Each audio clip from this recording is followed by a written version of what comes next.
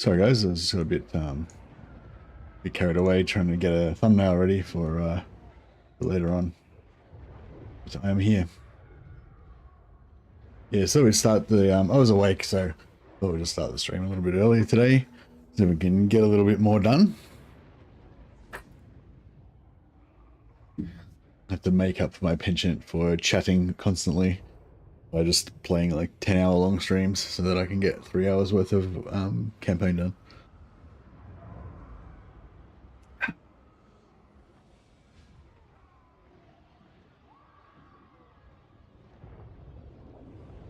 All right, so I've been thinking about it a little bit, and I think that I'm going to not conquer Vlad after all.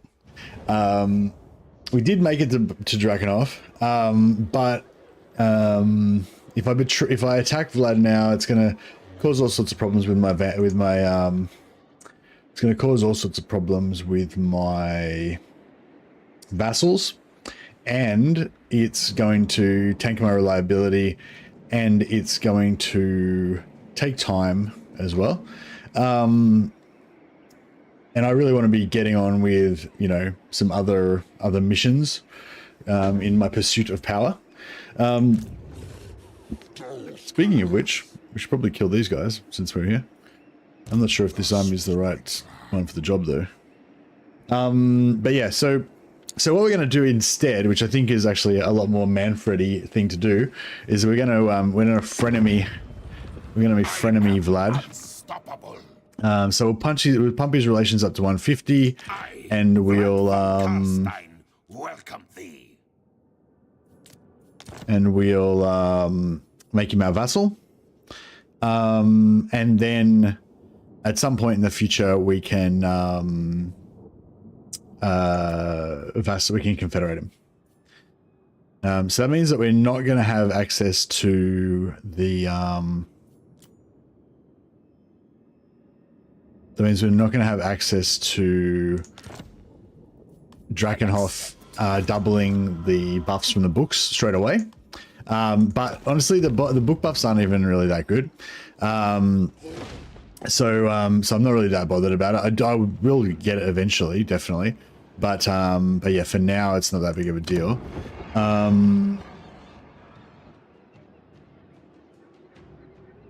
It's nice that he's got up to tier 5 for us. But yeah, so what we're going to do instead, which I think is a very Mannfred thing to do, is we're going to make him our vassal, but we're going to just ruin him financially. We're going to put him in millions of gold worth of debt so that he can't afford any armies, and basically wreck him. And then hopefully we should be able to eventually confederate him. Carstein. The other thing is we'll need to cancel the vassal treaty in order to confederate him. So that's always a little bit scary, but yeah, it should be doable. Come, impress me. But yeah, so that means what? So the good thing about that is it allows us to basically keep working on confederating him while we're not there. So we can go off and, you know, do other stuff, do other important missions. Undeath Ascendant. These bloody gyrocopter fucking armies that he has. I'm really jacked with them. I guess we can get 2 dragons. Oh, maybe actually Hellsteeds might be better at killing the yeah, Hellsteeds might be better at killing the gyros because they're faster. Yeah, let's go Hellsteeds. There we go.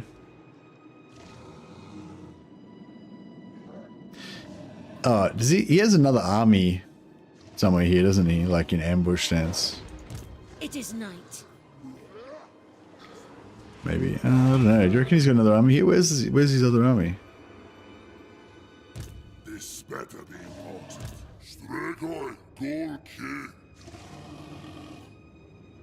Thought he had 2 stacks here. No. I hunt. Necropolis awaits. Then go.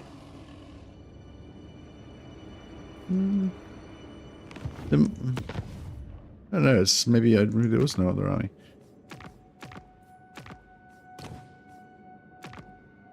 Through Barrendon's... Alright, so we got Barrendon, Stoneheart's there. Warlord Deebrow's there, and Hergar Grimbow is there. Okay, maybe there is no other army. Maybe I was mistaken.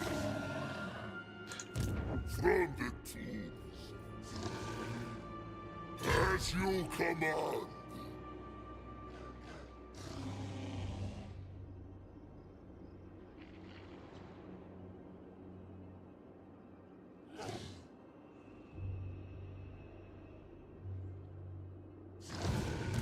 King of the ghouls.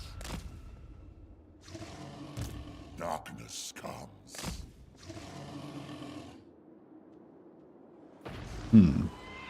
It is night.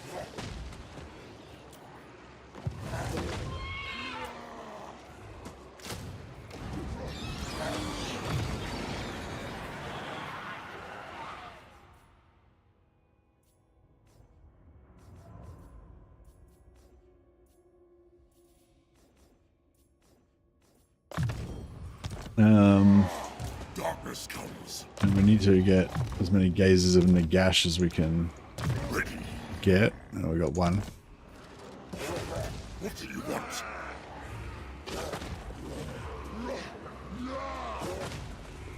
He's got 95 wins. She's got 70. Look how much wins capacity we've got now. So good. 95 out of 135. We can get that even higher as well.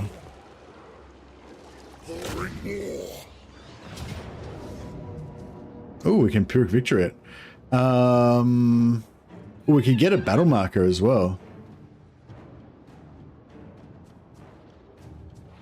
I might try and Pyrrhic Victory it because I reckon we could get a battle marker out of this.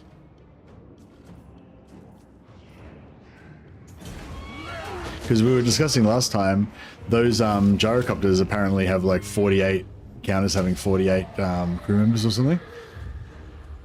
So yeah, we got 3,000 so it should maybe might count as a battle marker. No. No battle marker. Alright, well, whatever. It's fine. Strigoi, it will be done. More sleep shine. Love, look on me and despair. What do you want? What is your will? Who wishes the red kiss? Yes, my lord of Get death. some more Kill. more magic item drop chance. This better be important. Expand Sylvania's borders. Slay them. Now, Yes, my son. Just trying to get them both in range. Ah, god damn it. As if we can't win this battle. Alright, let's have to fight some manual. It's alright, give us a chance to heal our single entities anyway. Yeah, so I was thinking about playing starting a little Mordheim campaign. I don't know how long we'll stick with it, just we'll see how we go. If I get inspired, I guess we'll stick with it longer. If not, then we won't, sort of thing. But yeah, I was thinking Khorne Warband for Chaos. I feel like that could get me in. That could get me excited. So just go like a melee focused, damage focused Khorne Warband. It'll be yeah. I think it'll be fun.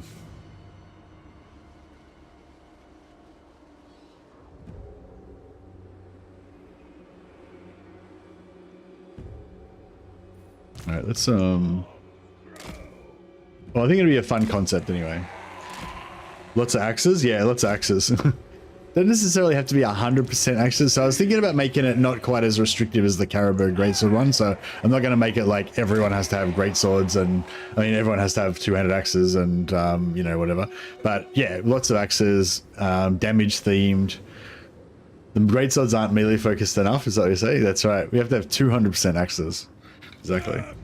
But the one thing I was worried about though is like, so with the leader, so you could go, the good thing about Chaos actually is you can kind of build the leader however you want. Yeah, like the most unique kind of coolest thing about the leader is that weapons of destruction spell that he's got that gives you, makes you guys do extra damage in melee. And I feel like if we're going to do a Khorne warband, you know, doing extra damage in melee is a pretty cool thing to do. However, as we all know, Khorne's not a huge fan of wizards and spellcasters.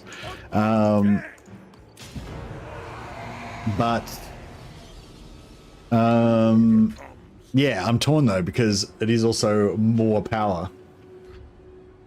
Heavy need for white lions is what I sense. We do need to do another white lion campaign, that's for sure.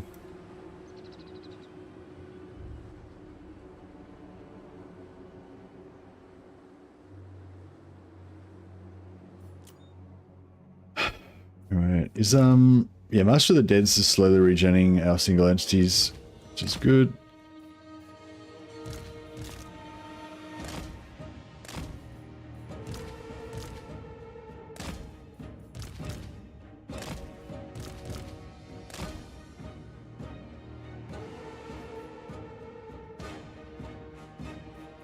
How much wins we got? We got heaps of wins of magic.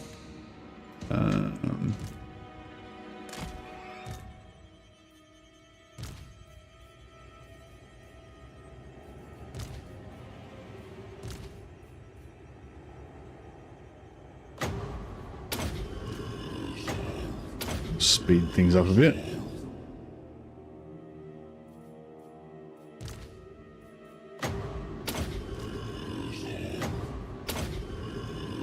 We got a lot of hit points. So yeah, so I don't know. So we could just go for an order leader, but then I feel like an order leader also doesn't really, it's not really that cornate, is it? But if you don't have any orders and you don't have any melee and you don't have any ranged, it's kind of like getting a bit like, you know, a bit simplistic. So I don't know. I'm a bit torn. But yeah, we definitely will have lots of axes. That's for sure. That's definitely part of the plan.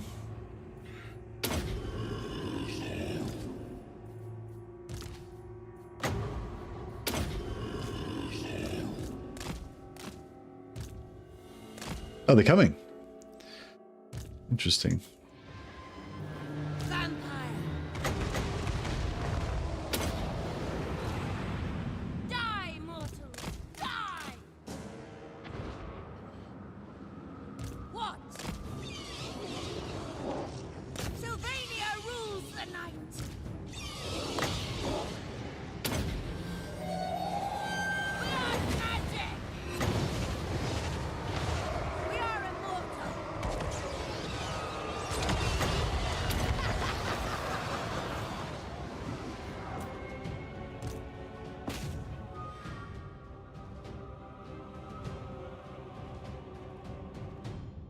Let them use up all of their grenades on my summons and a few on them themselves. Just a few mortars in there. The lord's beating up my my lord.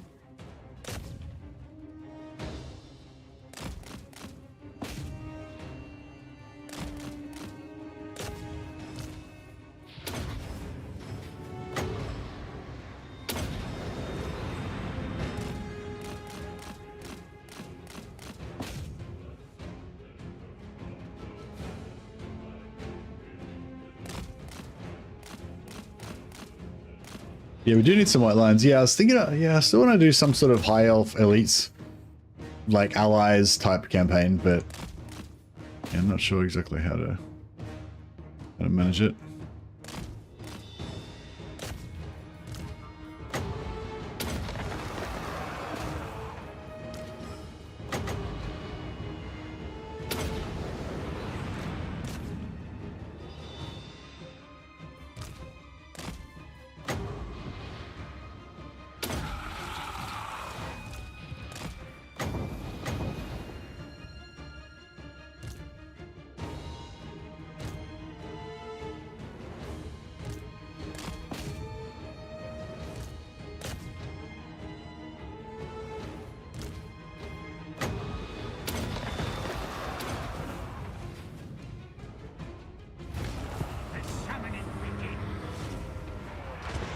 We can't really wipe them out. We can try and kill their lord. Oh, he's going down. Drink their blood.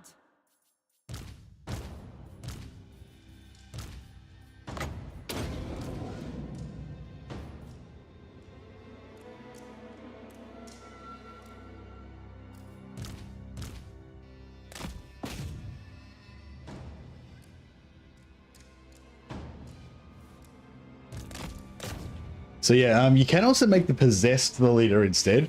I was kind of thinking the possessed kind of looks more ornate than the magister.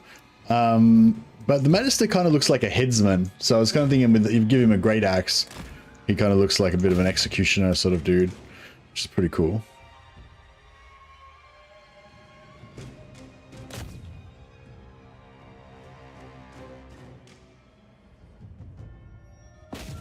Or we could do a vampire warband and then unlock.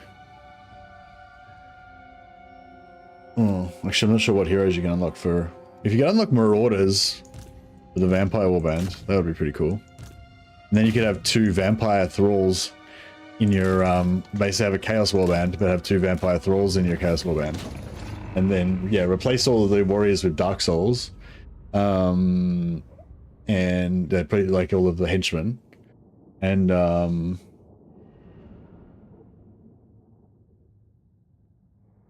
could be cool.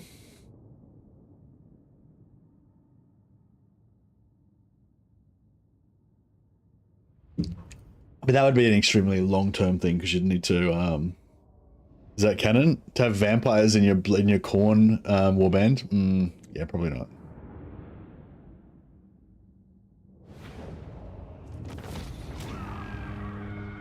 But they are just really cool though.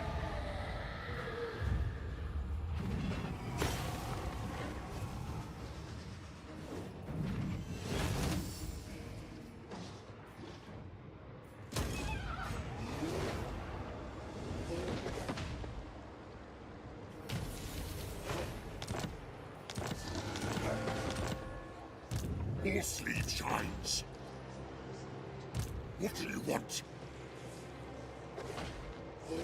Expands. We'll just get a bit more of a magic item. Drop on here. My will alone. How is Valkyrie not a cornate vampire, drinking blood and everything? Yeah, I mean, drinking blood. Yeah, vampires and corn, they both like blood. I feel like it's kind of a match made in heaven.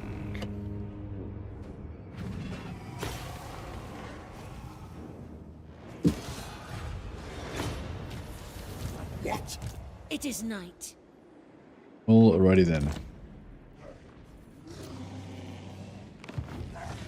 I am ready. Night march. Ready.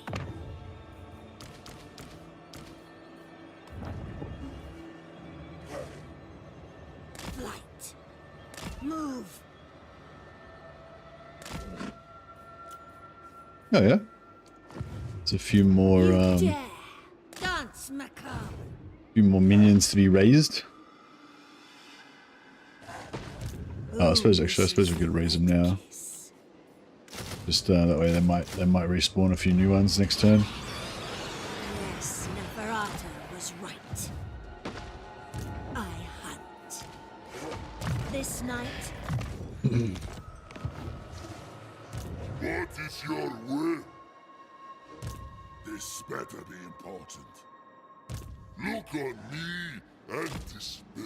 Yeah, we don't really need this. Don't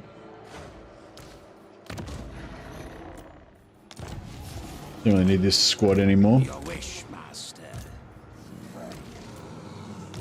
My bloodline calls.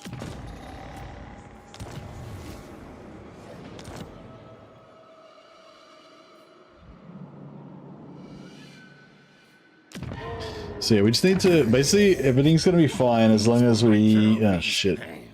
Challenge me. Dare you. Yeah, as long as we keep as long as we keep Quick sweet. But it kind of looks like we're going to have to go to war with Quick at some point. How's our tier 4 buildings coming along?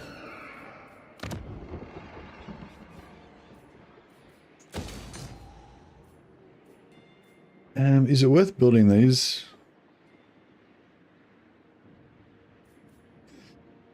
Yeah, the income is really weak on these, isn't it? Do you guys ever actually build Forbidden Libraries? I feel like they're just not worth it. It's 4,500 gold in order to get 50 gold income.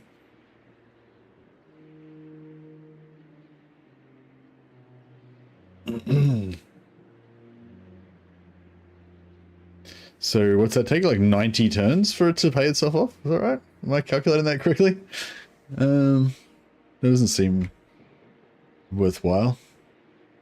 It gives you 1 extra necromancer capacity, but I don't know. I think it'd be good to have like 1 building that you use for 1 region that you use for stacking income.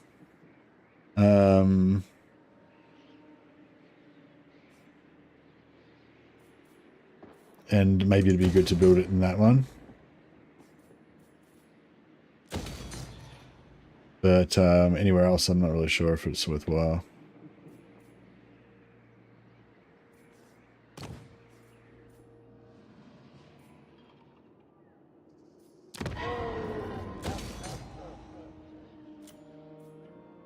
Oh, the Black Pyramids are finished. We got our plus 15 wins capacity.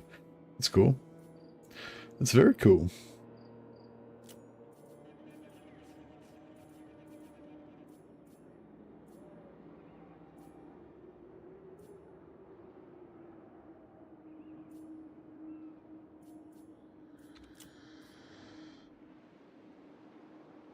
Good one, see if you love it, yeah. Indeed. 5 turns till that's done. Be important. My bloodline calls.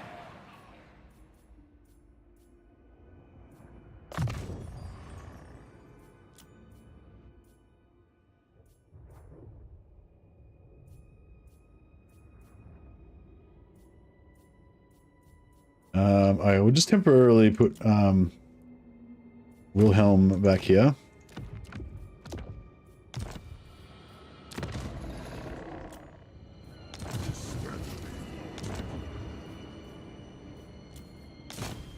And we'll respec him as a growth lord. Plus 8 growth.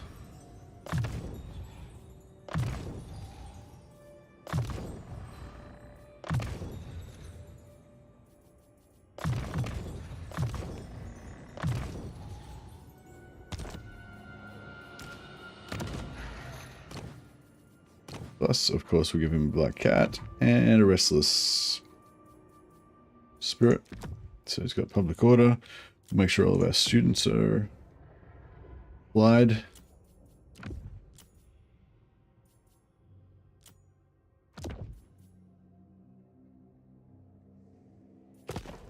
Make him cheaper. And we're gonna, yeah, cool. Now it's only 3 turns instead of 5 or whatever it was before. Just to speed things up. It's always nice to have some growth lords floating around. Oh, Scrag's there as well. Cool. We should. Vlad von Carstein, welcome thee.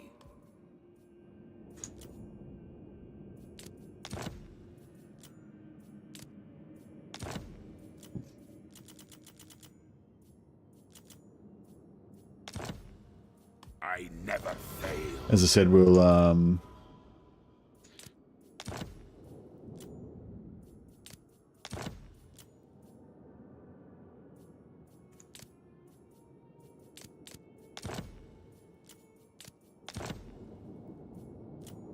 yeah, take all of Vlad's money and all of the money he's ever going to have.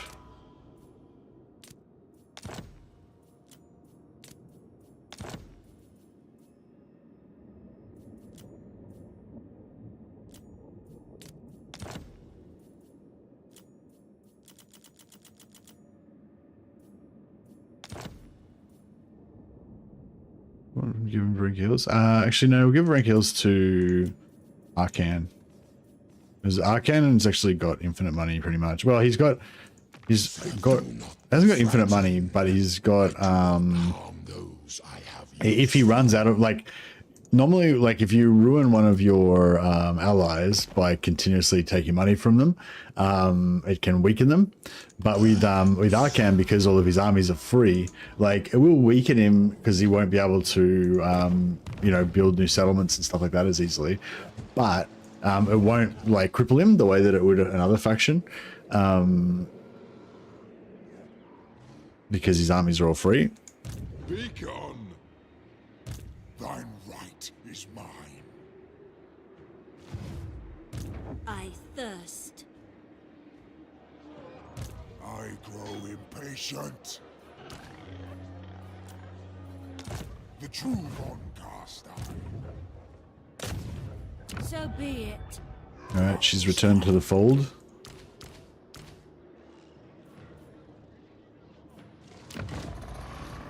Give her Staff of Damnation.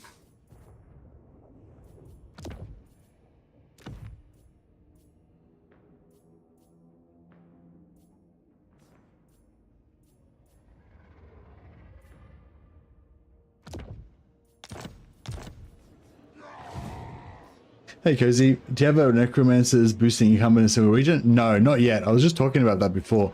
I was saying how it's kind of not really worth building up a lot of the higher tier income buildings for the vampires, but maybe if you were stacking Necromancers, then maybe it would be worthwhile, sort of, because yeah, like if you build the top level the Forbidden Library, it costs what, 4,500, so it takes like 90 turns to get the 50 gold back, you know.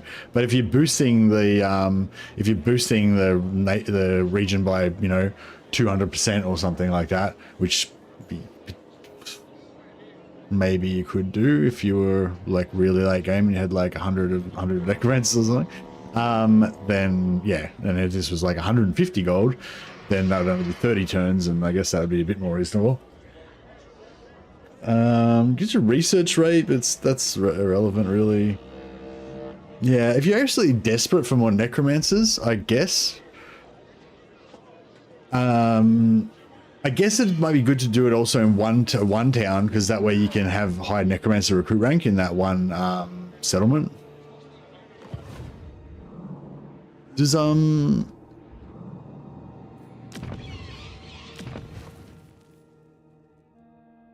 Oh, actually, no, you can just stack that, and that's all provinces. Yeah, I don't know. I just can't really see any real reason. Yeah, you always end up with heaps of necromancers, so yeah, it's good. Yeah, you may as well just sit them in a province and have them making money for you. I approve of this message. We're kind of heading towards that now. Like, I've just started recruiting, like in the last, I don't know, well, I guess over the last 20 turns, I guess I've been recruiting more and more necromancers. Most of them are kind of doing stuff. They're in armies and stuff like that. So, but yeah, eventually I'll sort of overcome. Eventually I'll have like so many necromancers I won't be able to find armies to put them in, you know.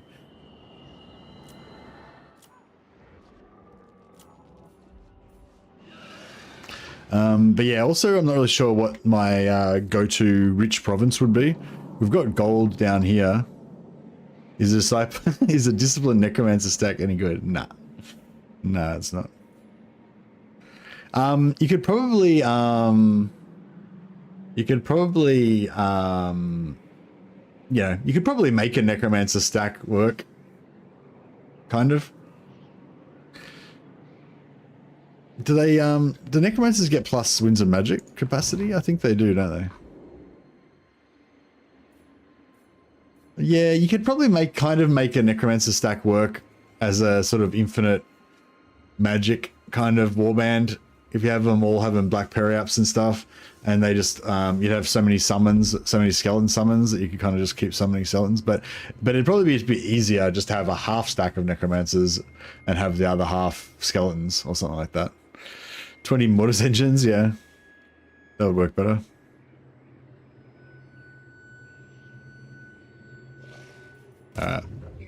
shines. This better be important. The Necromancer stack. Yes, plunder the grimoires. Do you reckon that my Graveguard stack's going to be able to take out this book army? Welcome to my realm. Yeah, it's kind of only a matter of time, isn't it? Maybe I need to like preemptively declare war on Tretch.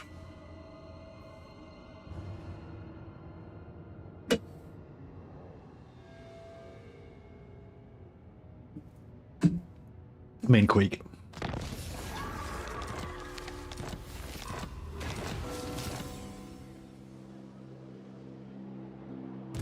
Yes. Okay, so I do want to go and get Astrogas quest. Yeah, I mean, I mean, yeah, I wouldn't. Like, I don't think making a Necromancer spam stack, like a 19 Necromancer stack, is good. However, you do get an extra. Well, you get an extra 10 uses of Summon Skeleton. Costs 6 to raise. Oh, wait up. I got 6. Didn't they have a... Oh no, Master Necromancers I think have a spell that reduces the cost. Yeah. Yeah, I don't know, because they only get... Each extra Necromancer only adds 5 winds of magic capacity, unless you've got like a full stack of like... Yeah, Black Periaps or... yeah, if you had like Black Periaps or the other one that gives you 25 extra... 25 extra magic, then maybe it'll work. Yeah, if they all had Black Periaps, then you could just keep continuously summoning skeletons the whole campaign, the whole battle. Then that would kind of work. Is there any reason to use a cart instead of a nightmare for a necromancer? I usually put them on foot so they can't be shot because I use them as health regeneration for my zombies. If you were going to make a doom stack out of them, then yeah, maybe nightmares would actually be better, maybe. But yeah, nightmares are harder to shoot than corpse carts, and they're faster, so you can actually run away. Corpse carts are super slow, so everything can catch you and kill you, which kind of sucks. And they've got like no defense, and they're really easy to shoot. So corpse carts are a bit like death sentencey, I feel like, unless you protect them.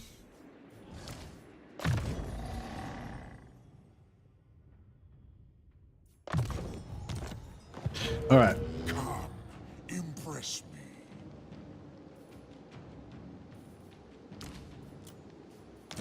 I hunt. We got one more capacity for Graveguard. Should I get rid of this Graveguard with great weapons, or should I merge?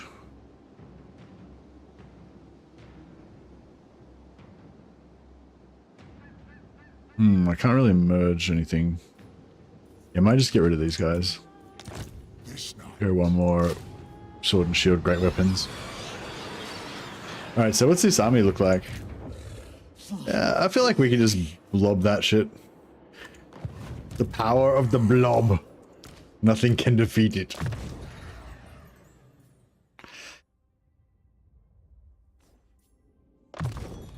One of the great, yeah, for the shields, yeah. So basically, I've built his army as like a zombie blob army, but instead of using zombies, we're using Graveguard.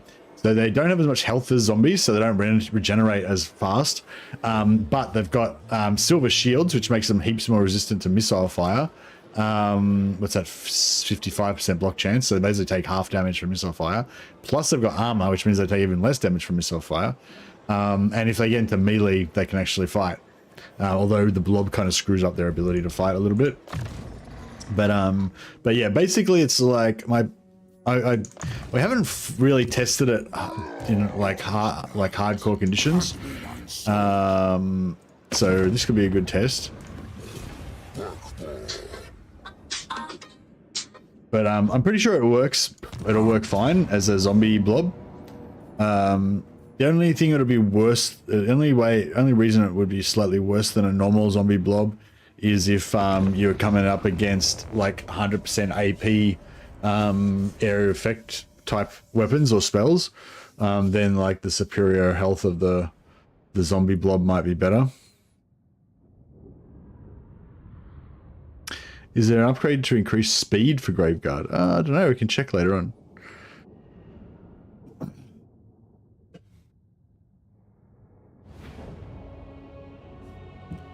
But yeah, so my plan is that hopefully we can use this as a normal zombie blob and just absorb infinite amounts of damage and just not care. But also have the tactical kind of flexibility that if we want to, you know, do something else with it, it can actually do other stuff as well, like maneuver and fight. So yeah, so that's the plan.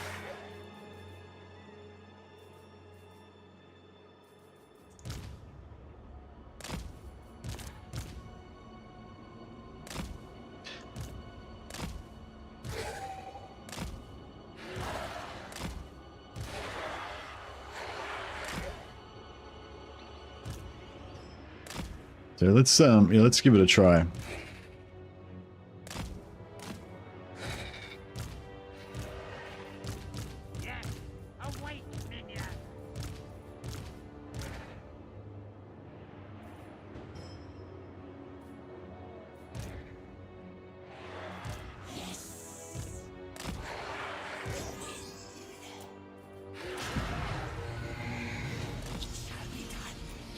So let's tank some artillery for starters.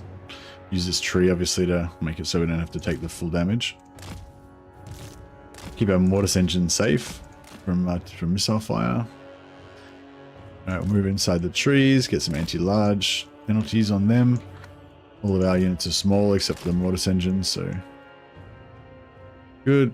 I don't think he still hasn't even hit us with the artillery yet. There's the range fire coming in. Did like no damage. Can't even, there's a tiny bit of damage there. On Carstein's march. Buff all of our melee stats. Double stack Spirit Leech on their Lord. Bit of the old double Spirit Leech.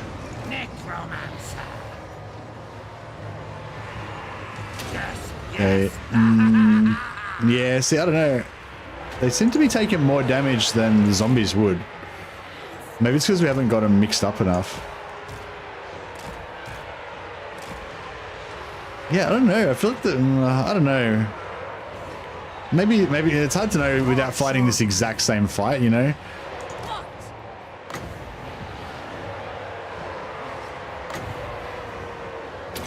Maybe it would be just as bad for the zombies.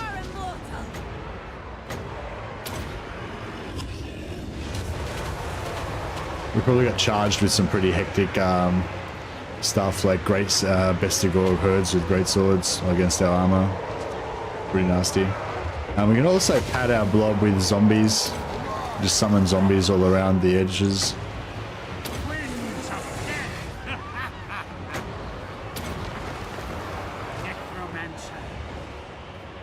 Oh, fucking wrong spell. I'm in your throne. Yeah, see, we're taking a lot of damage, but I don't know. It's hard to. I don't know. It's maybe because I feel like this is a pretty hardcore like all these great weapons charging in. There's spiders, or that's that Savage Orcs Biggins. Orc board begins. A lot of it's armor piercing as well, so I don't know, it's hard to say. Like, do you reckon if it was a zombie army they would get wrecked even harder?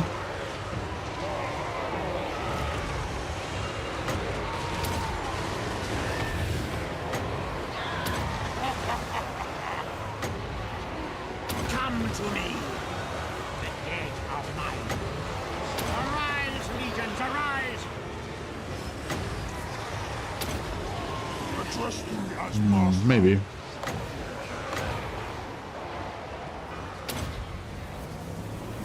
Blood magic!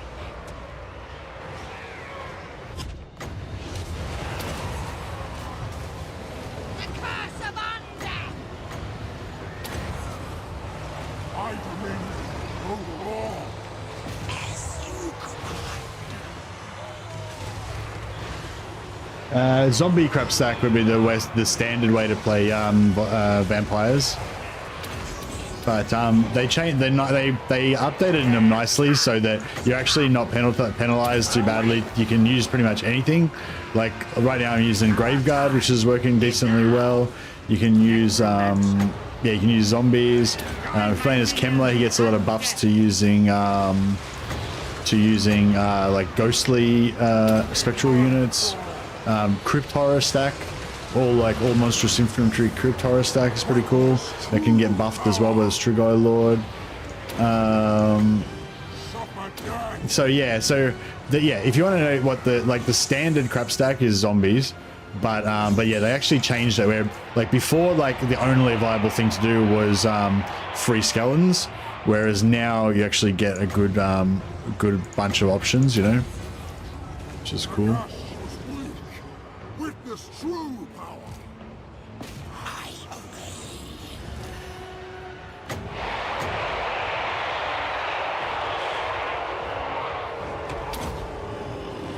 Everywhere is death.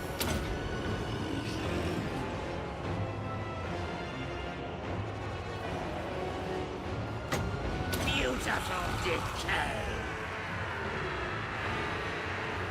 Empower me.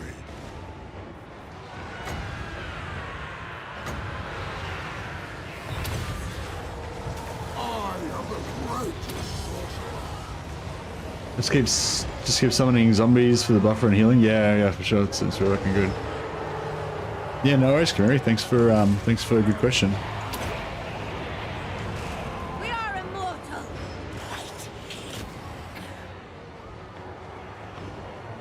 We've also got the Mortis engine, but the Mortis engine has been chilling. I actually forgot about it. If I had have gotten the Mortis engine in there fighting, then we would have been melting their infantry a lot faster. Necromancer.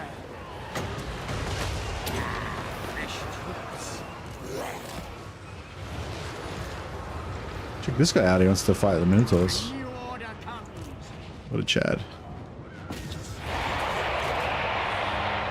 Oh, what happened to our knights? Oh. That's right. I thought they were dead or something. Like, where are my knights? That's alright. Life is a phase. Oh, actually, now he can get with them. With haste. Beautiful decay. Necromancer. It is time. All before us will perish.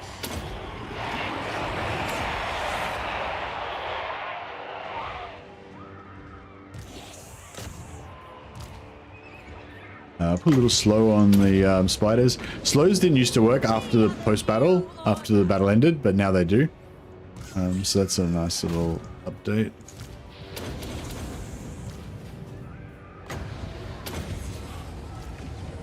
Die, mortal. Die. The dead are mine. Necromancer.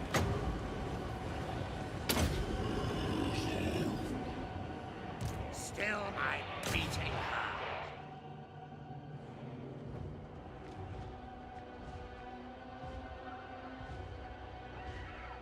It's also a lot stronger in auto than zombies. You know, that does matter because we've spent... Yeah, thanks for pointing that out, DX, because, yeah, that does actually matter because we've spent this whole campaign having to manually fight pretty much every battle. As we move into the late game campaign, we kind of want to shift onto auto-resolve armies. So if the Graveguard zombie stack is viable, and it seems... I think it is better than the zombie stack, honestly. Like, I think that was just... I mean, that was a tough battle. Like, that was a... Like, we treated it like it was nothing, but, you know, they had all these, like, elite, giant, monstrous units, Bestigors, which is, like, the Beastmen elite units, and, you know, there was, like, heaps of pretty hard stuff in there. It wasn't, like, exactly a doom stack, but it wasn't nothing. It was a pretty strong fight.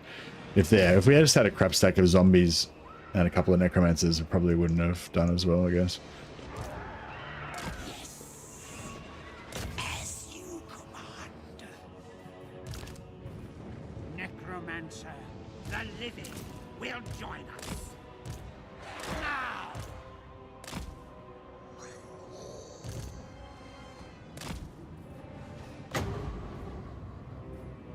Looking for people who are not heal capped. Everywhere is death.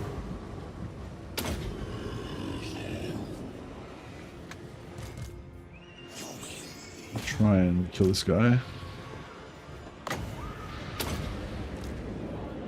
don't know if we're going to catch him though.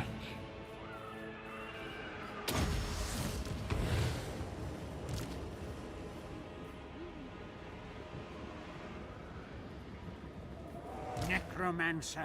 Yes, awake, minions. By Van Hell's will.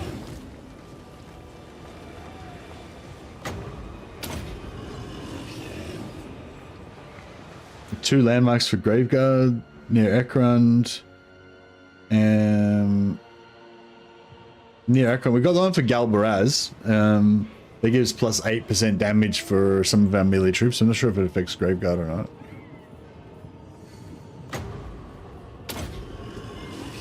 Necromancer. A new order comes. We'll hopefully get a bit of replenishment off Altis there as well, and Still my beating heart. maybe that can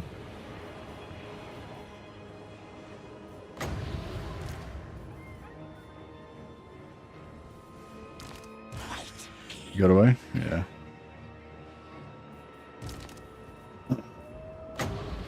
Yes, yes. Life is a phase. I think we're just about done here.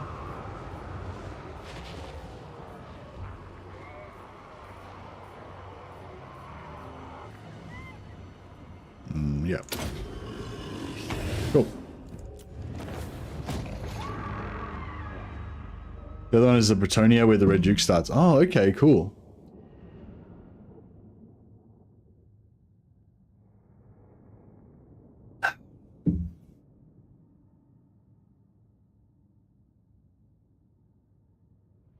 Oh, I might have been able to get a grave marker there as well if we wanted to, but...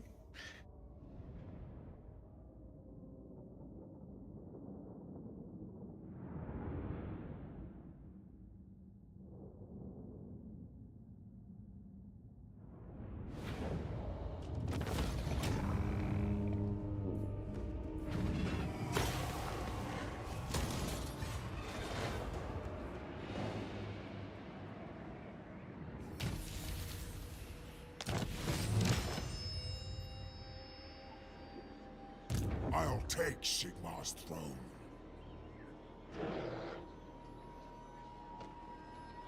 Nearly fully healed. Attack!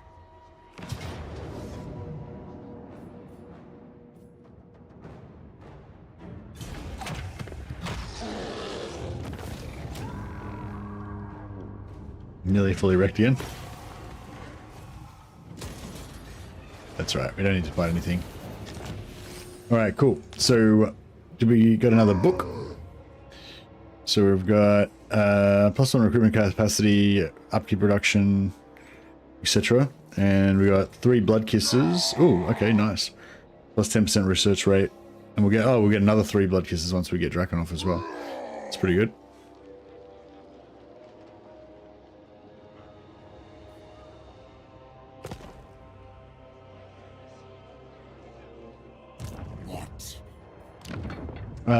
So yeah, I just wanted to get 1 Strigoi Lord.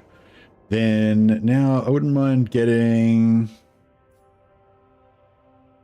The plus replenishment would be okay, not really a big deal, but the +5 control would be pretty handy. I wouldn't mind getting more Lamians. I'm in the green, yeah. It is true, it is true. It would be nice to get 1 Blood Knight just because Blood Knights are badass.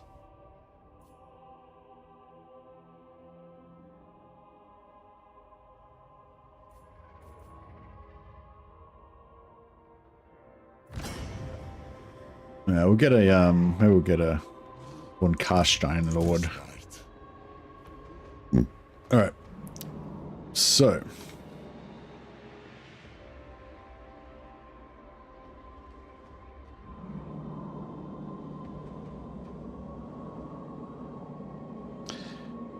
We need, I think what we're going to do now is basically carve a swath. My will alone. I'm keep getting confused with his armies and mine. We kind of want to carve a swath out into deep into the enemy lands, and keep trading regions to Vlad so that he gets overextended. Strigoi, Ghoul King. As you command. I'm going to send the Strigoi Ghoul King after... Actually, you know what we could do? We could also put corpse carts with these guys because they won't shoot the necromancers so much, I don't think, with the crypt horrors. We can maybe test it out first, but... Your wish, master. We've still got some ogres in there. I feel like they've kind of outlived their usefulness. Welcome to my court.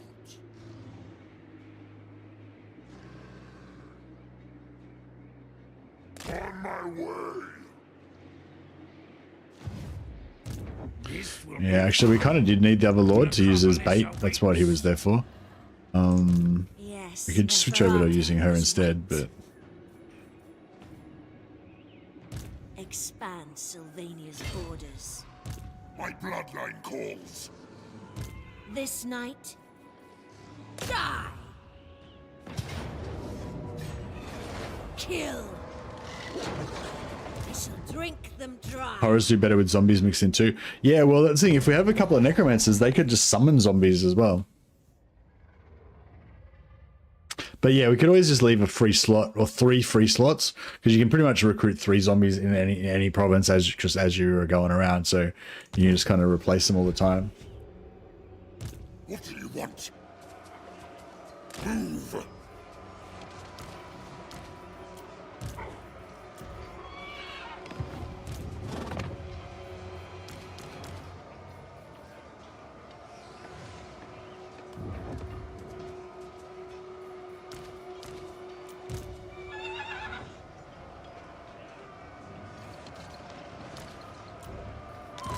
My will alone. This better be important.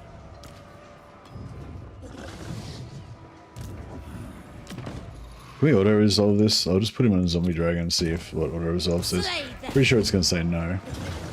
Auto-resolve says no. How are we going to do this?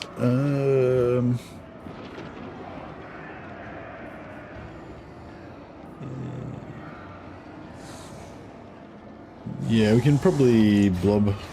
Time to We can die. probably blob it. Kill! Classic dwarf of auto-resolve, Drink yeah. them dry.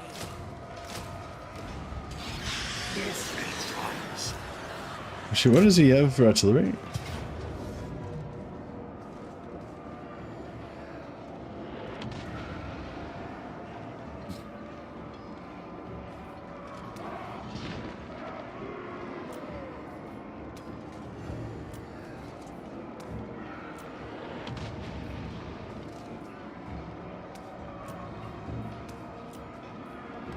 I should put leadership on the bats. Actually, I wonder if we get a double leadership on the bats because the bats are shit. Basically.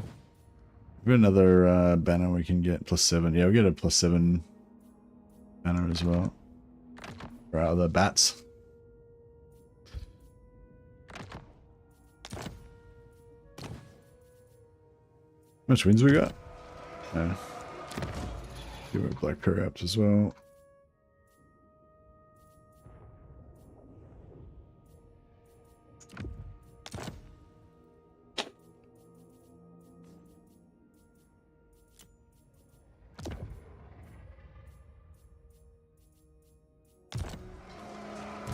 What do you want?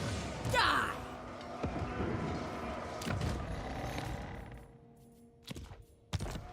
I shall drink them dry.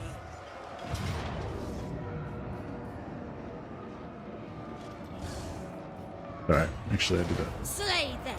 Went about that the wrong way. I hunt. This guy. What's that?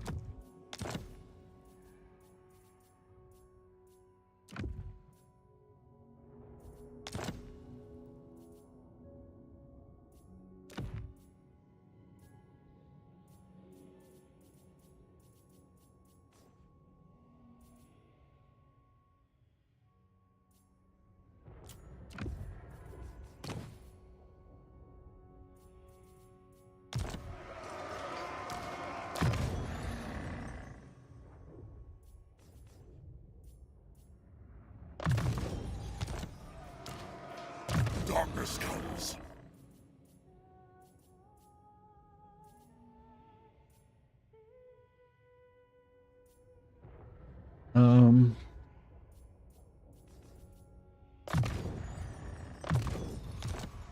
Yeah. Time to die.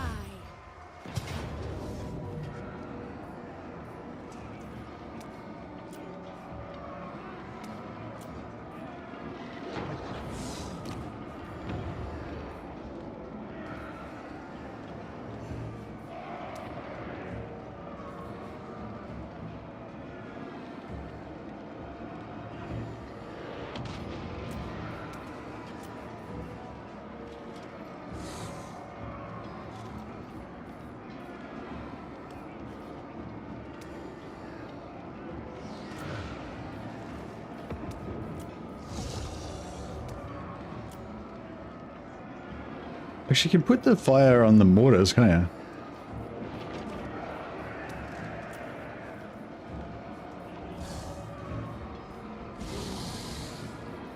Nah, whatever. I might be overthinking this. Die! Kill! I disobey. I shall drink them dry. Have you ever tried the Isabella bat stack? Not thoroughly. I've sort of kind of mid game, I've kind of done it halfway or whatever, but it was just like, I'd already been rolling with, you know, the vampire hero doom stack, just obliterating everything with magic. So it was a bit like, you know, a bit underwhelming at that point, you know? Yeah, it might be cool to like, I'm not sure how you could like, yeah, I don't know. So if you go with the Isabella bat stack, what do? You play with Isabella as your lord, and then do you put like Vlad and all your vampire heroes in a different army to make a vampire hero doom stack out of that, and just have a Isabella plus 19 bats stack or sort of thing? Because I just felt like, you know, you kind of want to have your vampire heroes in Isabella's stack. So you have like Isabella, you want to have Vlad, so they give them each other the buff. Then you want to have the vampires in Isabella's stack as well, because she buffs them even more. And you want to have more heroes to like buff everything and stuff like that. And then you put all your bats in, and the bats, you don't even need the fucking bats. You know what I mean? Like, what are the bats doing? The vampires are already killing everything by themselves. So that's kind of how I felt with the Isabella bat stack. I wish you could do the bat stack like as well as Isabella could, but with the von Carstein Lords, because I think the von Carstein Lords have a bat stack as well, but it's not as good. But yeah, I was sort of thinking maybe of doing like a von Carstein Lamian type of playthrough or something, and focusing on bats or something. I don't know.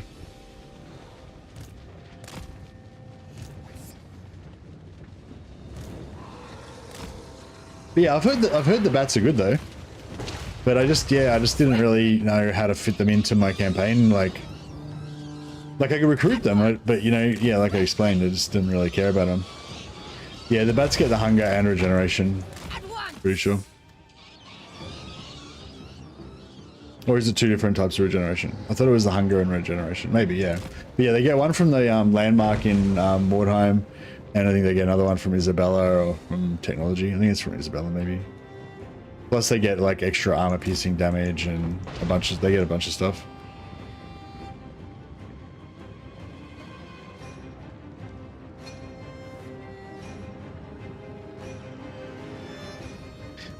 Hey, Evan, what's that got to do with bat stacks?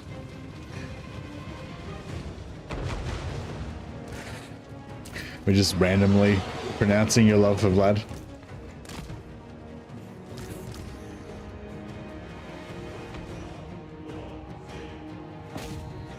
which I definitely can get on board with. I also love Vlad. Yeah, so if you get a... Oh, fucking... You guys all just fucking move up here a bit. Stop getting artilleried. Yeah, so yeah, you get a unit and you know you can drag right click to put them where you want to go. You can just right click to get them where to go, or you can hold down left shift and then hold down right click to draw a path and they'll follow it. So it's left shift, you hold left shift while and then hold left shift, then click and drag your right click.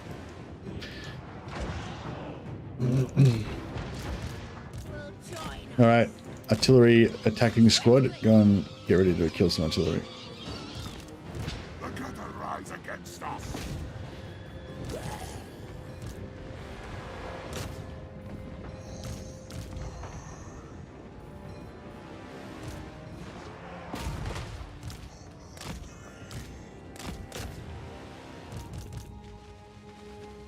Where's the artillery? Oh, there it is.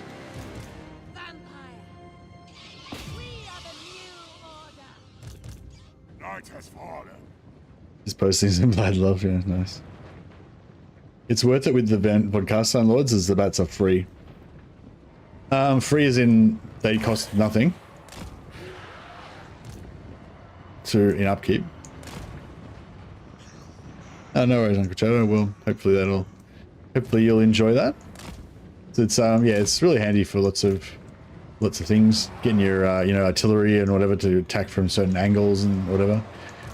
It's cool because it like allows you to like instead of being like, if you want these bats to go around here and attack from the back, instead of going like click there, wait 30 seconds, then click there, wait 30 seconds till they get there, and then attack from here, you know, you can just be like, yeah, for the next minute and a half I want you to do that, and now I'll go and micro some other shit. So it's just, yeah, it's super really good for microing stuff.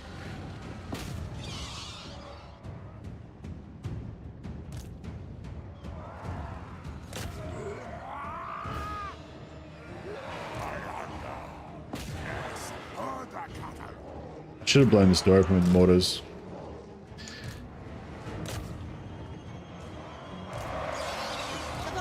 The artillery. What happened to the artillery? You're supposed to be killing the artillery. That was the entire job.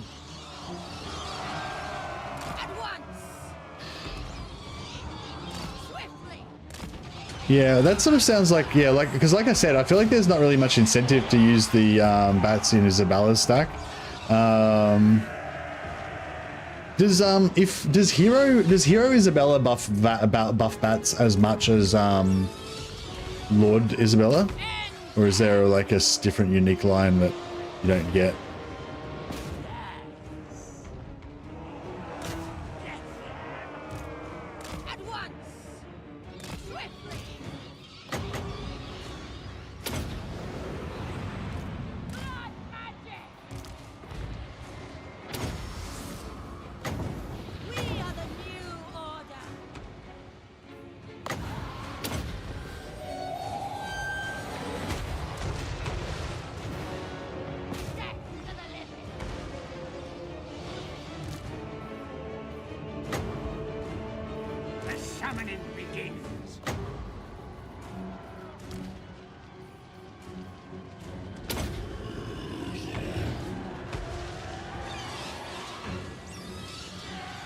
Hey Kyle, no, there's other differences between Vlad and Isabella as well, because the hero version and the Lord version of Vlad and Isabella are not the same.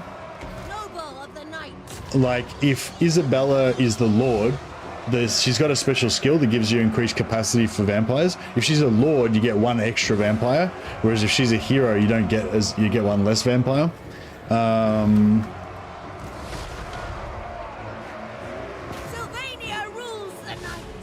I'm pretty sure that's a skill thing. Yeah, there's a few differences about the skills. The other thing is, like, only one of them can be your Lord, and so if you want to get Lord defeat traits, you can only get them on one Lord. So Vlad's better if you want to make a one-man Doomstack type hero, because Vlad's such a beast, and if you want to go around killing Lord defeat traits to get extra resistance and all that, that'll stack on Vlad. Whereas if you go Isabella as your Lord, and then you can't get Lord defeat traits on Vlad, you know. So there's sort of a few differences. But yeah, the faction bonuses are probably the main difference, I guess. And yeah, and what I just said.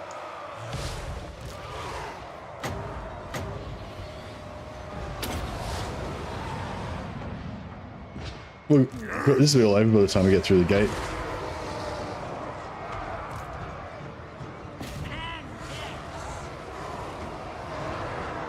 Vampire.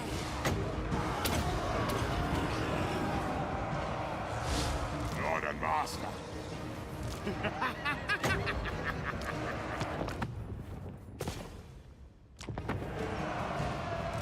Tyler.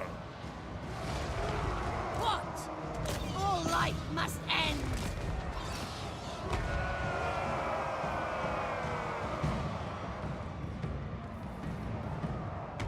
Vampire Lord.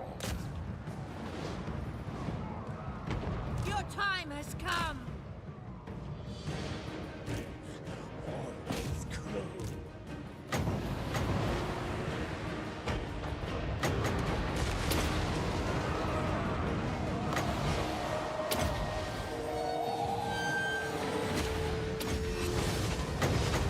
Blood magic.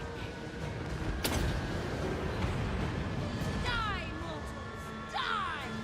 At once! For Isabella! We are immortal!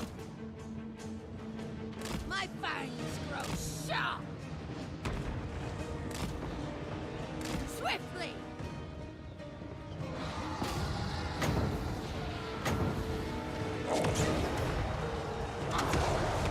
To war! Von Carsteins are the true empress! You serve me.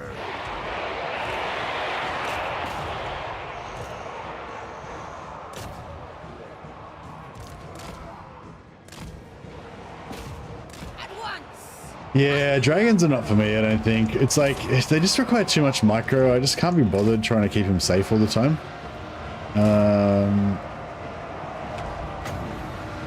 No, the lag is real. We are immortal! As soon as you try and go through the door, it squashes all the zombies together and they're just constantly like impacting each other and bouncing off each other, and the game has to keep calculating the push values of all the different zombies, mass and everything, and it's just, yeah, just screws up my frame rates.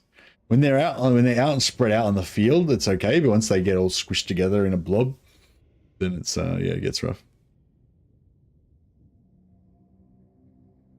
Vlad and Isabella should both be lords. Yeah, well, they were both lords originally, weren't they? No. Were they? Yeah. I thought, yeah, they were. They were both lords originally, yeah. You just have two legendary lords. Swiftly! Bleed them! I feel like it was okay having two legendary lords for them because with vampires especially, you tend to have multiple armies, you know? Well, I do anyway. I don't know if everybody's the same. Kill! I thirst. All life must end! We are the new order! Death to the living! To I'm war! gonna charge, bro.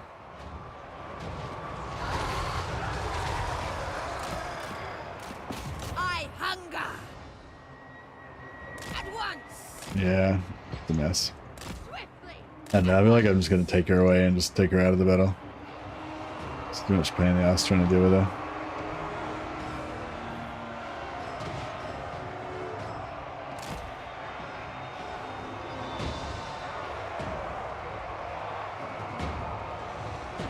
Yeah, no, I like the current. I like the current system as well. But I was just saying, I didn't mind the old system. It wasn't too bad. I will! Blood magic! End them! See prey! Die! Attack!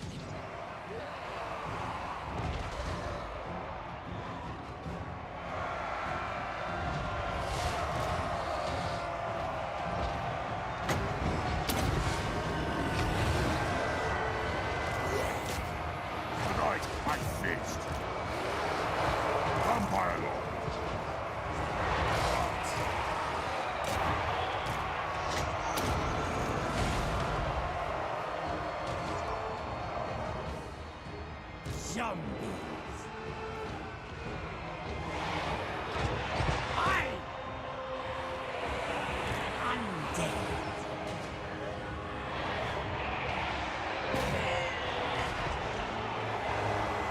Vampire!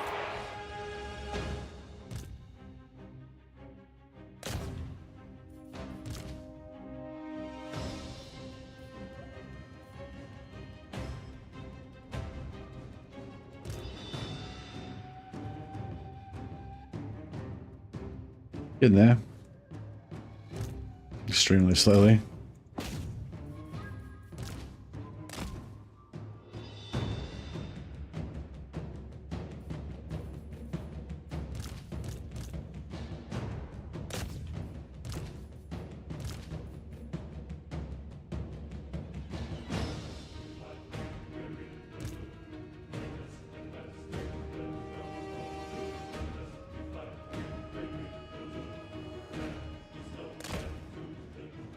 I'll just push these zombies in, but they don't have much mass.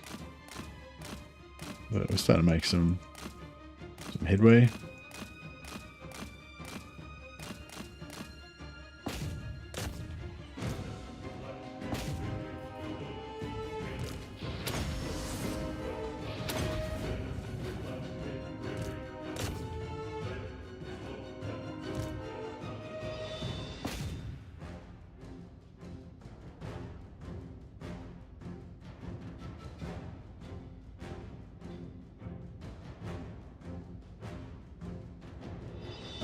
You can still get the Isabella trait, just a bit more of a pain in the ass now.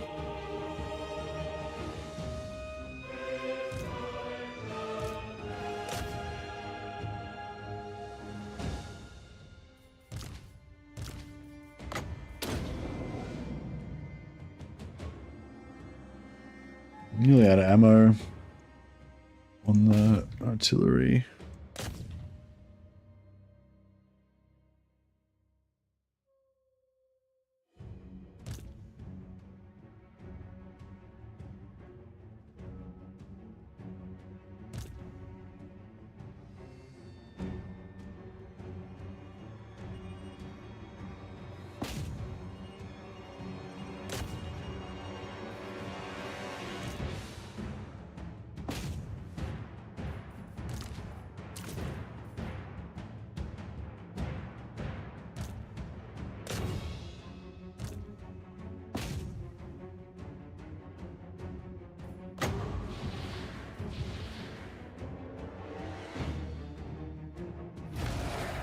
There we go.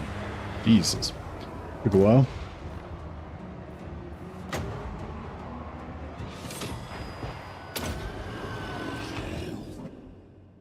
Drowning the world in zombies feels good. It does indeed. It does indeed.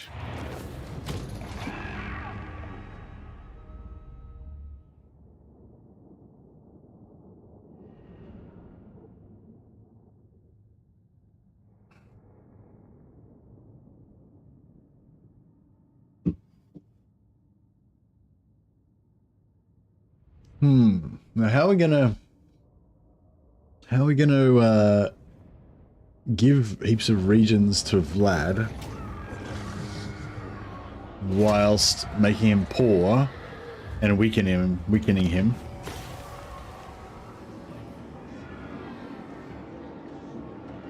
Correct.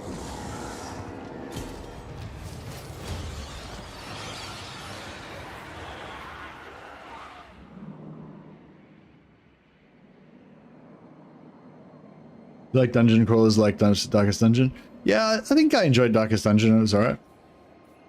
Played it a little bit. This better be important. More sleep shines.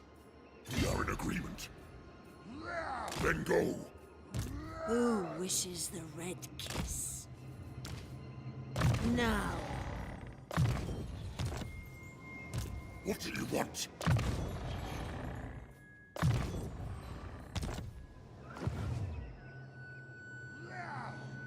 Yeah, no, I don't think that's the way to go. Actually, Clock Monkey. Like, if I go in a circle around his borders, then he'll get into wars maybe with a few more factions around here.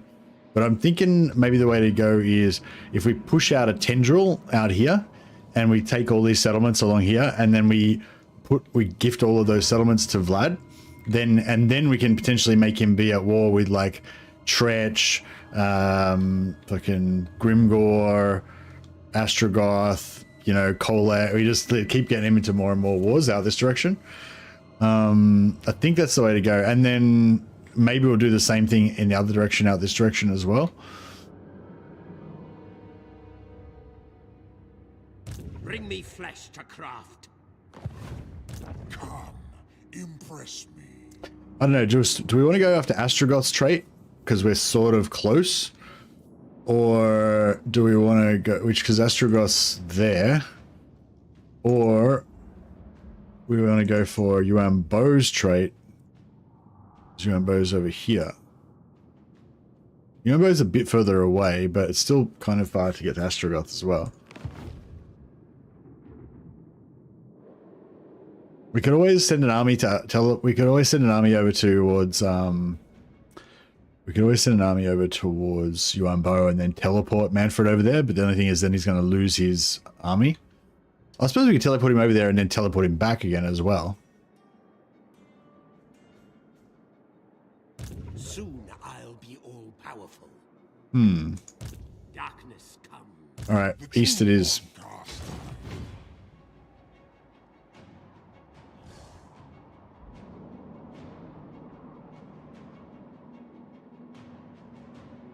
I abhor that notion.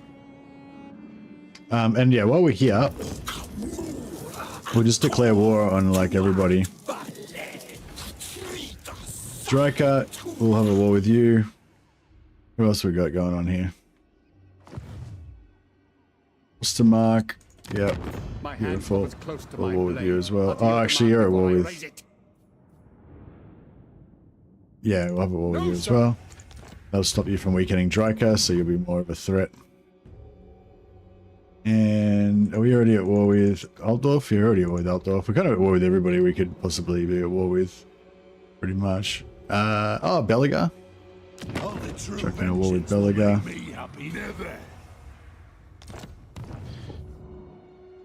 Alright.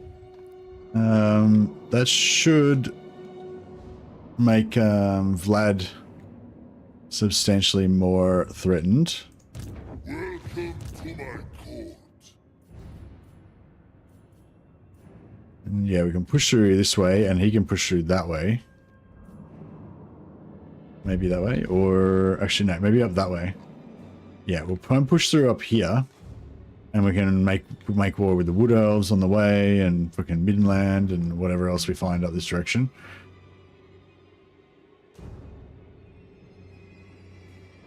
More sleep shines. I will alone. Yeah, alright, I think we've got a plan. I am ready. Plan for our ultimate magical powers. Troops. We shall rise. You dare.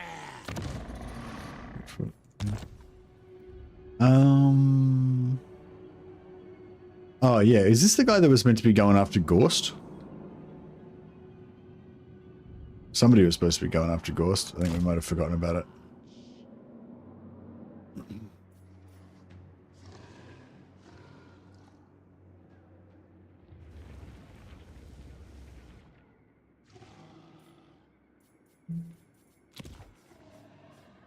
Darkness comes. Alright, I think it's all working out pretty well. Yeah, the only problem is Vlad's quite powerful at the moment. He's strength rank 5, but let's see how fast we can drop him down from strength rank 5 to strength rank, 100. Let's see how we go. So that's how I'm going to, for the rest of this episode, I'm going to judge my success on how low Vlad's strength rating goes. We'll see how we go.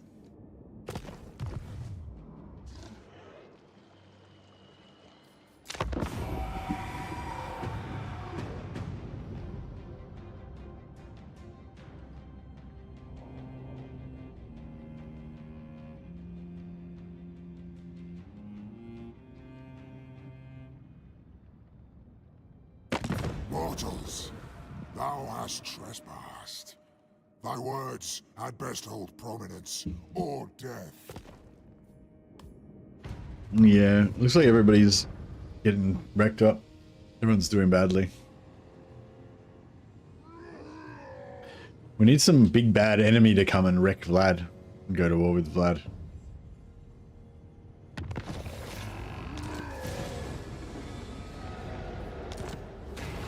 Oh no! Disciples of the Maw were destroyed.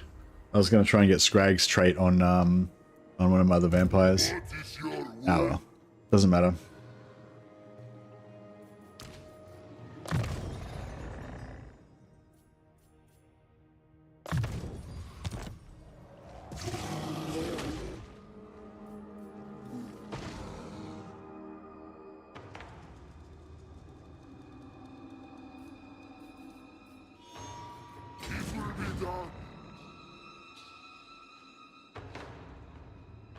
Oh, we got an army there. Can we reach that?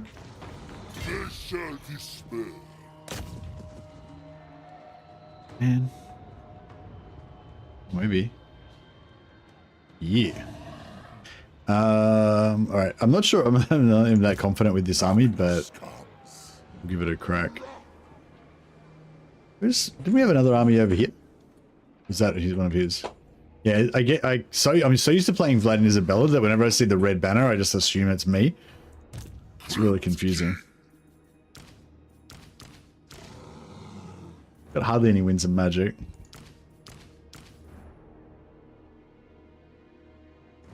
I will not disgrace my ancestors. That's right. I might just do this with try and do it with the Cryptoros and see how they go.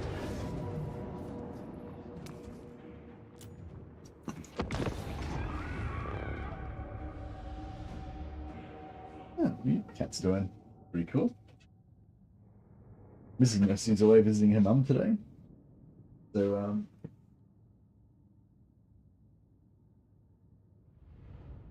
Mrs. Mercy's away visiting her mum for the weekend. And yeah, so the cats are hanging out with me. Their second favorite human. I've got both of them in here. They're playing with a ball on the ground. One of them's playing with it, the other one's observing. Lucius is playing with the ball and Scully's observing Lucius. And then Lucius like hit the ball and it got stuck in between this bag and stuff and he couldn't get it out. And then he kind of gave up and then Scully went over and tried to get the ball back for him. She couldn't figure it out either. Lacking opposable thumbs was the problem. Alright, let's just try this type of situation.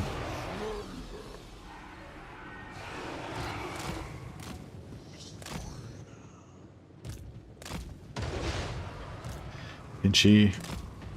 Can Pinchy hide? Pinchy can hide. No, wait up. Can Pinchy hide? What? How's this? The monster's called Warlock Zoo Krugenheim. That's weird. His name was Pinchy before.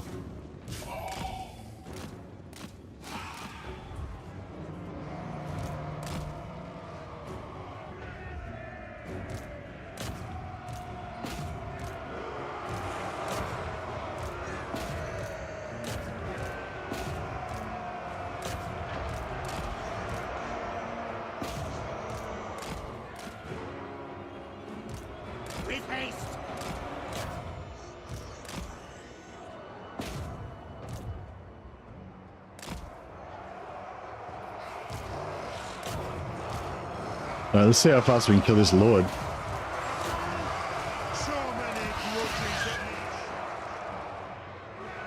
Vampires brought siege equipment? Yeah. Aha! No one expects siege equipment from the vampires. Yeah, it's nice being able to just run straight through their front line into their archers. It's like that. This Dwarf Lord's doing a pretty good job of holding up his end.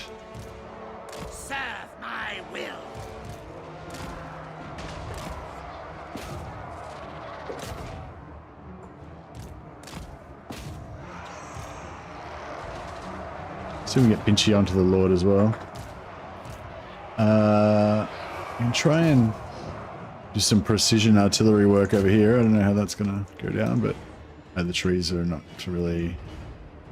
Oh, he threaded one through the needle of the trees, but it hit one of my Cryptoros in the back of the head, so it's not really very useful.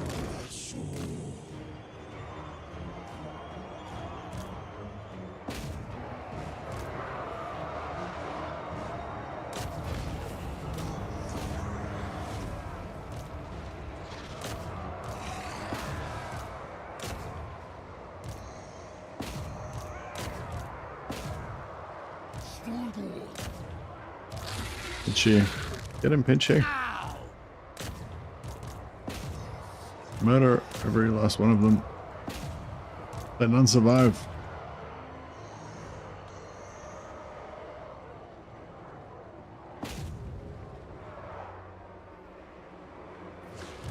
Life is a phase. Death! Beautiful decay.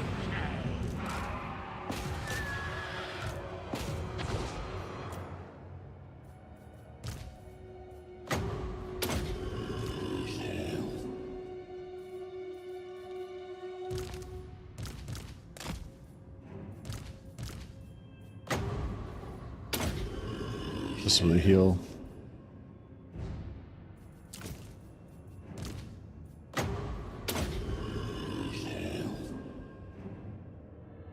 Probably get a full heal out of this, hopefully.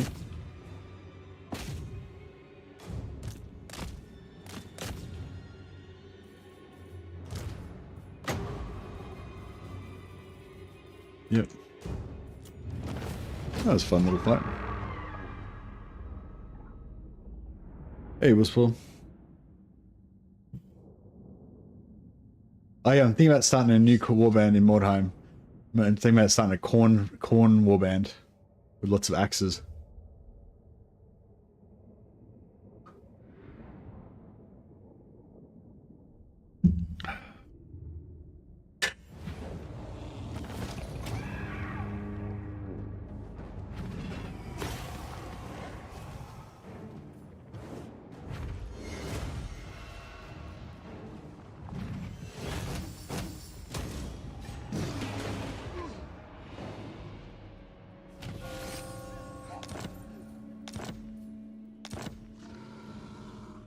What is your will?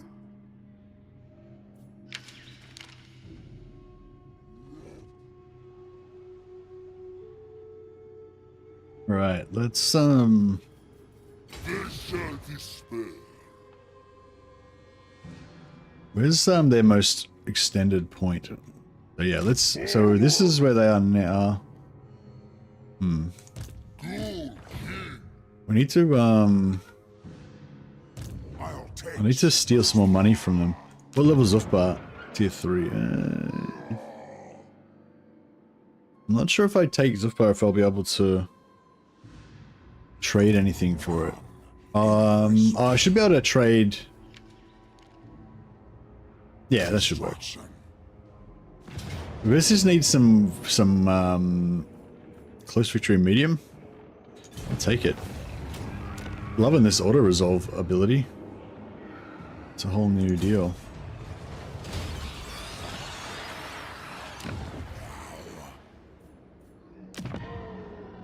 We have much How much is Drakenhof worth? Oh, we can't do Drakenhof because it's their capital. And this is worth, yeah, this is worth heaps. Swordsaven's also worth heaps. Yeah, I can't get any of their regions because they're all too expensive. I grow impatient. What dost thou wish to discuss with thine true father?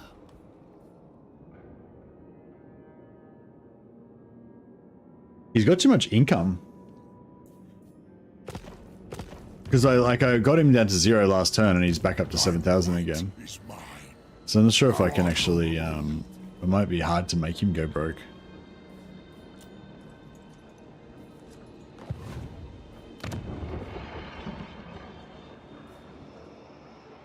Welcome. Sit by my side, and let us discuss mutually beneficial matters. It is done.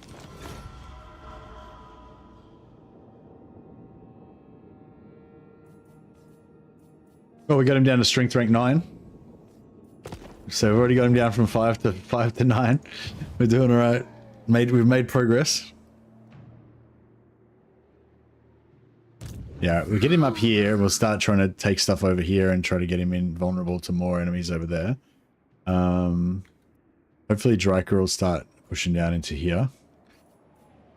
The landmark that we need is... Malevolent Muse, only tier 3. So we don't. It doesn't even matter if it gets destroyed or whatever. It's fine. Like this von Carstein Court Hall is crap, but we don't need that. I mean, it's not. I mean, it's kind of cool or whatever, you know, but we don't need it. If we get it at tier 5, we'll build it. But if not, that's fine too. What? Drink their life force. All die.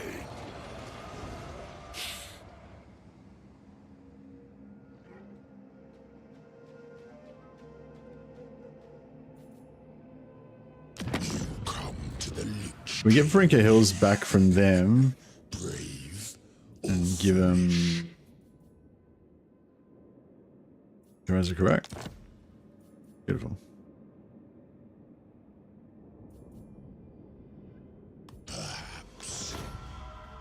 But then, oh, then we won't be able to trade him Karaza correct back there.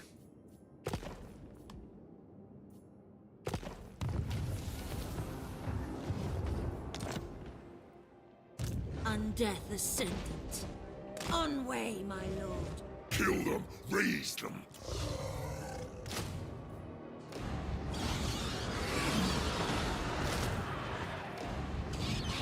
Wipe them out.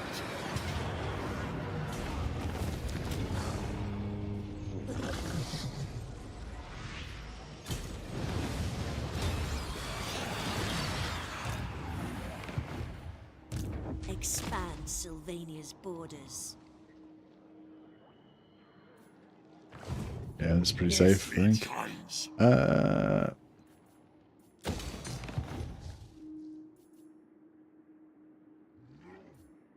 Welcome. Sit by my side, and let us discuss mutually beneficial matters. It is my will. So he's oh yeah, so he's at minus 3,000 now. So he's probably making like 10,000, 13,000 gold a turn. So we'd have to put him into like, yeah, we'd have to give him like really bad debt to make him actually poor.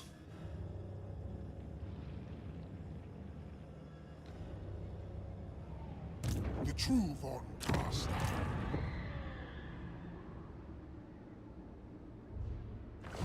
Welcome. Sit by my side, and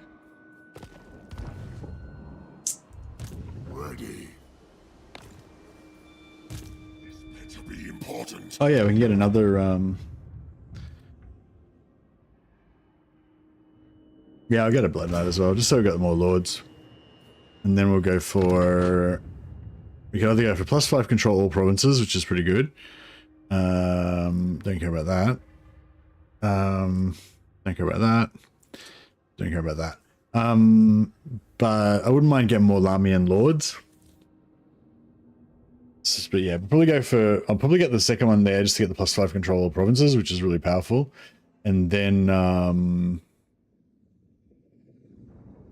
I'll just get 2 more of these just to get 2 more lords. Be the way to go, I think. If we do confederate Vlad, then we can do the bat thing as well. Make some bat stacks. My bloodline calls.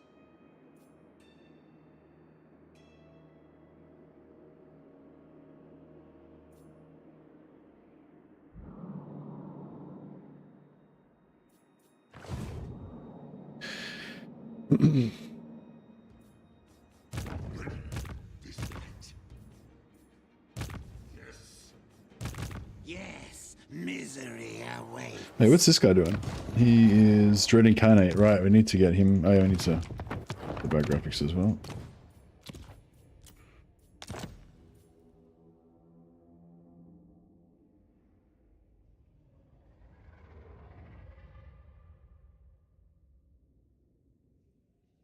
Bow to your feline overlords, Mercy. Indeed. Yeah, I want this Dread Incarnate Necromancer somewhere. Get in the game. Maybe you can come over here with these guys. Who shall we destroy? And this is my, he's my explorer. Should we do some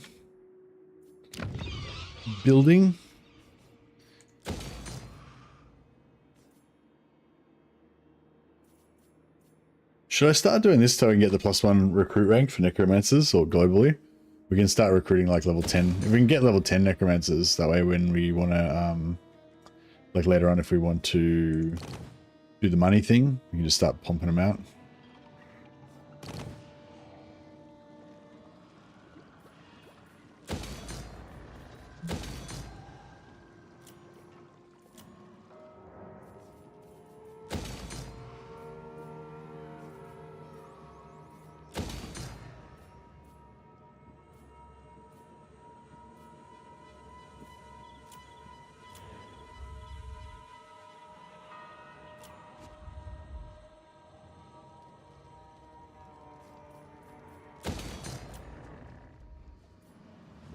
Ekron, do we gonna keep Ekron?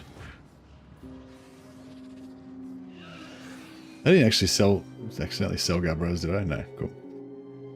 Ekron, I think we're gonna keep Ekron, yeah.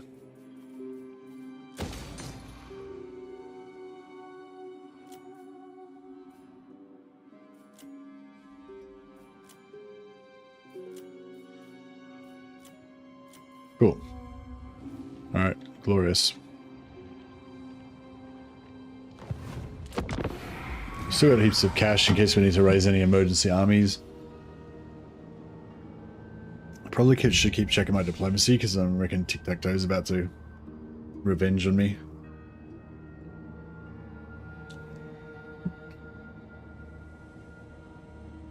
Does Franz not dare to come before me and kneel? A coward, then, as the princes of Altdorf have ever been.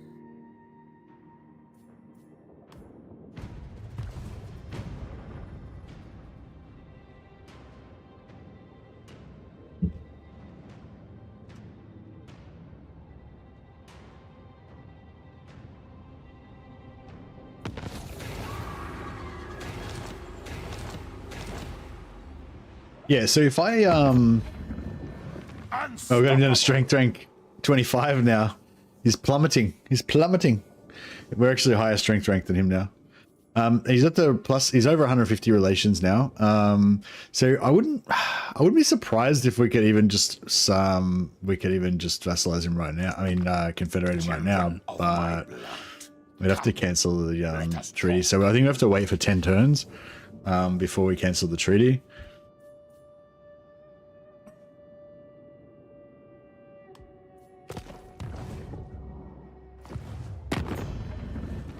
We have much to discuss. 7 turns. Yeah, 7 turns, not long.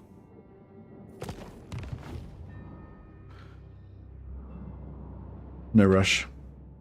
Vassalizing them to make them weaker. Yeah, vassalizing them to make them weaker. Also vassalizing them and putting them into all of the wars that you've got against, you know, so they're in the same wars with everybody, so that gives you more positive relations.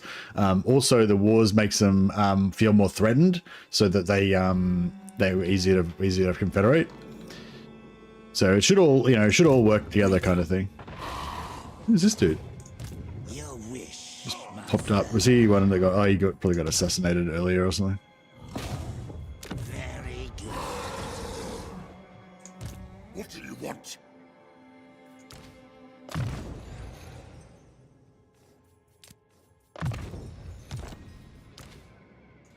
I will alone.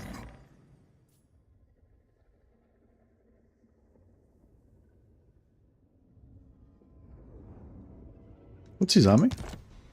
Oh yeah. This better be important. Just make him a combat lord, basically. Flight. What's his necro called? Arturius Gretchlaw. Yes. Ulma Regak. I feel like Ulma Regak needs a new rename. Ulma Regak shall henceforth be known as John Wilkerson.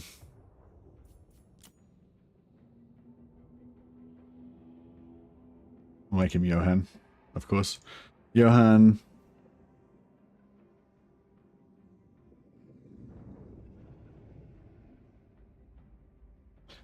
Johan von Wilkinson. It's like a combination of some Norse name and German name. It works in my mind.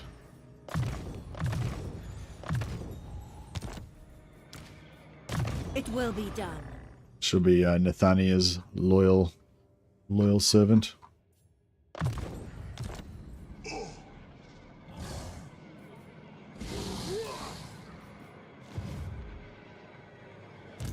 my thirst. Slay them. Slay them.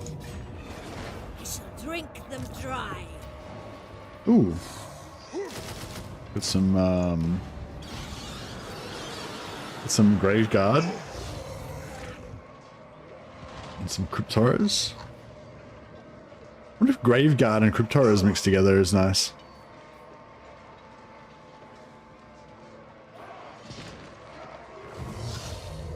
More fleet shines.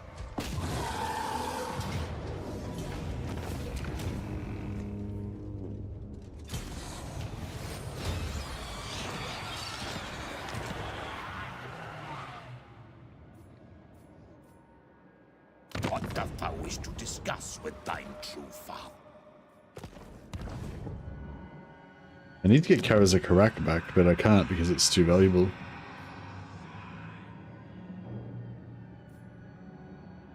Unless we can push through here and then convert around this corner. It might work. Thou darest. Thus was my plan. Then go. This is weird. How did he get so close? Oh, we're not at war with them. Oh, we're not at war with them. Okay, well, we better get at war with them. You're not welcome, so I won't pretend otherwise. Boom. It's, yeah, how could I have not been at war with Ungram? What a waste. Alright, now we're at war with Ungram. So yeah, the point of this is just to make Vlad as vulnerable as possible. So basically Vlad is now my like shield to the north. I'm trying to make just him at war with everyone that can possibly get in contact with him. I did do Belagar, which is maybe a bit foolish because if Belagar gets strong, he might come in here. But I mean, I don't know. If Belagar was going to be strong, he would have beaten up he would have beaten Sartosa by now, I reckon. So yeah. Carcassonne took out Skavenblight. Crazy. I don't think I've really seen Carcassonne go berserk before. So yeah, for those of you who aren't aware, there's a new thing that came out a few patches ago where all of the legendary lords roll a random faction potential roll at the start of the campaign. So which one's actually going to be the strongest varies now from game to game, which is really cool, I reckon. And it just allows for a little bit more variety. But it's sort of cool because it's not like too unrealistic, you know what I mean? It still happens organically, and the positioning and the natural allies and all that kind of stuff still affects it. It's just that they get like a boost. All right, I'm a bit worried about force marching this guy, but I don't know. He's immortal because he's a Bloodlines Lord. Actually, let's rename him as well. Antar Noth. That's a pretty good name. We'll call him Antarnoth.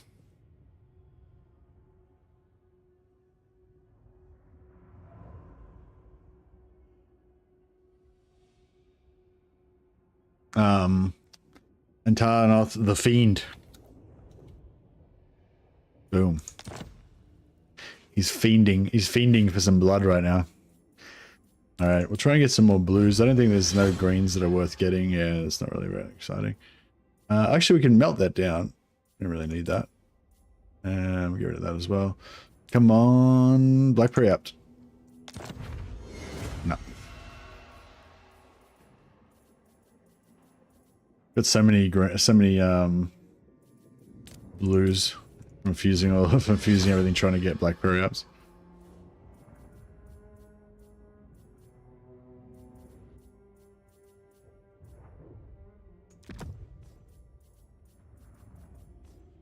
Yeah, we actually don't have that very many items anymore because I've fused everything so much. Like if I hadn't fused everything, we'd have like double or triple the amount of items that we've got now. We've actually looted a shit ton of stuff throughout this campaign.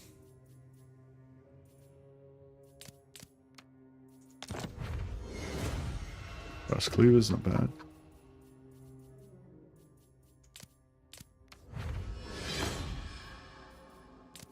All right, Black Preapt, let's go.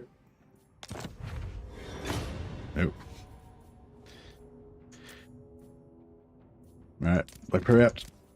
Let's go. Nope. Ah, well, we've got 3 Black Preapts already, so we're doing alright. But, yeah, I mean, more is always better.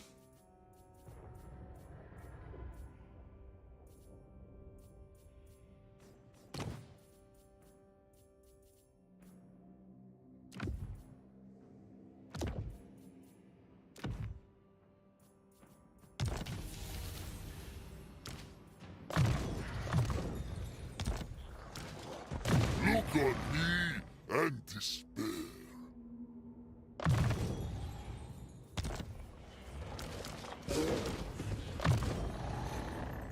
Alright, we've got Wind of Death, even though he doesn't have much magic. I might just let him, I might just get him to... It will be done. I might just get his magic up so that in case we have a tough fight or something, he actually has got some wins to use.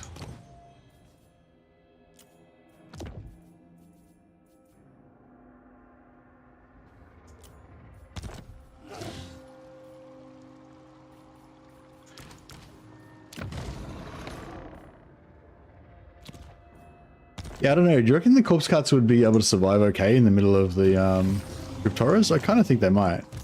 Tremble, mortal. This army's pretty fun to use, though, at least against weak enemies. So we'll have to see how it goes against stronger stuff. But... What do you want? My bloodline calls. yeah, we don't need this army anymore. Yeah, I love how the armies are so disposable with vampire counts. You know, you can just delete them and put in them somewhere else. Actually, he's a growth lord now. Do we need growth anywhere? Guess.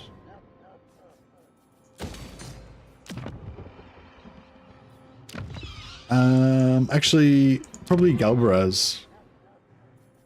Will it take more than 3 turns to get there? I will alone. 1, 2, 3, 4, 4. Yeah, take more than 3 turns to get there. So we'll just respec him and we'll respawn him at Galbaraz in 3 turns. So if you disband a lord, he's out for 5 turns. Or if you replace him, he's out for 5 turns. But if you just respec him, then he's back in 3 turns. This night, That's what we primarily use. Oh yeah, and what's our highest value region? Yeah, Land of the Dead's our highest value region. Doesn't actually make that much money. But we could, once we start getting level 10 Necros, we could start leveling them up there.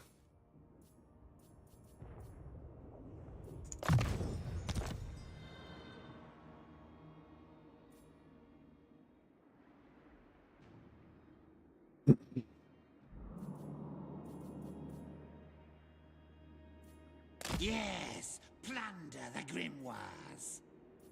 Actually, if they've got bad traits, I will the problem with heroes is that you can't teleport them around the map like you can with lords. So if they're in the wrong kind of region, then you know they just can't really get anywhere. So this guy needs to be in one of our armies.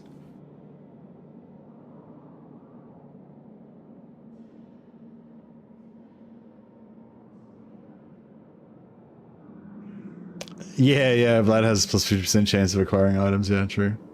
It's pretty cool.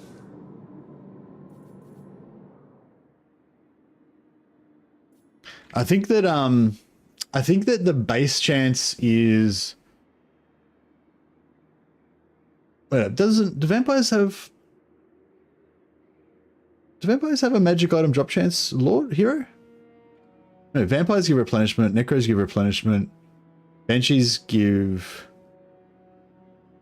movement, and White Kings give training. Oh, so they don't actually have a perception. They don't have a magic items bonus hero.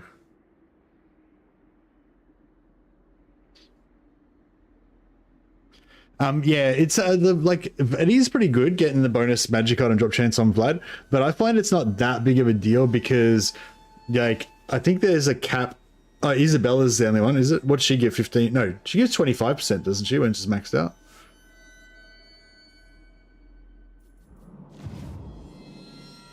Oh, that's interesting. Does Vlad as a hero have perception?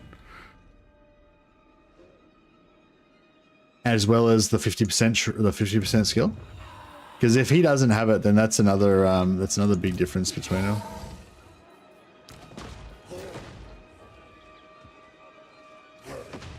%, yeah, and then 15% extra, so 25% extra. So the base magic item drop chance I think is 50%, And then Isabella adds 25. So basically Vlad's got 75% magic item drop chance. And then I think that the cap on magic item drop chance is probably like 90 or something. So, do you know what I mean? Like his plus 50% doesn't really do anything.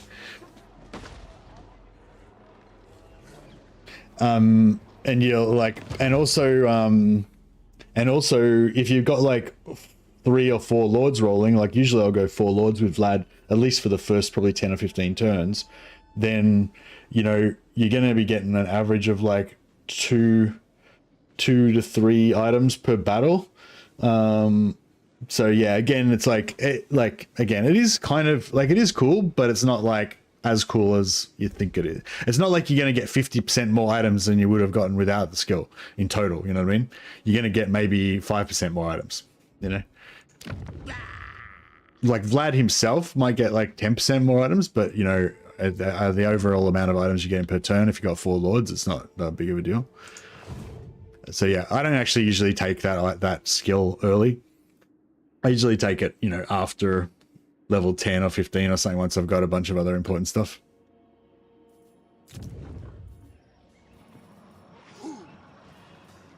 All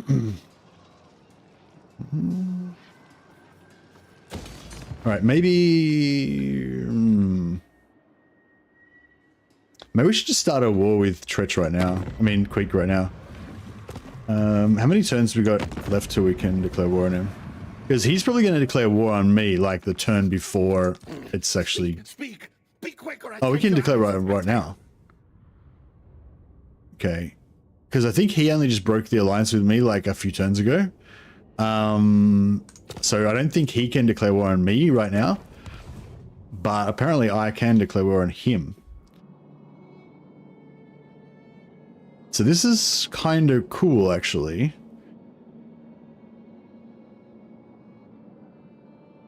If we can start...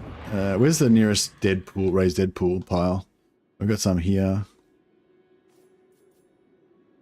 Yeah, here. Yeah, here. I'll go here.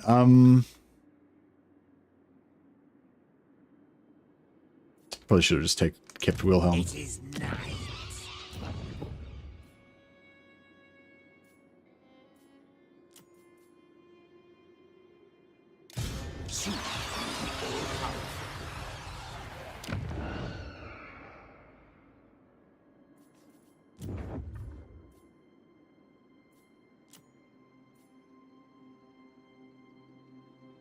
This better be important.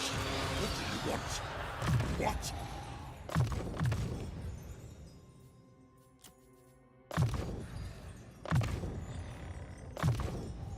Yeah, it's a good thing about Blood Knights. They just come straight out of the box with Wind of Death. Are you ready? All right, it's oh, nice, 2 nice necromancers there. I will not betray you. Necropolis awaits. Necropolis awaits. More sleep shines.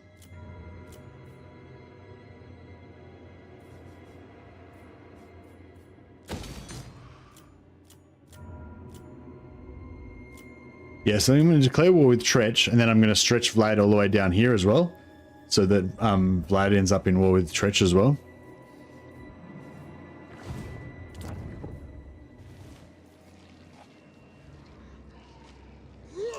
No, it doesn't matter. Now, I hunt.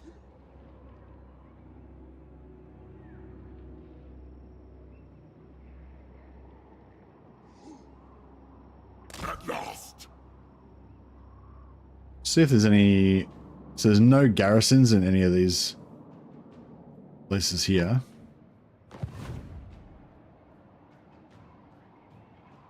It is night. This better be important. Deliver it unto me. I don't know if this army is super good against Skaven.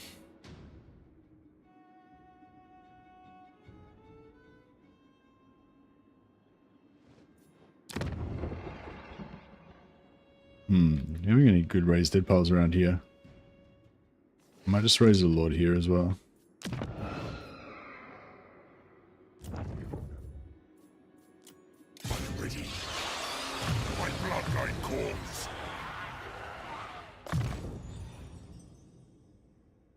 guess Flock of Doom's pretty good for blobs.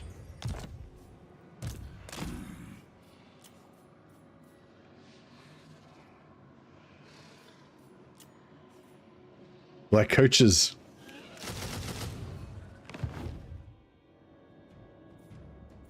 I kind of need a necromancer, like a spare necromancer.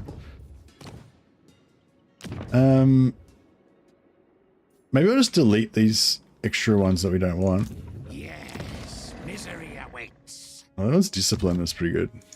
Keep him. Ready. Zerazonov? Who's what?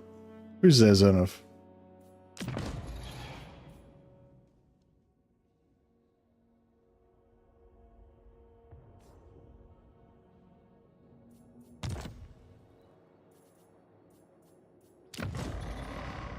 Yeah, I'll get rid of the devious ones. Fuck it. I'm not gonna be doing any agent action bullshit. The government name is Oscar. Oh, okay, nice. Good to meet you, Oscar. Welcome, welcome. What do you want? What do we give him? Master of the Black Arch for Bound Spirit Leech? Yeah, that sounds pretty good. Ready? Your wish, master.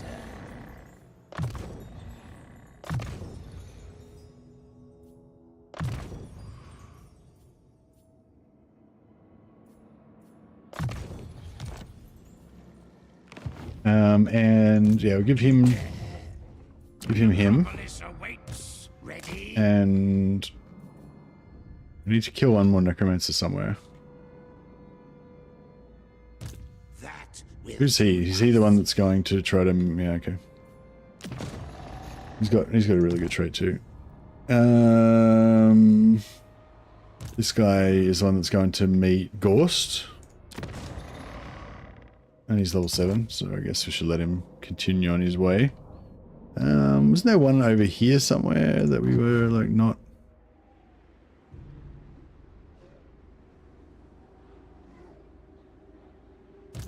Darkness comes. That guy. Which one's that one? That's Dread Incarnate. No, I love that guy.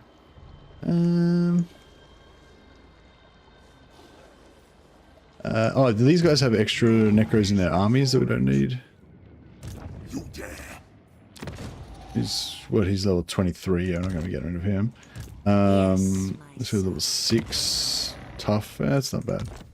Fuck it. That guy can just have no necromancer in his army. That's fine. He'll survive. Your wish, master. All right. So we're getting ready to go to war with Queek before he goes to war with us. I'm sure he's going to go to war with us in a second. So I just want to be there before him. Oh yeah, some random greenskins. We'll go to war with them once it's convenient.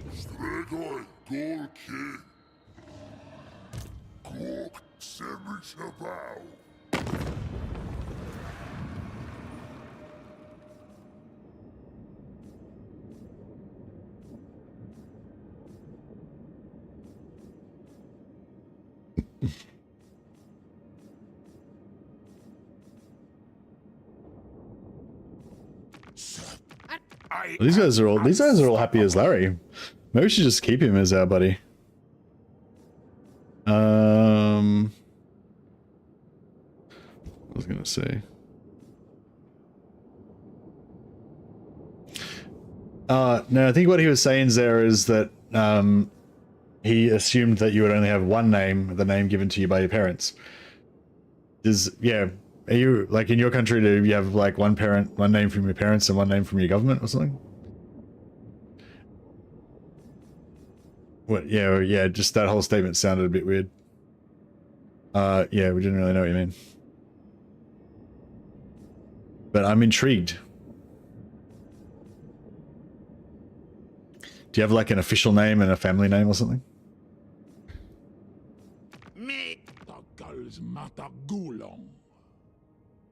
I've got plenty of people we can declare war on still, but I want to strategically do it so that they're threatening to broadcast to Vlad. How long do you reckon it's going to be before Tic-Tac-Toe declares war on me? How does it work when they break their vassal treaty? Do they declare war immediately, or do they just to break the vassal treaty first and then declare war like 10 turns later or a few turns later, kind of thing? I mean, yeah, I don't know. I'm kind of welcoming like whatever carnage ensues from all these alliances. I feel like sooner or later it's all going to hit the fan and we're going to get rebellions and betrayals, but I feel like it's just going to make it more fun.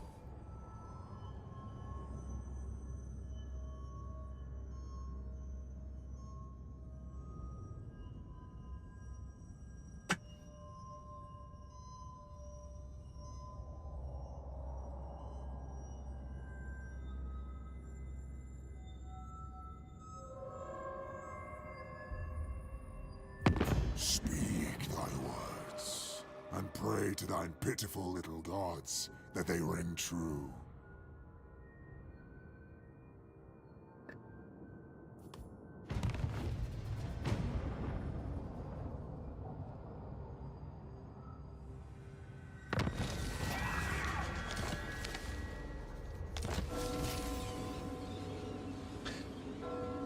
If we can federate, yeah, if we recruit some units through if we recruit some units and then we can federate Vlad, then we'll get to keep the units, won't we? I think if they get destroyed, you don't get to keep them, but I think if you can federate them, you do get to keep them, right? But they stay like the other factions units, which I think is really cool because they just still have that little red shield on them. I really want to do that now. Much to discuss.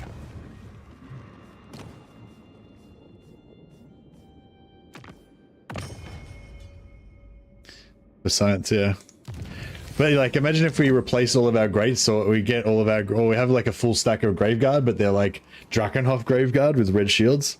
That'd be cool, I think. Everything dies. That intriguing play. Bring the night. I might just fight this one so we don't take any more casualties and we can heal up our Graveguard for future battles. Also, it'd be nice to see how they go against, you know, a less crazy army than the one with Siege. Oh god. I didn't realize it was a siege. Nah, that's right. Sieges are fine. It's just, you know, just annoying. Especially when you don't have any artillery or any way of knocking the walls down.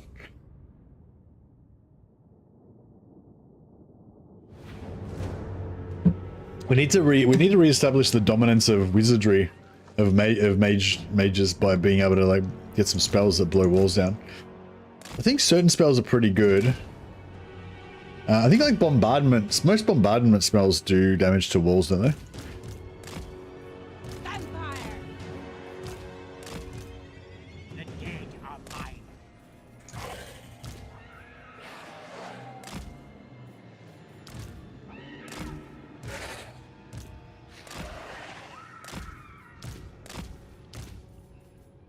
Still my beating heart. Yeah, I think we're probably going to take some damage, but so it goes. Forward, my minions. Rush them. No, they'll die and rise. Yeah, so Modest Engine doesn't like getting shot. With haste. Now. Swift as death's wings. Your desire. Mortis engine. Hearken to my will. Preternatural. Swift as death's wings.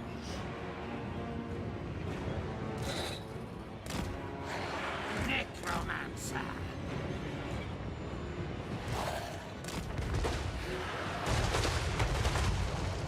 It's fine. Didn't take hardly any damage from that. The summoning begins.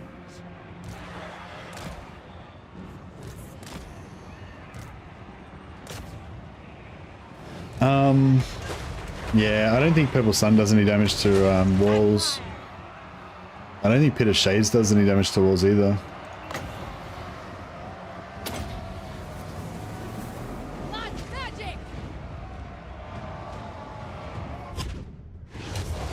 We just have to slowly grind our way down.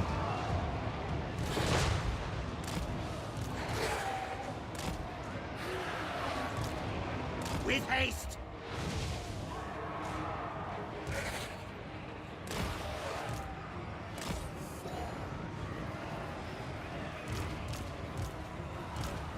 Winds of death! Vampire!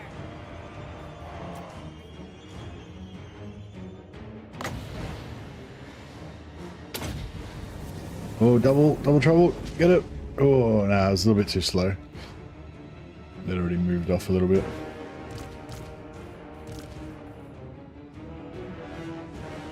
Nearly through. Yeah, Graveguard are holding up pretty well. These guys took a little bit of damage, but they're regenerating.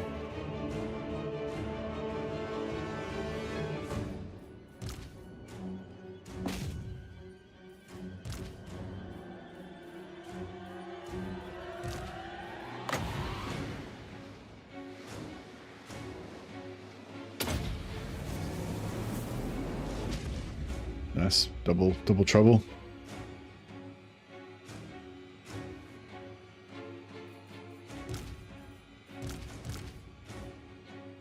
Alright, let's get in.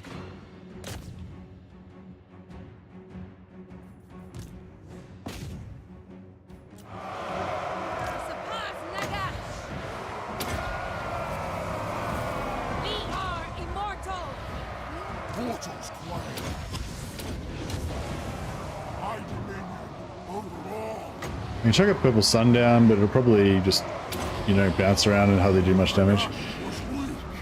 Witness true power. Vampire!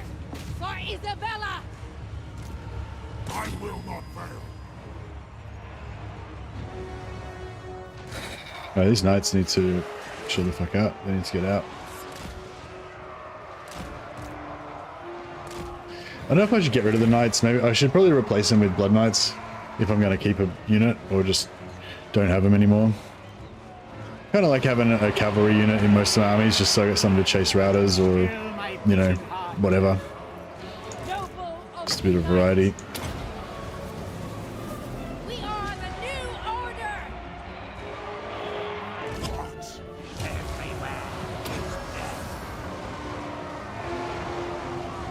We surpass Nagash.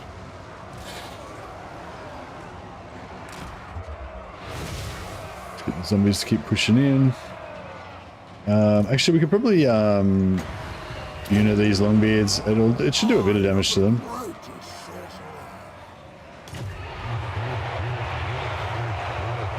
Yeah, that's taking them down. Still not the most efficient option, but Frenzy! yeah, this is a lot cheaper and probably just as good. Yeah, that's good now.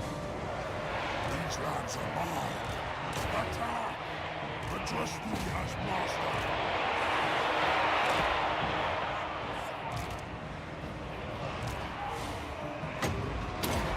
I cure it to death. If we can get a good like choke point or something and drop a purple sun, like getting a drop purple sun in there maybe would be pretty good. Carstein's march! But yeah, I serve me.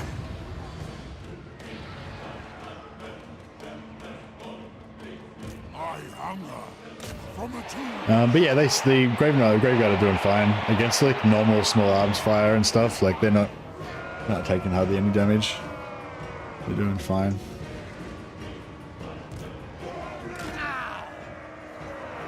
Empower me. I am the true emperor.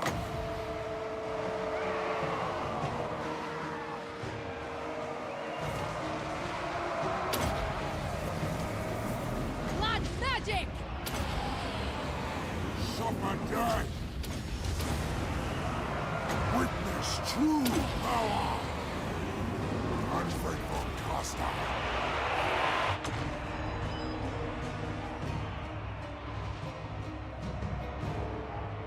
I like the vampire counts, but it takes ages to get the heroes and lords leveled up to be useful. You reckon? I don't know. I reckon they come online pretty quick.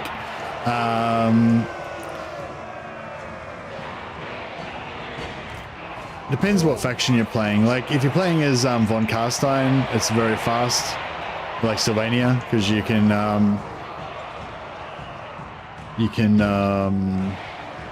probably get a bit of shades up on your starting vampire hero by, you know, turn 7 or 8 maybe. And later on, once you got bloodlines unlocked, you can like recruit dragon blood dragons that can do like Wind of Death like straight away, like as soon as you recruit them, basically. You've got a couple of levels on them. Yeah, I don't know. I don't feel like it takes that long to get them up and operational.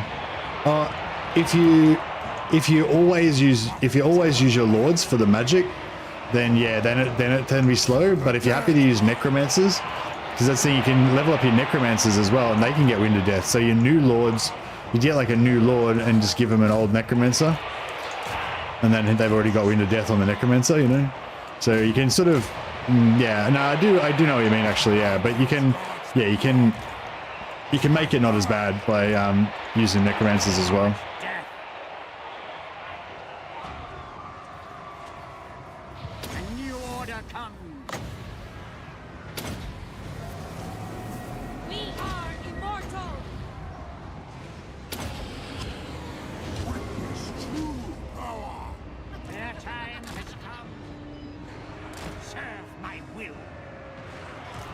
Serve me. Yeah, Mortis Engine's the weak link though in this army. So it's already heal capped and down to 60, 70%.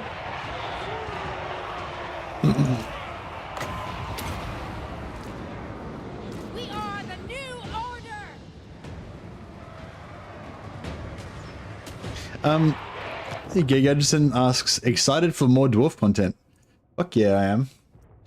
Hell's yeah, I'm super excited for dwarf content. It's gonna be awesome. I love dwarves even as they are, you know, so it's like, it's not even like, even regardless of what the new content is, just like any excuse to kind of play dwarves again and have them be a little bit freshened up. Like even like it's not like I desperately need any specific thing like to make dwarves okay. Like I like dwarves already, so it's just like, yeah, but it's like, I think it's going to be, you know, unequivocally good, because it's just, you know, it doesn't really matter what it is, I'm still just going to enjoy playing dwarves with a new fresh update.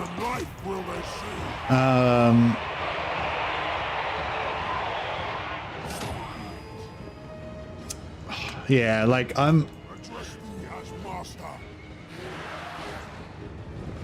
the thing I'm most excited about, like the thing that I was most disappointed about with Shadows of Change was that there was no reworks for any factions. Like no free reworks for old factions and no reworks even for the factions that were in the DLC. You know what I mean? Like arguably you could say there was some minor little updates for the factions, but nothing like a serious rework, you know what I mean? And like I can understand like maybe they're new factions, so maybe they don't need reworks or whatever, but like there's definitely someone that needed a rework, you know, and no one got any rework. So, and I felt like that was just really, I don't know, just didn't feel good, I guess. And there was no reworks in the previous updates when we got Chaos Dwarfs as well. The only Lizardmen got a few changes. You know, Dark Girl's got a few changes.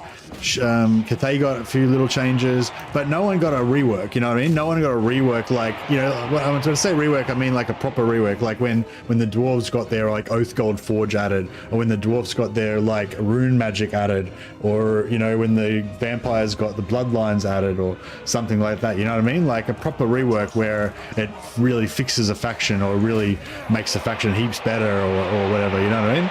And that's what I'm saying. Like we've had little tweaks and shit, but there's been no reworks. Like, and those reworks used to be common. Like pretty much every single DLC, one faction at least would get a major rework, and usually another faction would get like some minor reworks that like were actually really significant. And there just hasn't been anything like that for fucking ages. Like the last rework we got was Warriors of Chaos, and that was the DLC faction that, you know, got the like the whole DLC was the rework essentially. You know what I mean? Like.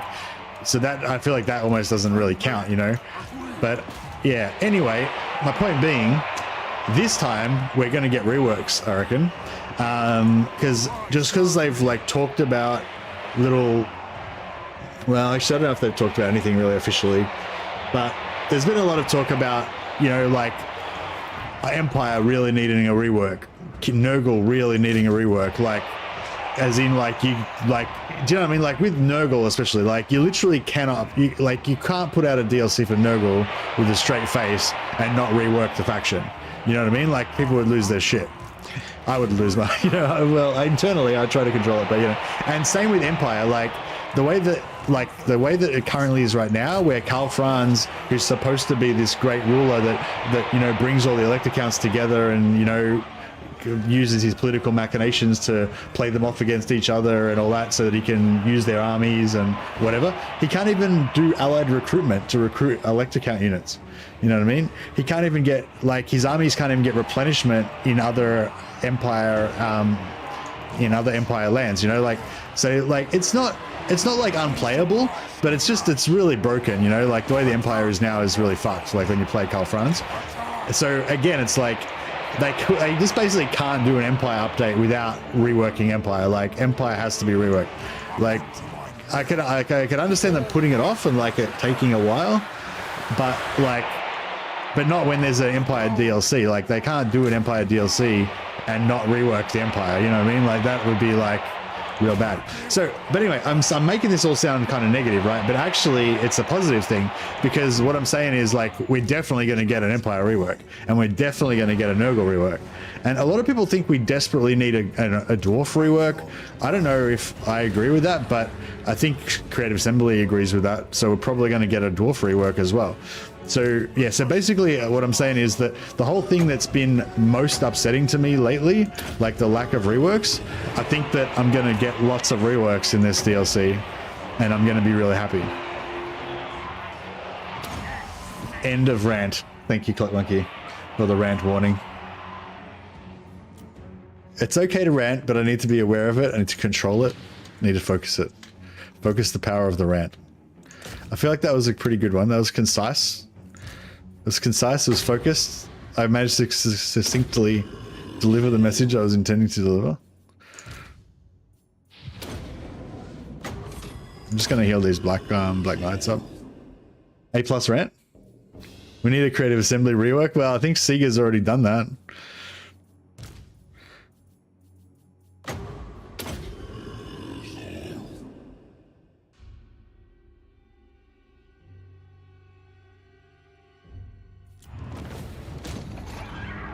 Yeah, I don't know. I feel bad for all the people that that are losing their jobs at Creative Assembly and stuff. I don't know, but the thing is, it's sort of weird because I don't know who's losing their jobs. I don't know, like, and even if I did, I probably wouldn't know the people, you know.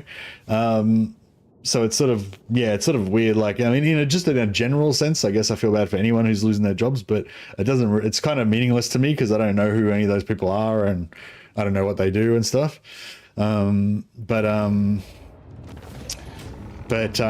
yeah, definitely was a bit worried about, you know, the future of Warhammer and stuff, but I don't know, now I'm kind of a bit more, I don't know, like, I don't know how true it is, but some people have been saying that, you know, it's probably mainly the other non-Warhammer teams that are all the ones that are getting made redundant and stuff.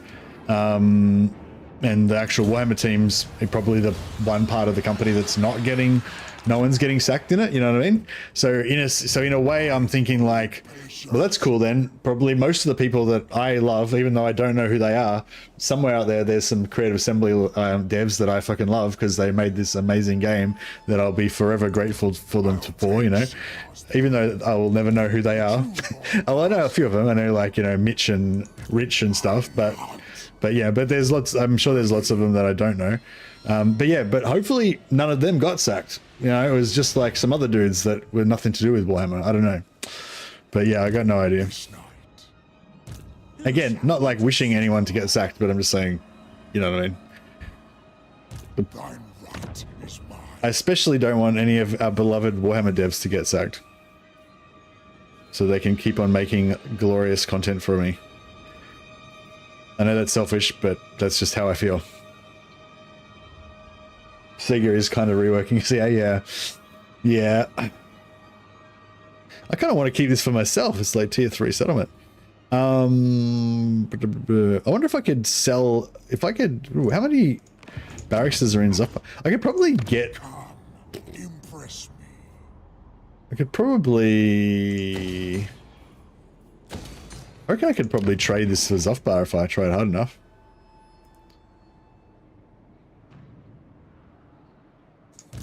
Alright, let's give him an assistant lord as well. Maybe we should give him an assistant lord with even more Grave Guard in it. That could be cool. Maldred von Messinghoff. Bro. I think this guy's name shall henceforth be here. Von Gudgerson. Another one of these Norse. Another one of these Nordlander counts. Can I fit my Von in? Yeah, nice. Yeah, Von Gudgerson. Welcome to the team. You got 3 levels. You got 3 levels left where you can die and win glory. Die and win glory for us.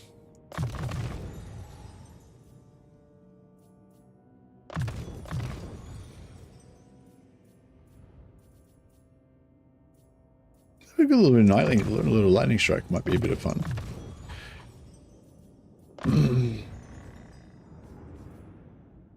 Alright, this guy's going to be just a combat lord. Maldred von Missing Nose. Indeed. But yeah, I guess I was like, yeah, I was a bit sad or worried that, you know, that the Warhammer team was going to get gutted, but then yeah, like some people, like the alternate rumor that people have been talking about is like, yeah, maybe it's basically everybody else except the Warhammer team. You know, so that's good news kind of for me, I think. I might just give her a level 3 replenish as well. Once we get another point. Yeah, I'll just give all these guys, make sure they've all got max replenish just so that whoever switches still has it. Oh yeah, we can just give these guys auto level so that when we forget their levels in future they can just deal with it themselves.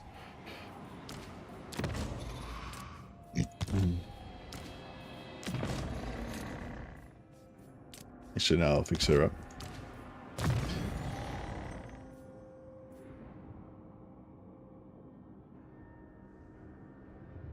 It looks like Alan, who worked on the main guy and represented the Beastman rework in Warhammer 2, is still working at Creative Assembly, so there is hope. Alan Suleiman. Oh, nice. But yeah, so that's what I mean, right? You know, hopefully all of our beloved devs, whether we know their names or not, are still all there, you know, or you know, most of them at least.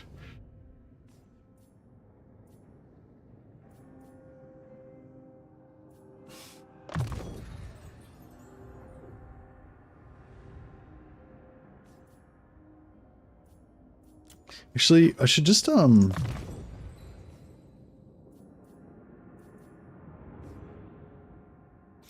yeah, we should actually get back into Uncanny Presence.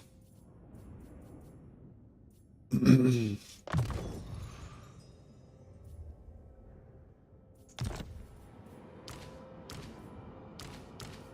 Beastmen rework. Yeah, the Beastmen are yeah, 100% better than that they were. The only reason I don't get that excited about Beastmen is because I just personally don't really like Beastmen that much. For me, Beastmen are kind of like a supporting character for Chaos, you know.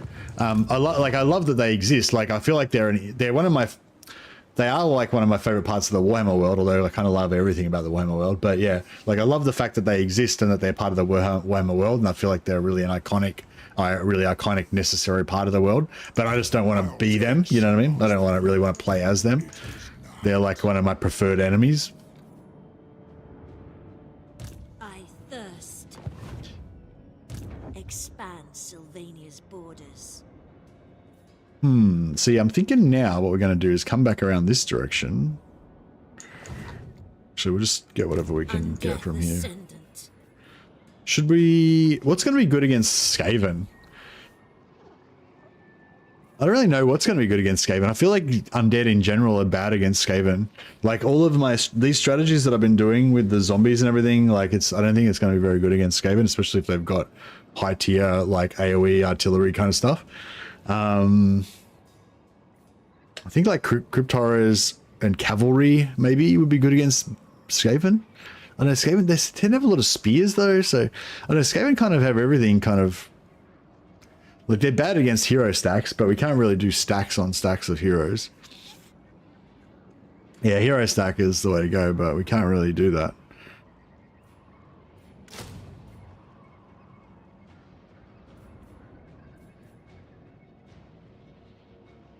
Morngulls. I don't know if I like Morngulls that much. Arthur Gretsch just gifted 5 Mercy the Bad memberships. You're a legend. Thanks, Arthur Gretsch. And how's Gretsch Law going? We've got a Gretsch Law around here somewhere still. Actually, let me grab that. Arturius Gretsch Law. Here he is. Still going strong. Always wish I had more run them down units. Yeah, exactly. Some flyers. Yeah, flyers could be good too. Yeah,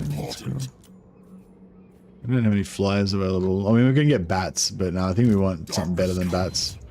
This night.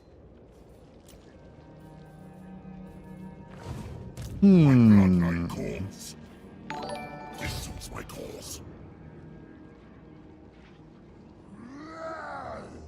Strike out. It will be done. Yeah, we'll just get some more zombies for now.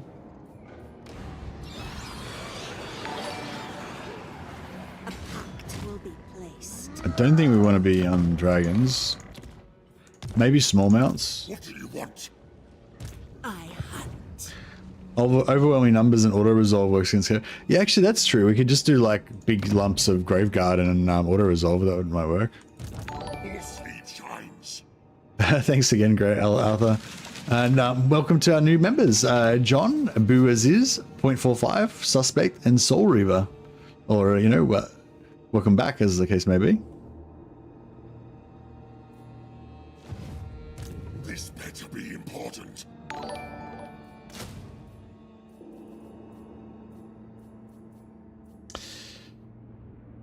You could go for some...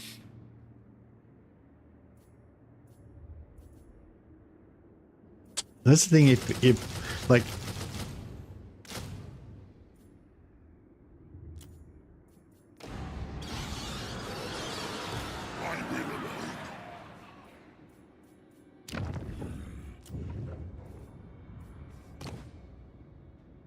I really want those, I really want that Dread Incarnate one. We should get some more, we probably get some more Necromancer capacity before too long though, so... Wouldn't be too bad. Oh, Galbaraz, nice. Zombie, Skeletons, and Graveguard plus 8% weapon strength, yeah. It's pretty hot. I dig it.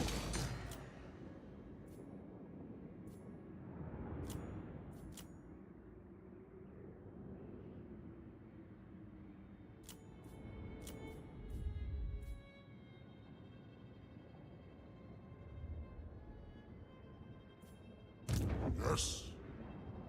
The true Von Carstein. Oh, I don't know. Maybe we should wait.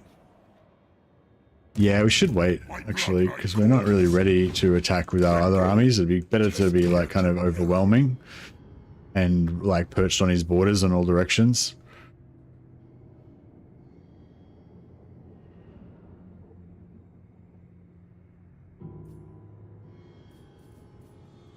Who shall we destroy? They will serve. You dare. Ooh, got some groovy stuff here.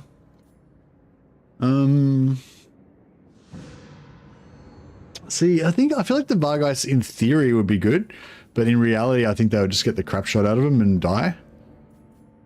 I feel like Crypt Horrors could be good though.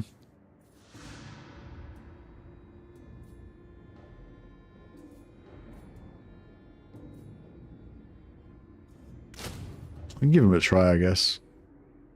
Mortis Engine would be great if you can stop it from getting shot. But it's a big if again.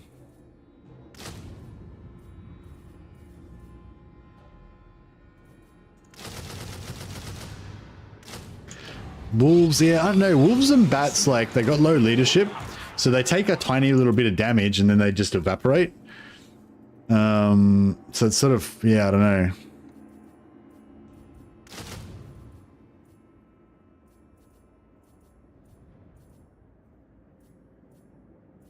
I feel like an all-cav type situation could be pretty cool. But they do have a lot of spears and,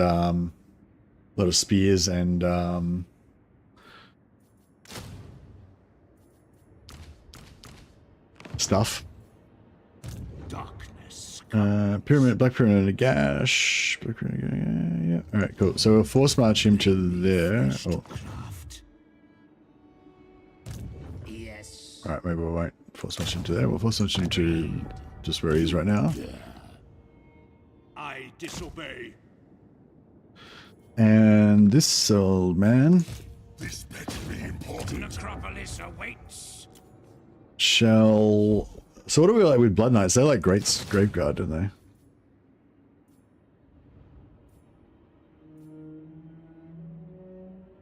We'll try some Mortis Engines. I feel like they're gonna be just get shot to death, but...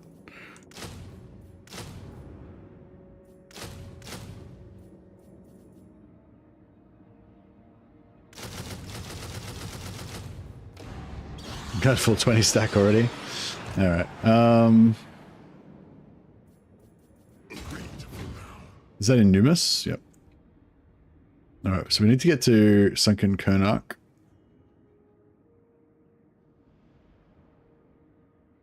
Is that Numus? Yep. And that's not. Dance macabre. Alright, we'll sit there in Numus, so next turn we can recruit in Numus and get more Graveguard or whatever if we want. It's so cool just having like no infrastructure here and then just be like, oh, I want to invade someone, so I'll just raise 2 Doom stacks instantly. Then, well, not instantly, but, you know, over a couple of turns, and then we can just launch nice invasion armies again. Might just get an extra lord in here, so we got some assistant lords as well.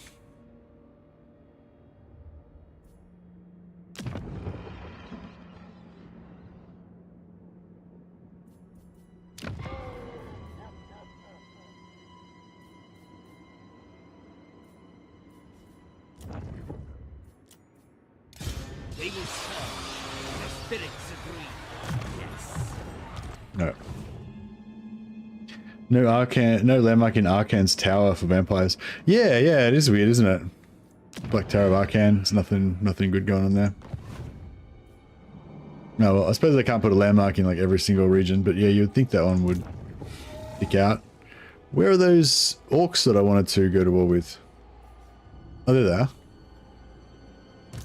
Leave me to my Rebels. manipulation. Yeah, alright, well, we'll go to war with these guys I refuse. as well.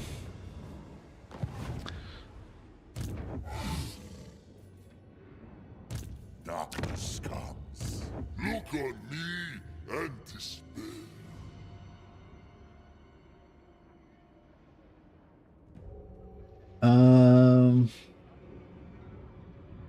Yeah, we'll go through Grumberg. Going. And yeah, it'll take... Is Grumberg attached to Wordbad, or is it... No, it's not. Okay, so we'll take Flensburg, then Grumberg, then like go through here and trade all that shit to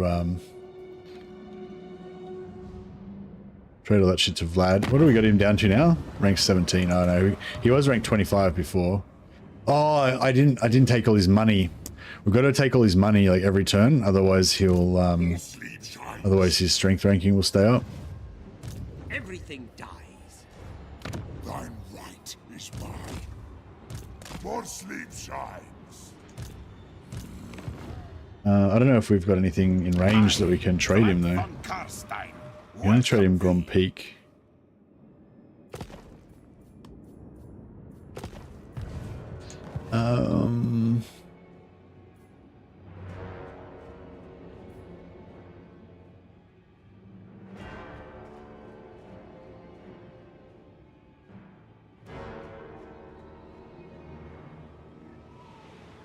children of my blood. Come, let us talk.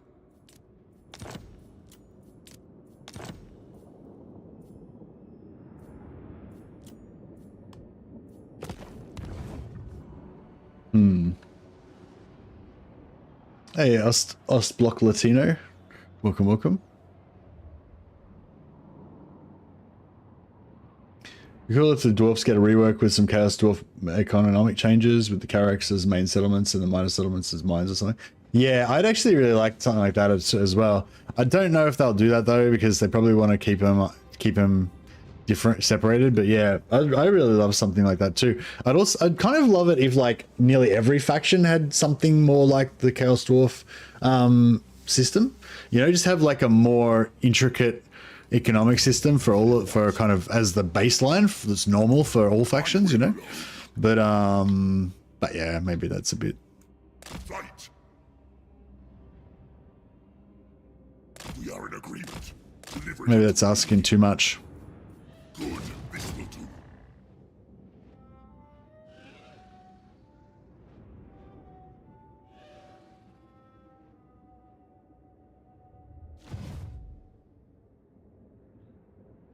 But yeah, like I said, I'm like I don't have a major problem with the dwarfs as they are right now. If they don't, you know, if they just add some new stuff, I like.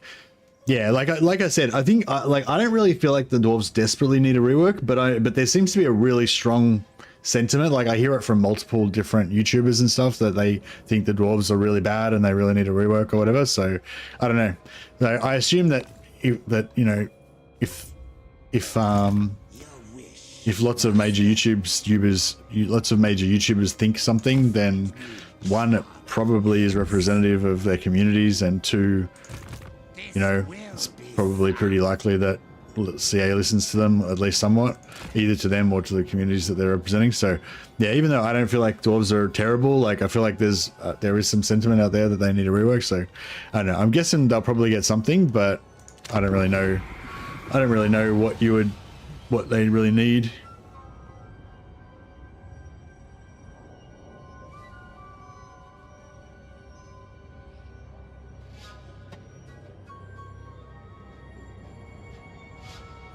Speak thy insults, Stuntling. Let me hear thy pleas, for it is music to mine ears. I suppose the grudge system is a bit lame. But I don't know. I don't find it like, it's a bit like, who cares, I guess. It's not terrible, but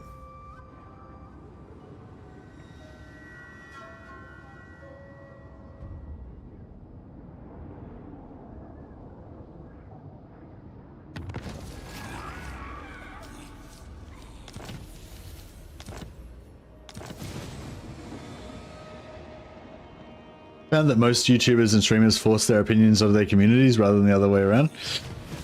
Yeah, I guess I'm probably guilty of that a little bit as well. It's not like I demand that you agree with me, but I probably do demand that you listen to me telling my opinions over and over again, regardless of whether you want to hear it or not. So yeah, apologies if I do that. Oh yeah, auto resolve. Look at this. Look at me. Look at me being a vampire lord and auto resolving stuff. Took a bit of damage, but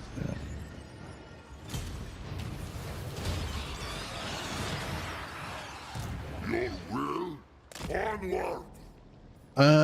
Should I just get rid of all this non-crypt horror stuff and replace it with proper crypt horrors? Probably, hey.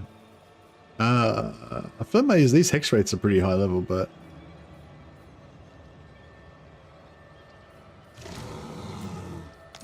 I am good.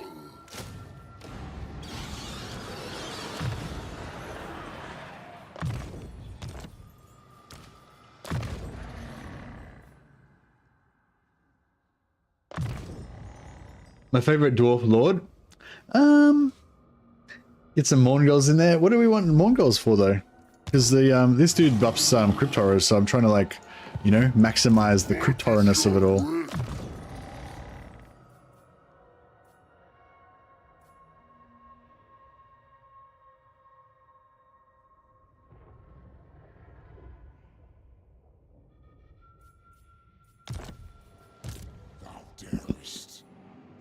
All right, onward. So I kind of want to come around and join this to here, I guess. But then I want to go up and get Astrogoth's trait, which is the kind of the whole point of being here.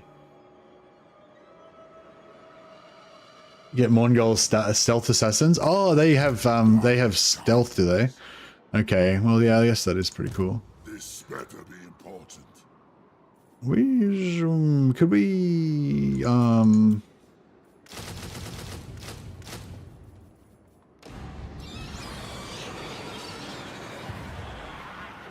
This night. Fight. Oh, g'day. Hello. How are you going? Welcome. My bloodline calls. Welcome to the party. Ready.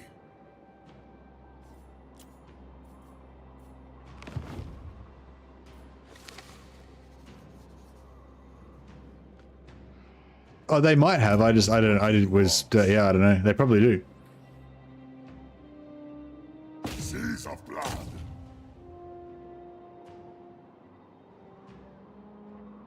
What? All right. This should be a good little test. I will not disgrace my ancestors. Do you like to party? Impress me.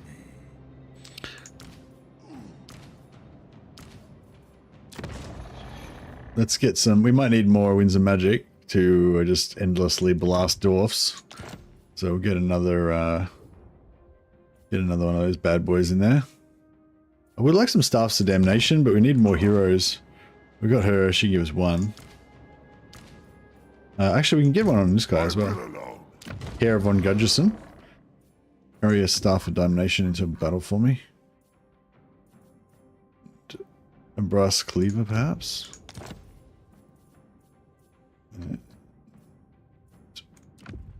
Some armor.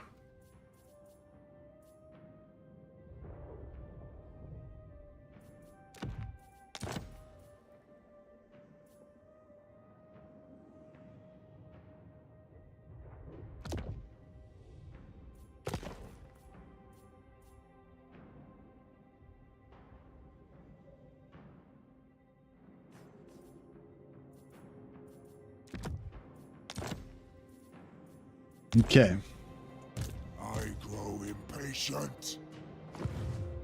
We shall rise. I'll take Sigmar's throne. Let us rock, dwarfs! I hope there's some trees in this map. Let's show these dwarves true power.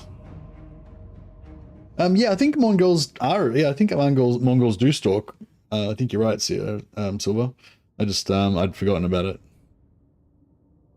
And I think you have to take advantage of this stalk and take favorable engagement when they do a ton of damage. Yeah, you can get you can stack up some buffs on them as well. I seem to recall.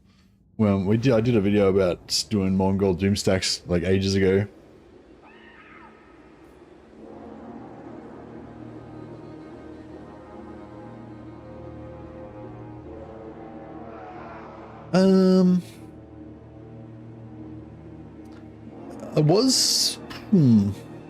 I was thinking about waiting over here and for these guys, but now I'm thinking maybe we rush over here and fight them in these trees right in their face, because then we'll be close to their artillery and blah blah.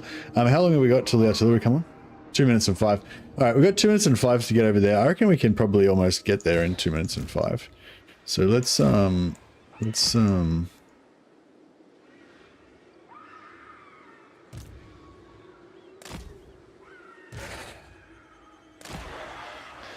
get our legions.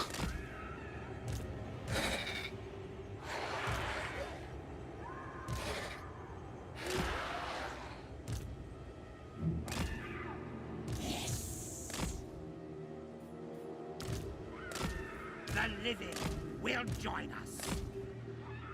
Mortis engine.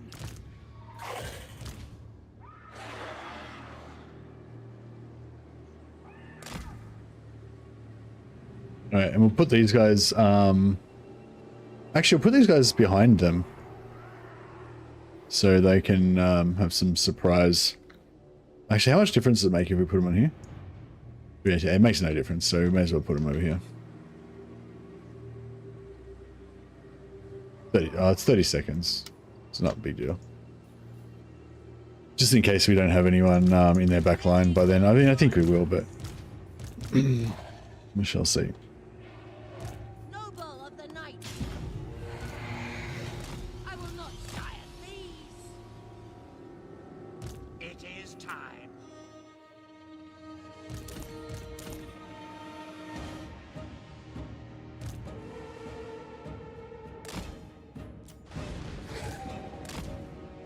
Getting some artillery shots. Still my beating heart. Try and draw fire through these trees if we can. Minimize their artillery.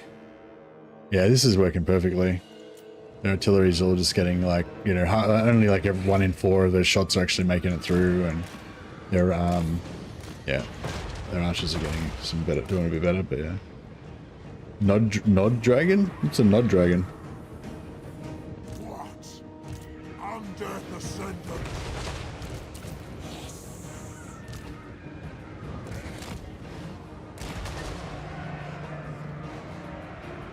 Some of them are taking some hits.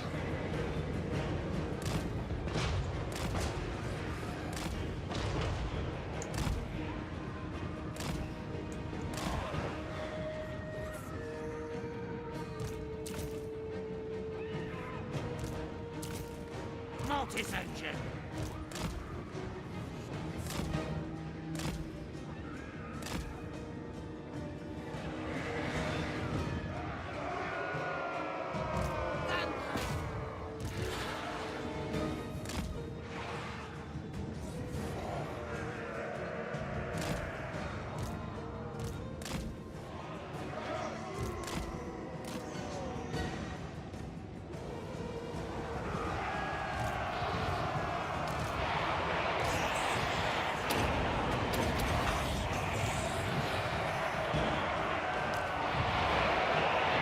I'm in your throne. Mortis engine.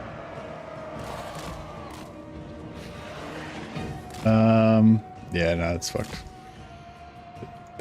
They're gonna get. I don't think they'll make. I mean, they probably could make it in there, but it would just be a bit of a suicide. I don't think they'd make it out again, I guess, is what I'm saying. Alright, how are we doing here? So we need necromancers equidistantly kind of... Oh shit, that was brutal. Alright, let's start equalizing this a little bit. Blood magic. Nagash was weak. Witness true power.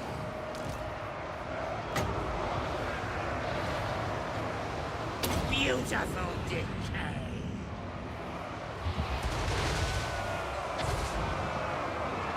Oh yeah, they're half wrecked already. Hell's will. This is all working out fine.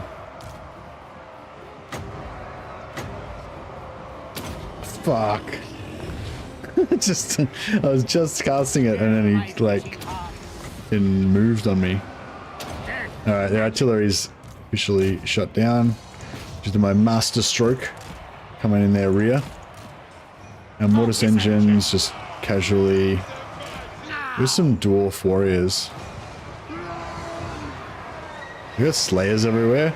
We just want some like regular dwarf warriors or something. So that the mortis engine's doing alright. Blind me if Just you dare. yeah, Time to kill. put it in there. All the artillery's shut down, yeah.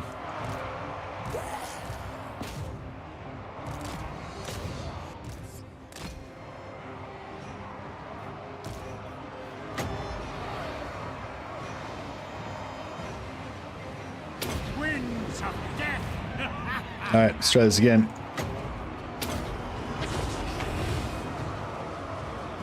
Glorious.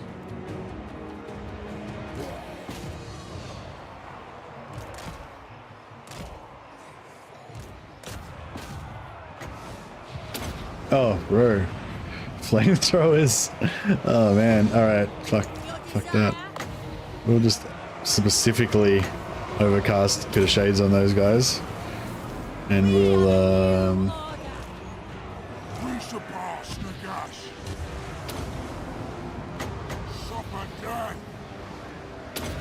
we'll try and win to death those ones. True power.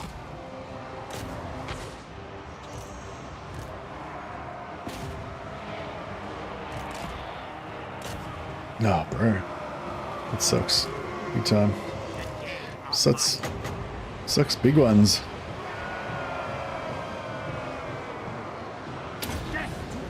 Oh, fuck. Necromancer's getting effed up. Haste. Get into the safety of the blob. They'll die and rise. Witness true power. Leech them of life.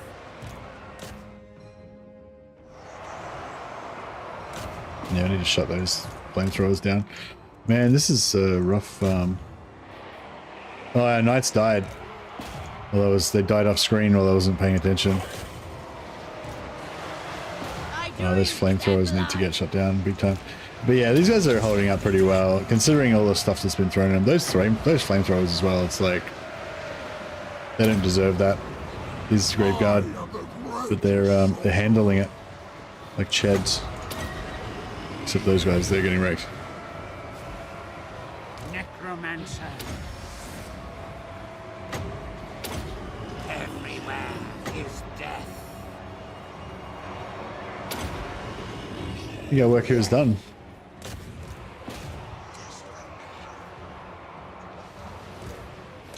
As inevitable as death.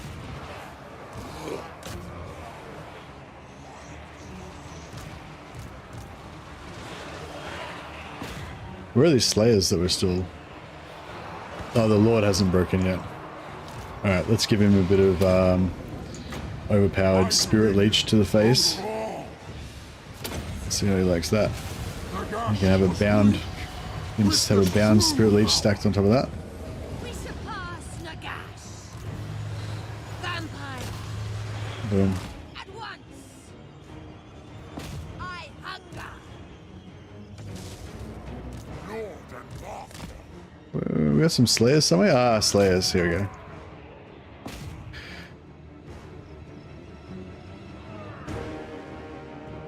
Vampire. Yeah, they're gone. Nagash was weak. Ungrim and his Slayers, yeah. We have it. This isn't even Ungrim's actual army. Actual Ungrim himself is a real pain in the ass. But with the boosted Spirit Leech that Mannfred's got, and plus the bound Spirit Leech that that she's got, we're actually pretty good at killing single targets. I actually want to get a death vampire in there as well, so we can do overcast Spirit Leech, non-overcast Spirit Leech, and bound Spirit Leech for the triple threat. Not that we really need it, but it's just nice to be able to. It's just fun to triple Spirit Leech stuff, I guess, basically. Death to the living. We are immortal. Suffer death.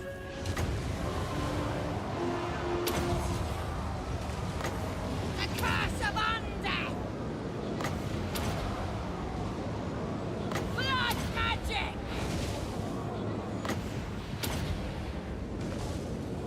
We are the new order.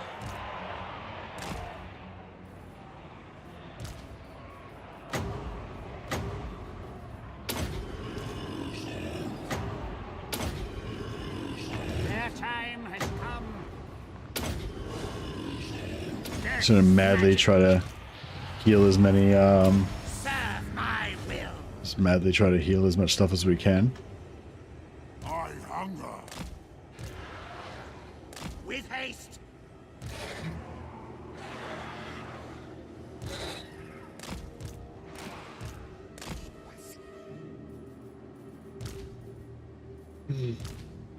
Necromancer.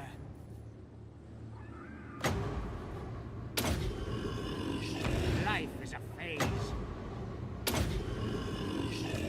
Doesn't matter too much who we heal, as long as we just keep them heals pumping.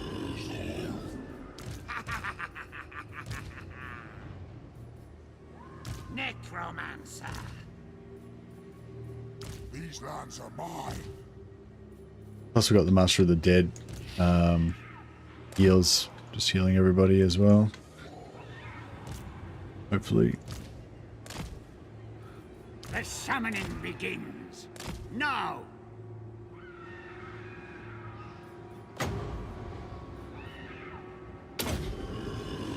The dead are mine.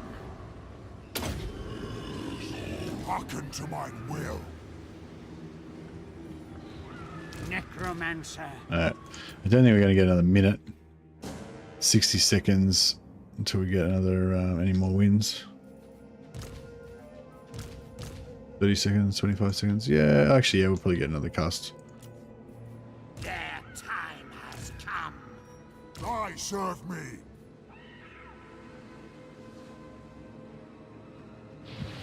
Ah, wrong fucking thing. Nagash was weak. Witness true power.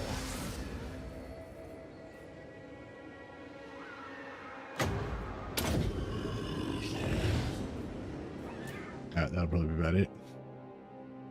I know, one more. Everywhere is death. Mortals quail. Maybe one more. Suffer death. Alright, that's it.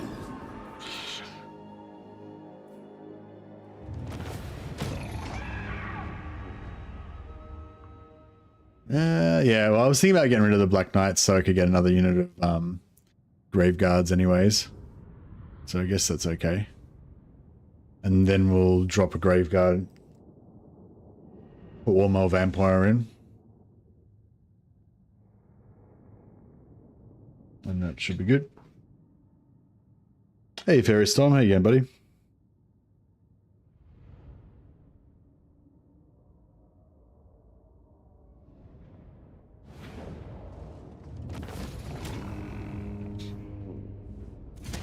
Maybe we should have a pirate themed.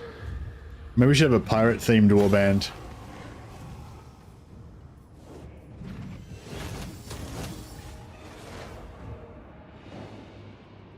Yeah, I wasn't really concentrating on wiping them too much. Perfect vigor, nice, and 10% extra campaign move range. That's really good, so we can go on our quests. My will alone.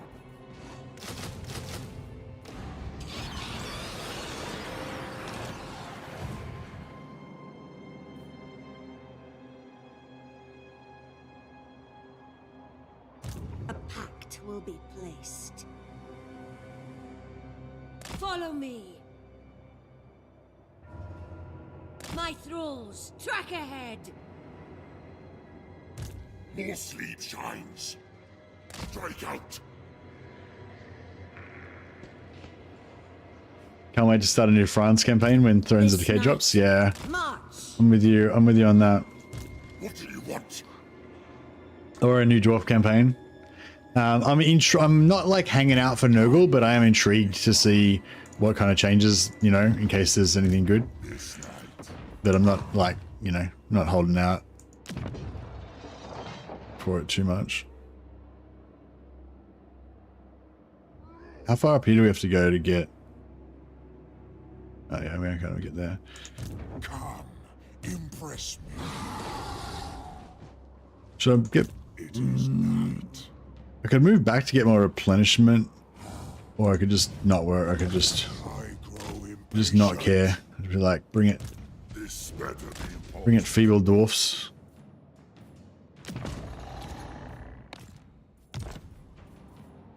Oh, here Von Gudgeson's up to level 18. Only 2 more levels before he has no further chances to die gloriously. Oh yeah, if Ungrim's here with a really strong stack and he force marches in, and it could be a bit rough there, but Hopefully we'll be right. Alright, let's see what we can do about stealing all of Vlad's money. Oh, he's back down to rank 23, so that's right. We've got him down a lot. He was rank 5 when we started, so we're working him down. Alright, what do you think about Grand Peak for Zufbar? Yeah, he likes that. What do you think about... Is there something better that we can get? We want some... Ideally, you want something that's like an even amount if you want to really destroy their economy.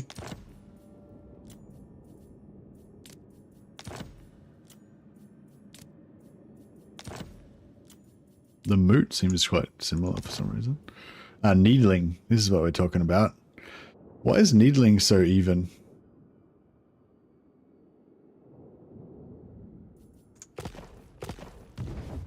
So Grand Peak's got 2 barracks and a money, and Needling's got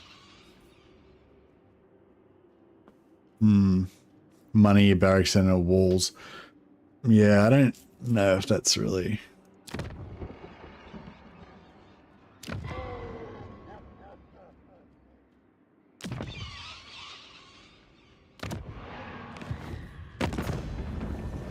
What doth thou wish to discuss with thine true father? What about like?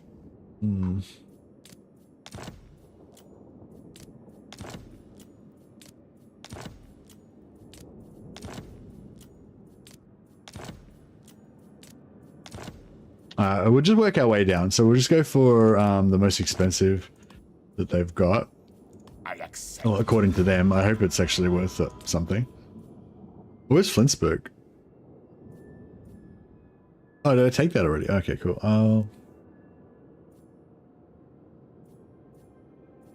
What's that worth? 60.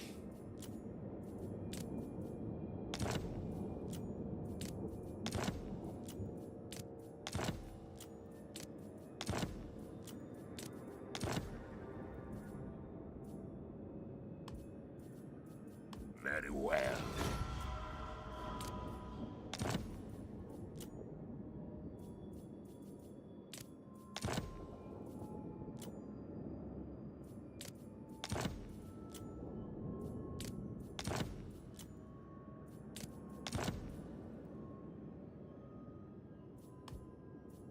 Darkness gathers.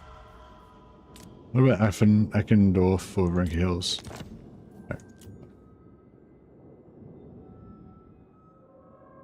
Wood Elf settlements is a lot higher than other settlements, yeah. Yeah, it's weird, like, there's certain, like, there's sort of rules, like, the basic thing is, like, a barracks is worth the most, then a barracks plus a money building is worth the most for 2 buildings, and then a barracks, a money building and another barracks is worth the most for 3 buildings, and then a barracks, a money building, barracks is worth the most for, you know, etc. So basically barracks, then money building, then as many barracks as you can get is like worth the most. That's like the baseline how it works. But then there's all these special buildings that are all worth like special amounts as well. So it's like, yeah, confusing.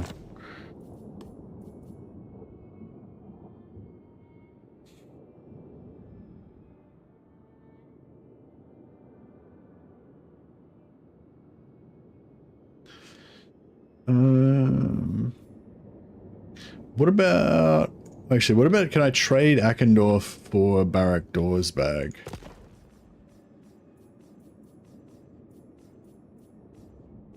Or whatever it's called.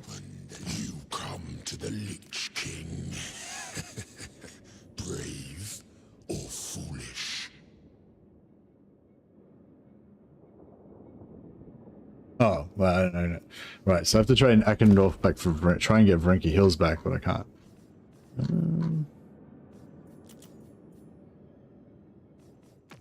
We have much to discuss, and thou art most welcome. Yeah, I can't get Vrenki Hills back for Eckendorf, can I?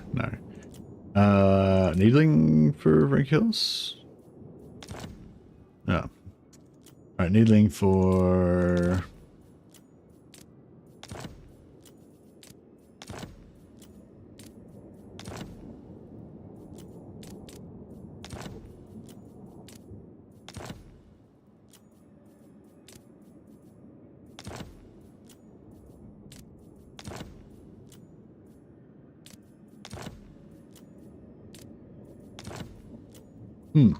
I don't really have anything that's close.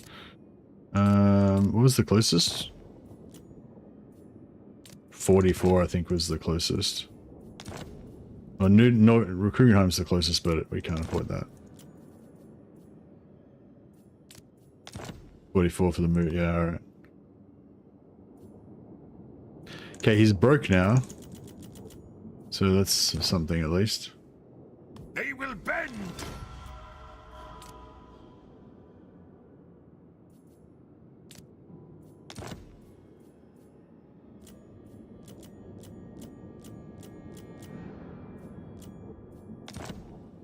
I approve. What is the value of Banshee in an army? A Banshee gives you extra campaign movement range. So you can strike wherever your enemies are weakest with your increased range. Yeah, it's for the army skill, not really for its battle value or anything. But yeah, I usually just have it in my hero goon squad, helping to kill enemy lords and stuff. Or if it's going to be too hectic of a fight, sometimes like you really only need your most hardcore heroes in a blob. Then in that case, I'll fuck, Frankie Hills is too valuable. Can we trade? What about Barak Var? Is Barak Var expensive?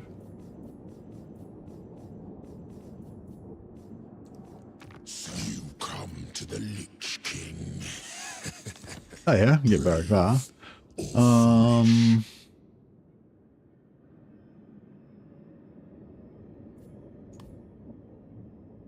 At once. And then can we exchange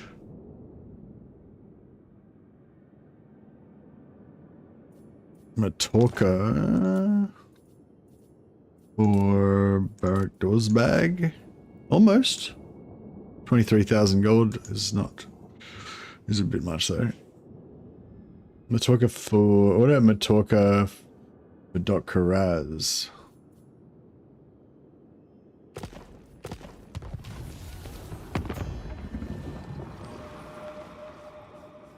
Sorry, I'm trying to do is maneuver, what I'm trying to do is take all of Vlad's money, so that he can't keep recruiting armies and stuff like that. And at the same time, I'm trying to maneuver him so that his territories are in between mine and Queek's. And then I'm going to declare war on Queek in about 2 turns. And then I'm going to gift even more regions to Vlad. And then basically Vlad's going to be in a war with Queek instead of me. And then he'll be really vulnerable. It's the plan. It's called Dokraz. Yeah. No. How much is that? 26,000. I mean,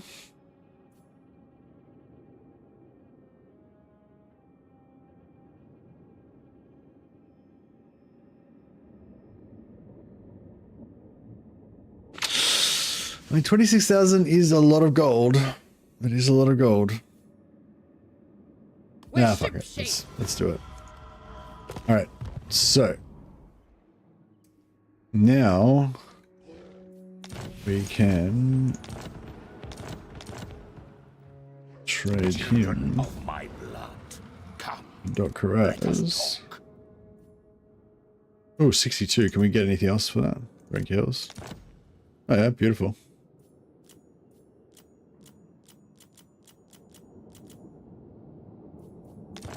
So every time we do this, we get another 2,000 from Von Carstein, making him even weaker and weaker and weaker, you know? That's the plan.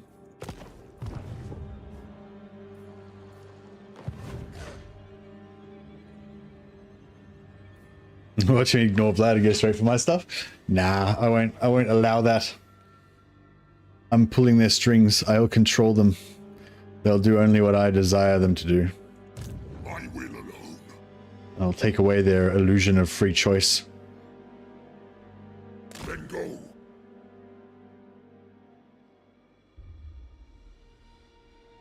He needs another lord.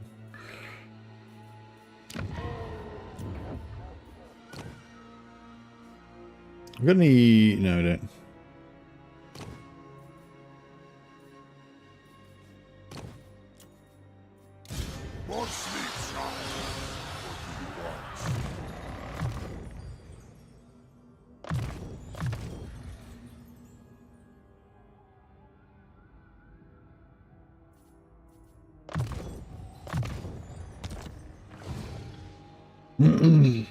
Alrighty.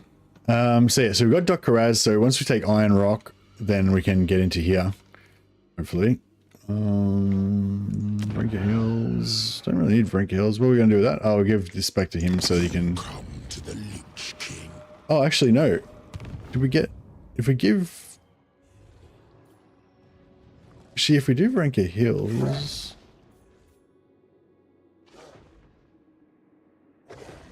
No, we didn't have any... We couldn't give him pillars, could we? Karaz... No. Yeah, I blocked this by giving Karaz a correct to Arcana. I essentially blocked this end, so he can't get through there. So I screwed that up. That's alright. You wish to join us on this voyage?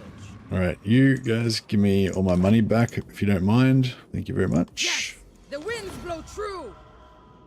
But I believe you still have some more of my money, so what else do you want?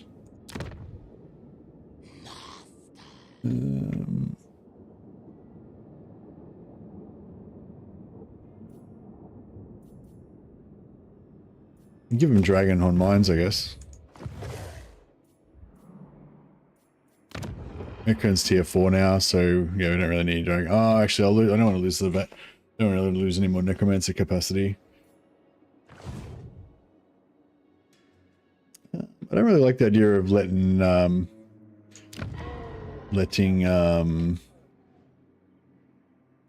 actually, I'll let her have some money because I've been ripping her off. I put her into massive debt for ages, so yeah, I'll let her keep 7,000 gold or whatever.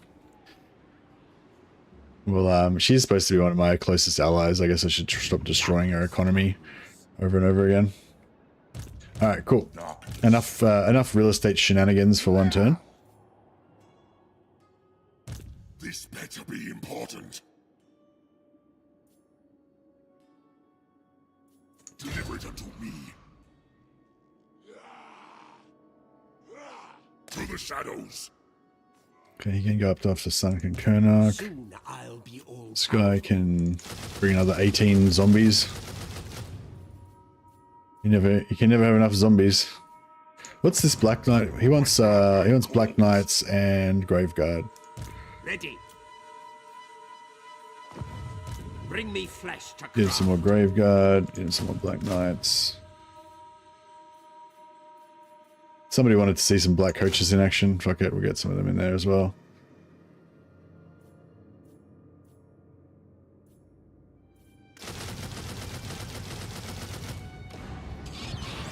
everything done. Yes, empty the tombs. They will serve. Now, bring me flesh to craft.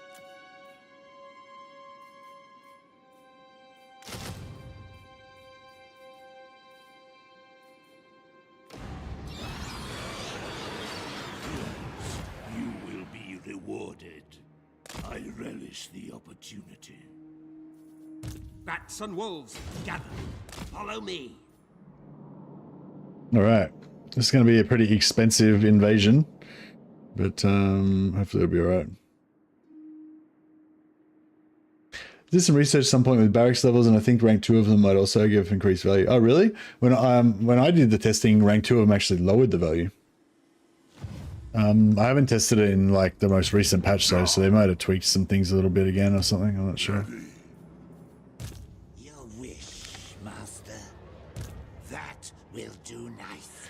What's this dude's deal? Is he the one that he's the one that was supposed to go and find Gorst, right? Yeah. I refuse. He must have run into a blockage. Do you need fresh troops? Darkness comes. Yes. Yes.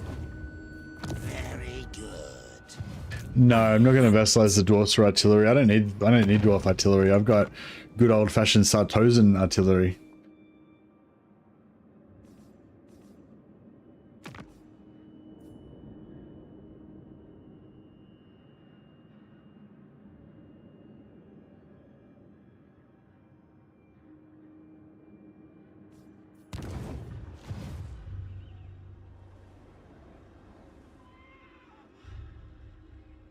darkness comes. King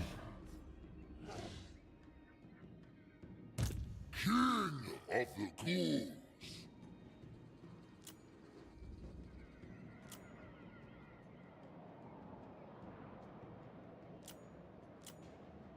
All right, I think we're our war effort's getting pretty complicated now. We've got like shit everywhere, but oh nice! Finally, we can get some vampires, vampiros.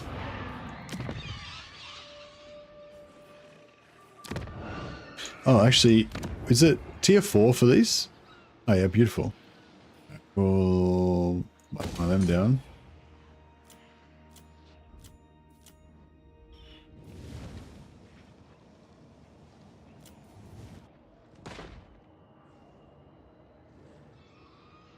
I don't want Barak Var.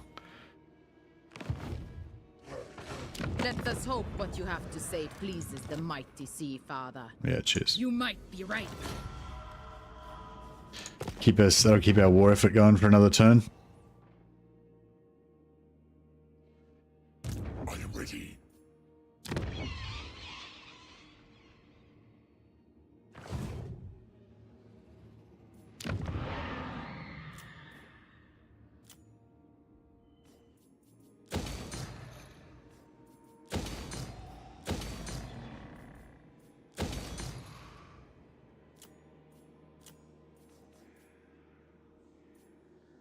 So Numis is there and Qatar is there. So Numis is probably the closest.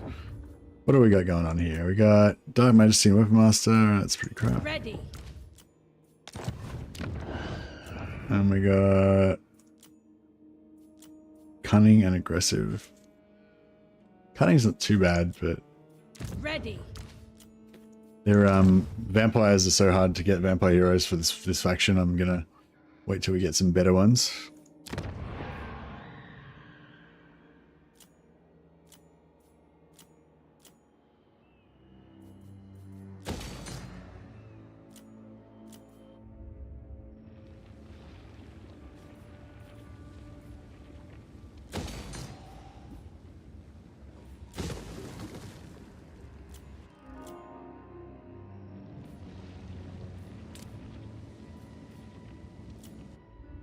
I like Lawkeeper, Tough, or Dread Incarnate for vampires.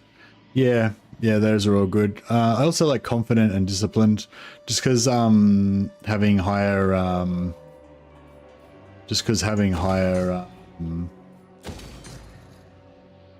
resolve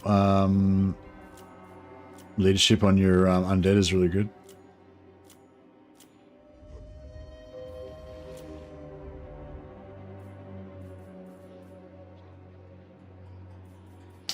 Alright, I think our work here is done. Also, I kind of like having Confident on vampire heroes because it gives the actual vampire hero plus 10 leadership as well as the plus 2 for the whole army. So the vampire hero gets plus 12 leadership. So it may, like in terms of the actual vampire heroes, a lot of times they die from crumbling as well. Like when you've got a goon squad of like 4 vampire lords and like 3 vampire heroes, one of your vampire heroes will be the weakest one, and the AI always fucking seems to pick on them. You know, if there's like a really tough, like if you're up against like Ungram or someone and he's just like a melee destroyer, he's going to be killing that weakest vampire, and then the vampire's going to crumble. So yeah, I feel like the leadership's good, but I don't know, Tough's good as well for that, like for that as well. All right, I think our worker is done. I haven't really checked my diplomacy for a while. I thirst. Me.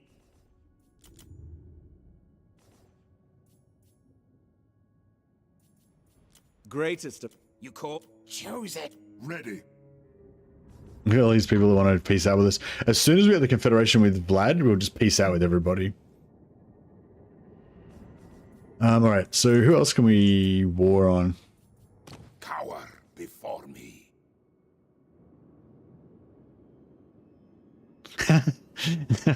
And I hope I haven't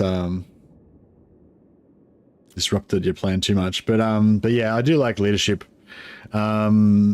It's also good on like if you're like even like Vlad himself, you know, if he's like if he's unbreakable, like if you can get if you can get Gotrek's trait on him, so he's unbreakable. There's some, because sometimes there's those ones where like you have like 2 full stacks or something, and your whole army gets wiped out, but Vlad's just still alive, just tanking and fucking killing their whole army like slowly by himself, you know. But then you get army losses and he crumbles. Whereas yeah, if you can make him unbreakable or even just put his leadership up to over 100, then that's pretty cool as well. Well, these fuckers. Yeah, we'll declare war on you. Don't mess with me. What's your message? Gah! I hate how it kicks you out of diplomacy when you're declaring war on people. Like, when I want to declare war on people, I want to declare war on people in bulk, you know what I mean? I need a lot of wars. I don't want to have to be, like, going in and out, declaring wars on people, like, one by one. So inconvenient. Border princes... I feel like the border princes are just... So, the time for talk is over. Make your demands. I will not obey.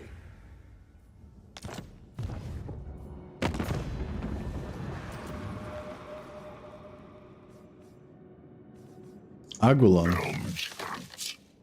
Yeah.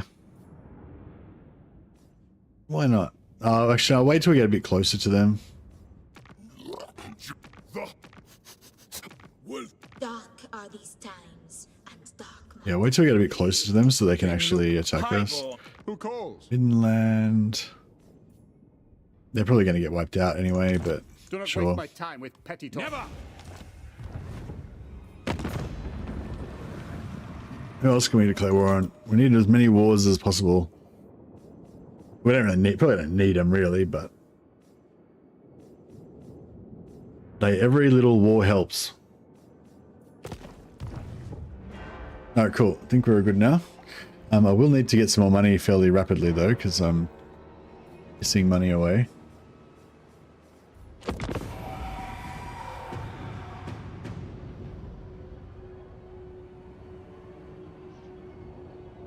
A Lawkeeper is nice though. That +1 magic per turn, it's like, I don't know, I just feel like it makes a big difference, especially if you've got 2 of them in an army. Either to help you get more magic, or to reduce the penalty that you're getting if you're taking like -5 or whatever. The danger thou art in, mortal. Mine patience wears thin for thy parley. Yeah. Extra reserve, yeah, true. It's all good stuff. I actually like it a lot better than the old Lawkeeper. Like, the old Lawkeeper was the one that reduced the building construction cost, so you could stack it up to get free buildings, which was pretty cheesy, and I would make an effort to stack up some Lawkeepers to get free buildings, but it didn't feel good. You know what I mean? Like, it didn't feel good having like 5 heroes that you specifically got Lawkeeper on for free buildings, but then that was their only job, was just to walk around and give you free buildings, and you didn't really like using them as heroes because they had a shit trait. Like, they had a shit non-combat trait, you know what I mean? Whereas, yeah, the new Lawkeeper, even if it's not like super powerful, at least it feels like a cool thing to have on your army. Whereas the old Lawkeeper with the building construction thing, it's like that trait. You know that trait that you get with the Dark Elves, the ones that gives you +2 levels to Death Hag recruitment, and like cheaper Death Hag recruitment, but cheaper buildings for the Death Hag building and stuff? That's like, yeah, you can stack that up to get really cheap Death Hag buildings, but it feels like a shit trait. Like, you always take it on a hero that you're not going to level up just to use it as a thing, and then you just delete the hero afterwards. Like, you never actually, it's like, do you know what I mean? It's like, yeah, there's certain traits like that. They're useful, but they feel bad to have. Like, it feels like you're wasting your hero, and then you don't like invest in that hero and care about them because they're like a shitty hero that you're using for a utility purpose, not like a sweet hero with Dread Incarnate or something, you know? Alrighty then. We have Vlad here. In blood. Trying to...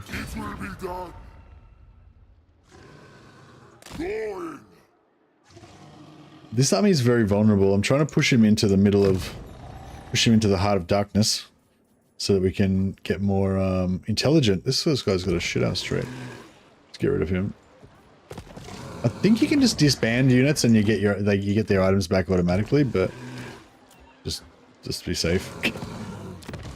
Yeah, he's got a shit trait. Yes. Who needed a necromancer? I think we needed one down here, didn't we? Yeah. What? My bloodline calls. Ooh. Speak of the devil.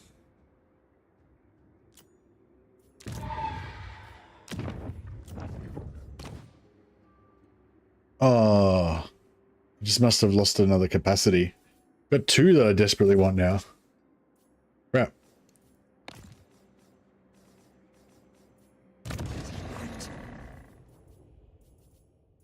Wish there was a quick way to check all of their traits. The true von Carstein. I don't really need devious. But he's level 36 now. I can't really get rid of him. YouTube, stop pushing mercy streams to you? Oh. That's no good.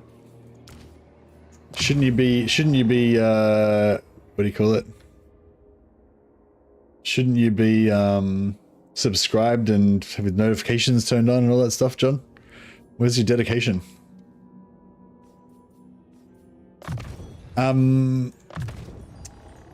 Yeah, I also, if, yeah, I don't know if I don't know if it really helps that much, but some people do complain that YouTube doesn't like, you know, it doesn't notify you when I go live or whatever. I've got this thing set up on my Discord where when you go into the welcome chat, if you click the bell, it'll ping you on Discord whenever I go live. So, you know, that may or may not be useful to you. If you've already got like 27 million things pinging you on Discord, you might not notice it. Or if you don't want, you know, Discord to ping you, you can still be on my Discord and not have it activated. Just you have to go into the welcomes channel and click the bell if you want to get notified. But yeah, some people say that, I don't know, I think there's about 50 people that are on there that use it, so maybe it's useful. I've Discord turned off because of that 27 million pings. Yeah, I have all of the channels on my Discord pretty much muted. But I try not to ever really ping people on my Discord, apart from the people who have turned on the automatic pings for that. All right. Well, we do need to get ultimate power, so we need to keep going with this. All right, where are we going? I kind of want to go down here because I want to do that, but then I kind of want to go down here as well. Oh, well, actually, yeah, we don't need to go up there now. We can go down now. More sleep shines. But I've kind of already done it, haven't we? What's he got? You what? Fuck. What a pain in the balls. Borders. Reckon we can take out that with that? Yeah, should be right. Will you have early access? Yes. Yeah, they've already told me that I'm going to have early access. I don't know exactly when I'll get to early access, but yeah, I will get it. It seems like it's going to be quite a long period of early access too, but I don't know when I'll be able to show you anything though, you know, like, so even after I get the early access, I won't actually be able to show you guys anything or talk about anything until the first NDA comes up. Ready. Yes. This better be important. No. All right, we might do, but he's got no magic, does he? No. So he needs his necromancer.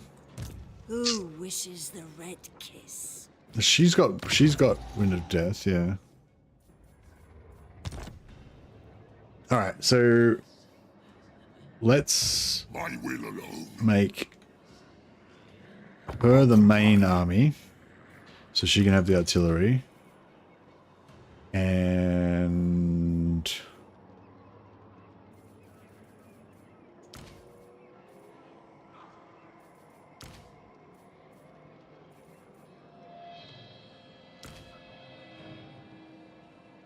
yeah.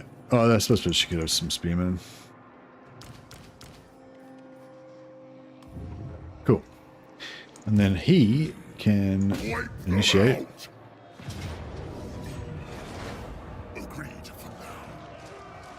Will there be a vote of who you choose to play first?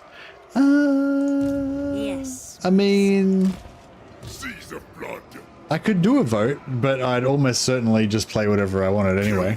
But if I happen to want to play the same thing that you voted for, then I could pretend like it was a democracy. Would that make you feel good? Destruction. Obliterate. All die.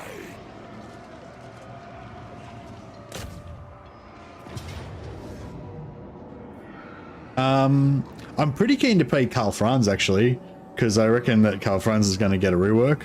But I probably won't be able, like usually in those early access times. So probably what I'll do is the same sort of thing what I did with Shadows of Change. Like I'll probably just do like one shot streams of each. Yeah, I'll probably just do one shot streams of each thing. So you know, like as soon as I get the access to show Karl Franz, I'll just do a one shot stream of Karl Franz. Then the next day I'll do a one shot stream of, you know, updated Kugarth or whatever, and then next time I'll do whatever. Probably just do that. So, and then it won't be for like, it probably won't be until after launch really that I'll settle down and do like proper campaigns, you know, or at least, yeah, I don't know. We'll see how we go. That's kind of how it usually goes though.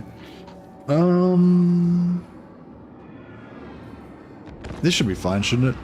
I don't know why the auto resolve's terrible, but I feel like in reality it's not going to be that bad. These flamethrowers are rough.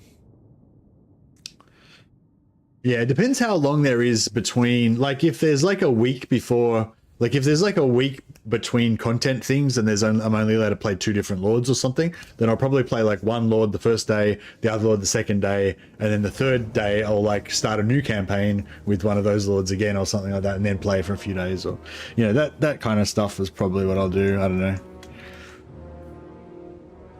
But it's exciting though, isn't it? It's coming up. We don't know exactly how long it is, but we know it's coming up. It's exciting.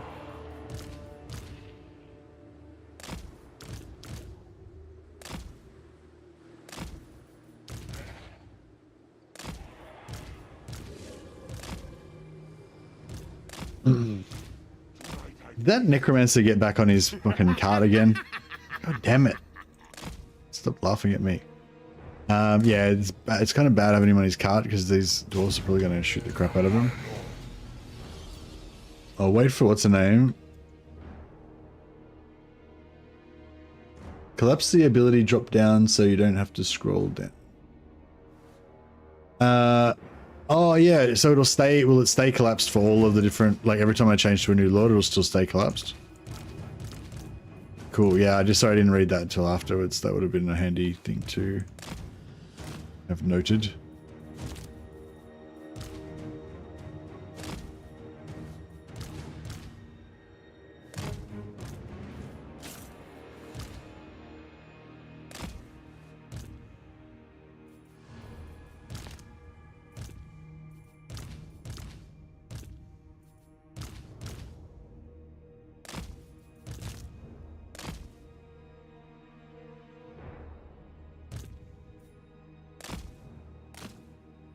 The thing about dwarfs is you can just walk up to them, drop a heap of spells on them, and just walk away, and they can't do anything about it because they're too short to be able to catch up to you.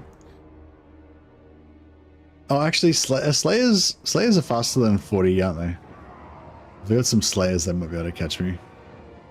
Can't remember if they had any. No, I don't think they got any. Oh, yeah, they do. 40. Oh, okay. I'll just stay away from the Slayers. It'll be fine. Alright. Alright, boyos. We can try and do some peak gate guard. I don't know if they'll Die,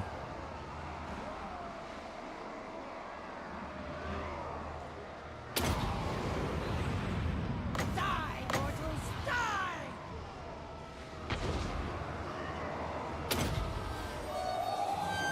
My magic! what do you think about that? 0 kills. They appear to be unmoved.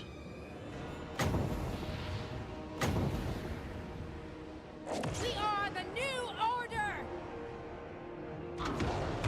Oh, here we go. At once! Swiftly! At once!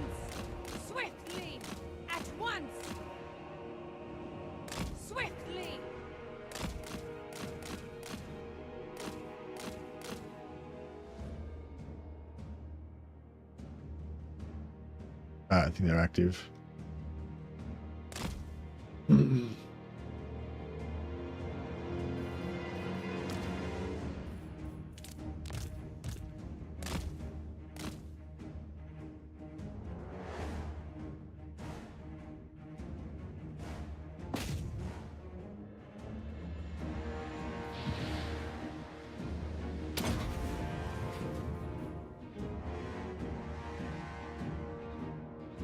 Artillery is going to be more accurate now that they're stationary.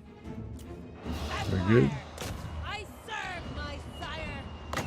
We'll just debuff these guys so they can't hit for shit. We are immortal.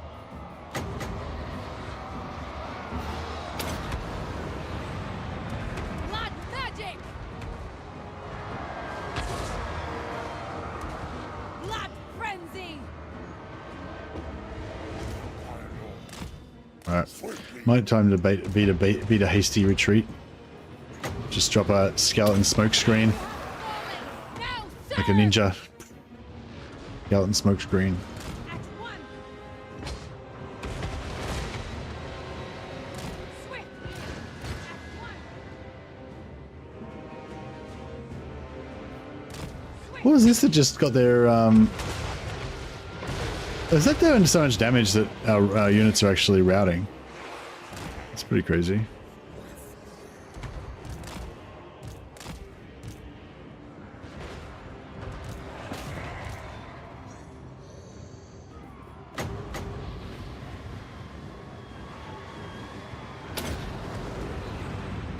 The curse of undeath.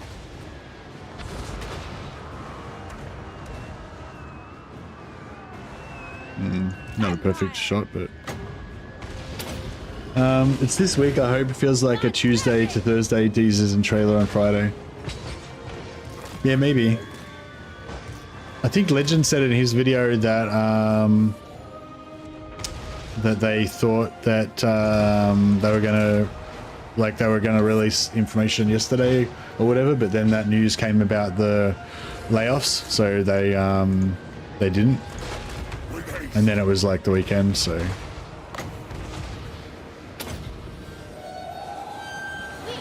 How's their artillery going?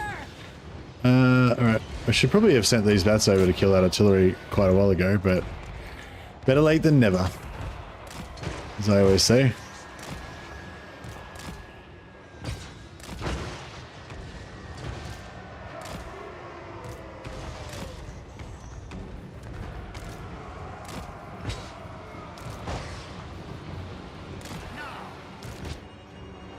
With haste. Forgot some.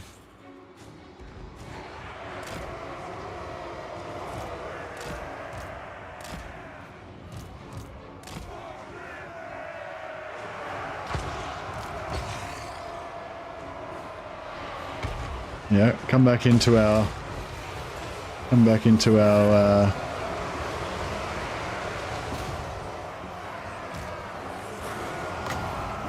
right, we'll drill him. We are immortal. Blood magic. Curse of years. Oh shit. We've been flanked. Will join us. We're being flanked by dwarfs. We serve. That's pretty ridiculous. Did they dismount them? Oh, they're done. Alright, cool. Get our bats back over here to deal with these. Mercy got flanked by dwarfs. I know. The slowest faction in the game managed to befuddle me.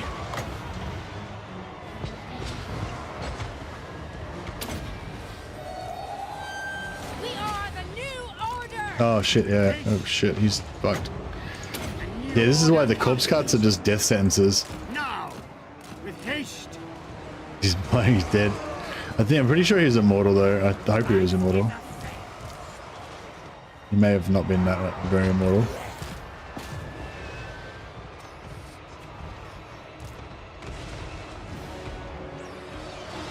Drown them.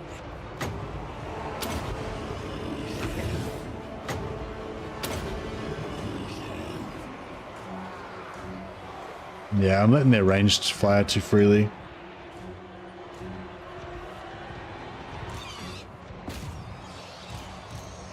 We need to get our other necros in here as well.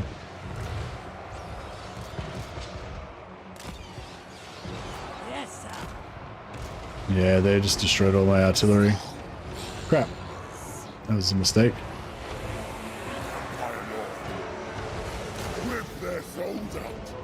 Yeah, I didn't set up properly because I didn't put my necromancers with my blob.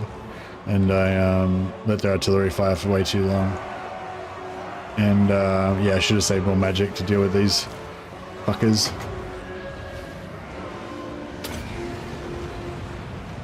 Die, mortals, die! But all will be well.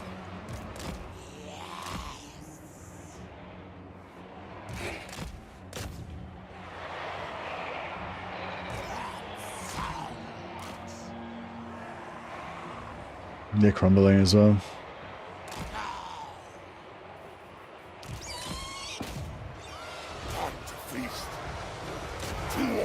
Fucking dwarfs. Why are they so tough? Now! Now!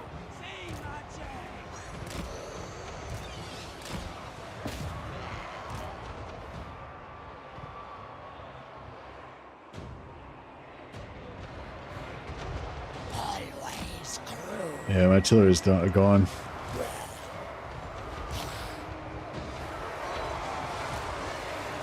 This fucker's still not dead. What an absolute dick.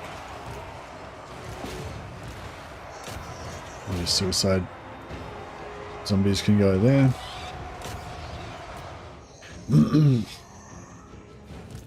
Kill him. Finally.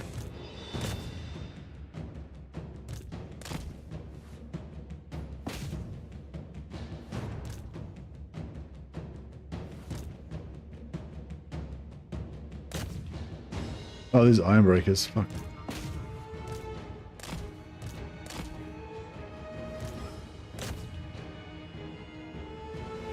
He's back again. What an absolute dick.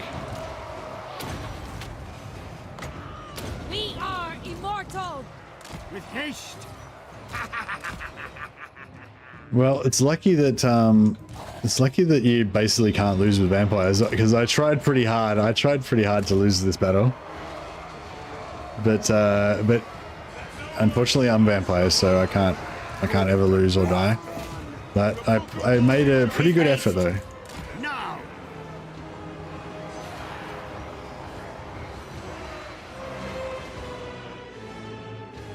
That was a colossally badly mismanaged battle.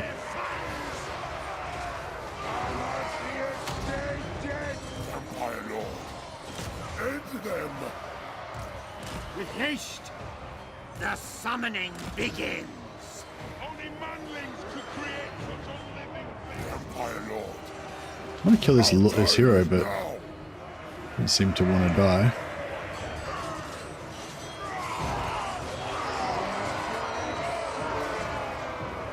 I might pull out of there because there's like too much iron breaker action going on in there.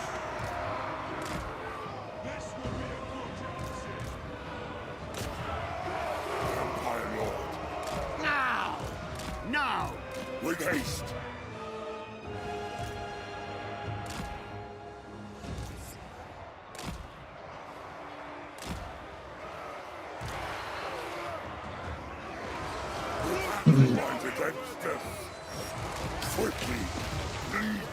Oh, he's still fucking going with his magic and stuff. Necromancer, the dead are mine!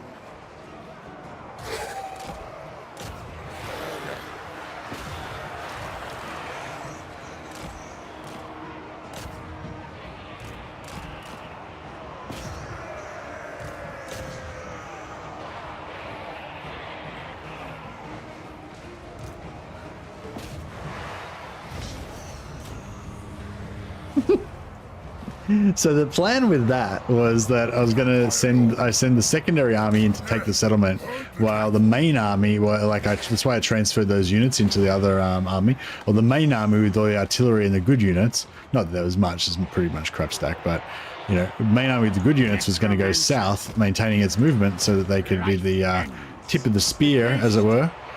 Yeah, but in fact, we just got our entire army like obliterated, basically. Classic. That's right there. Not a very important battle. Hey, Senti. Alright, we'll just end this battle so we'll never speak of it again.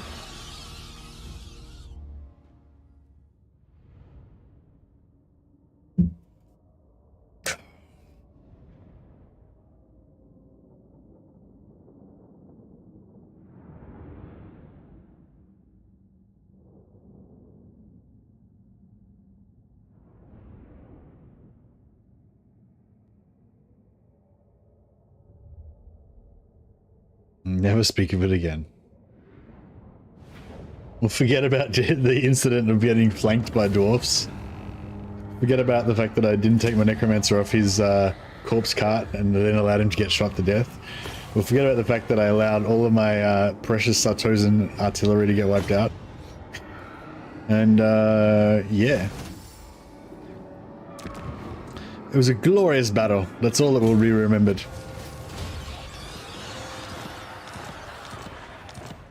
Alright. Yeah, so he can just stay there.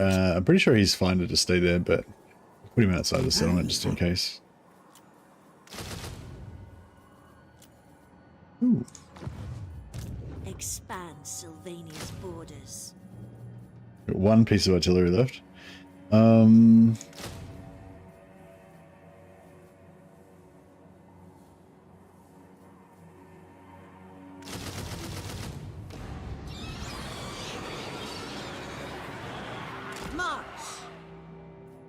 It will be done.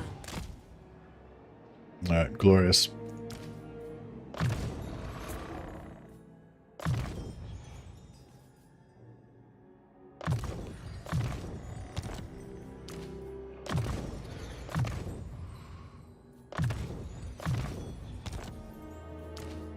I thirst.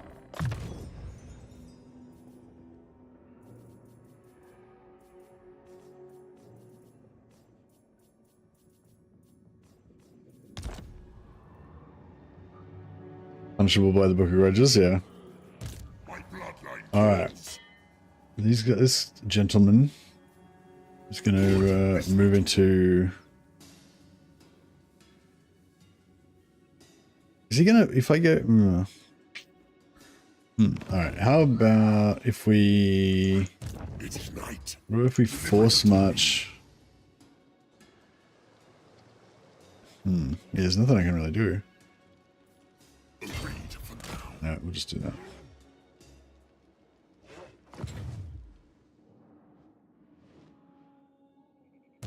My will alone.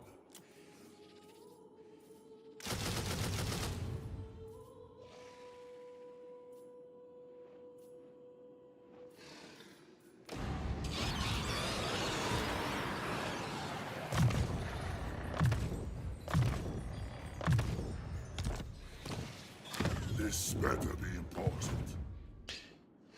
All right. What else can we do? What else can we do?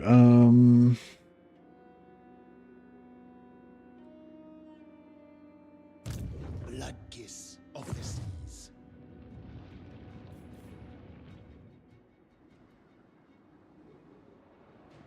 Come, impress me. More sleep shines.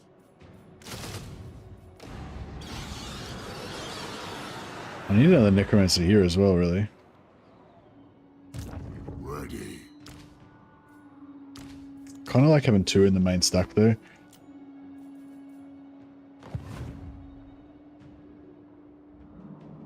So how much quicker is it going to be to go through there? And then, I mean, I can either bring both down here and then go up there, or I can bring Mannfred back up this way.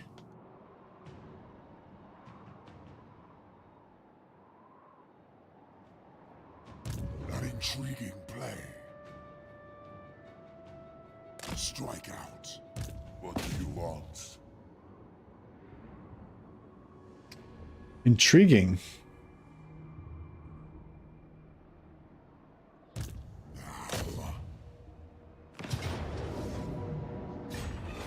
All die. I can do the auto resolve. Sold.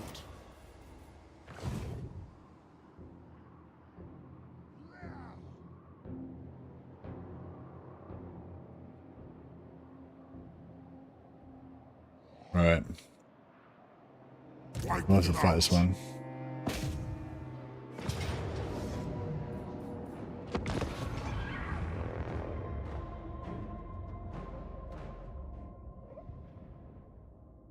What are you saying, Alan? You can just say things like, I heard a rumor that this unit is in it. Yeah, I try to just comment on either official stuff or on stuff that other people have talked about. That way I don't, like, you know, get in trouble. I serve me. Is Mannfred a new DLC character? Hey, Sammy. Mannfred is one of the original characters from Warhammer 1. He's one of the oldest characters in the game. He's the OG vampire lord. Most people play Vlad, so that's why you might not see him being played too much.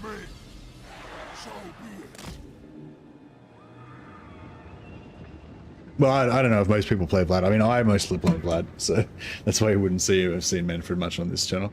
I gotta say, I'm very much enjoying this campaign though. Like, just because it's something different, you know? I mean, I think Vlad's still going to be my favorite, but just to like mix it up and go for something different. And also it's kind of cool having this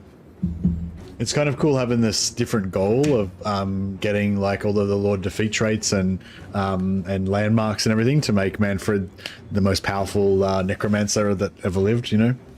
Whereas with Vlad, my goal is usually to try to make him take over the Empire and become a de facto Elector Count. So this is something a little bit different at least.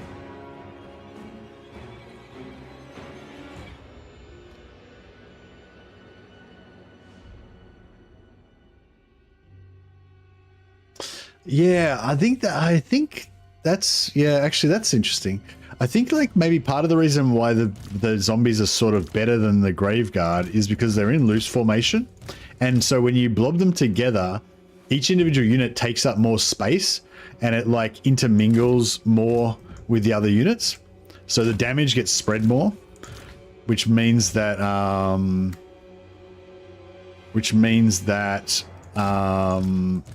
no single unit takes as many hits.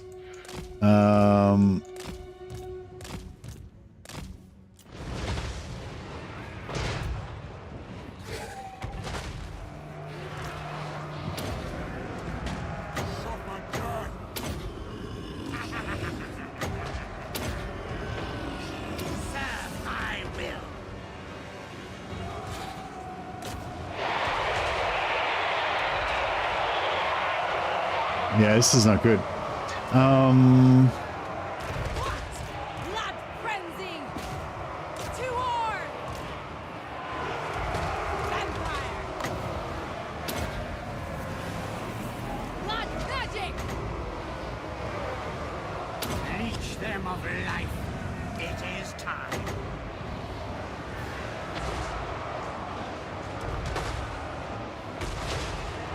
All before us will perish.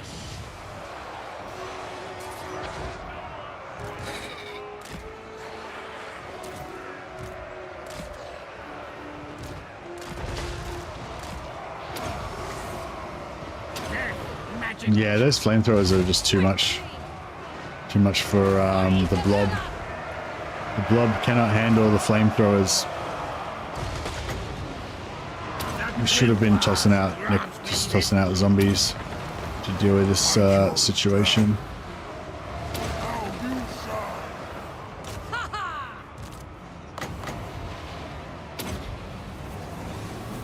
We are immortal!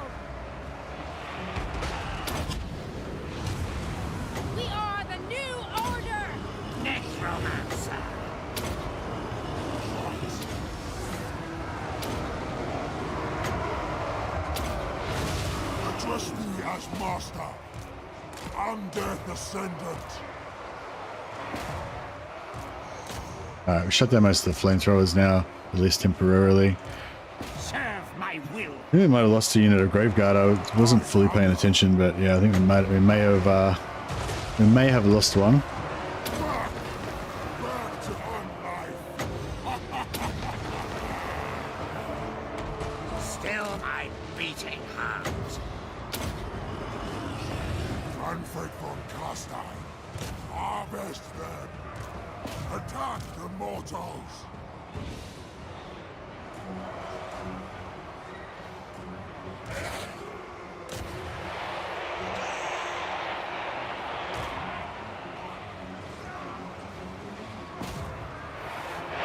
Mortals quail. For unlife. What happens if I do Raise Dead with Overcast? I guess the duration lasts longer? Now you serve me. Noble of the night. Blood magic. No, sorry, not Overcast. With the 25% spell mastery on. I think it might give you duration. Bring death. The von Carstein's march.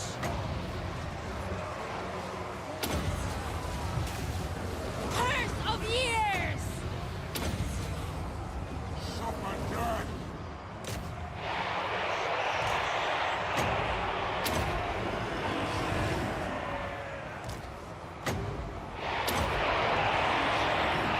Winds of death.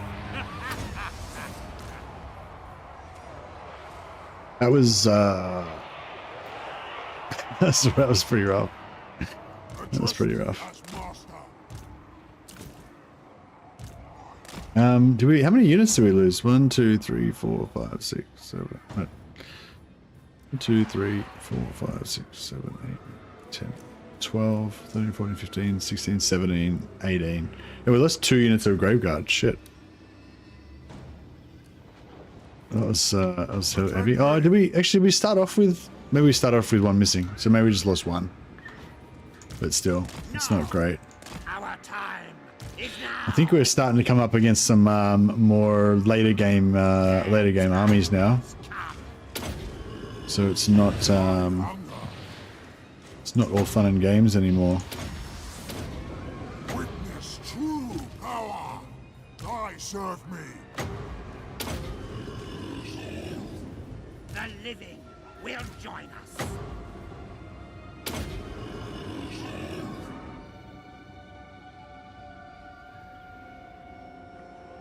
Yeah, yeah, these last few battles where we're facing like 2 or 3 units of Iron Drakes just flamethrowing the blob. Yeah, flamethrowers are definitely the blob killers.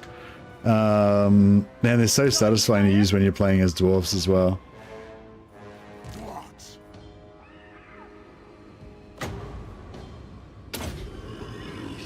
The dead are mine.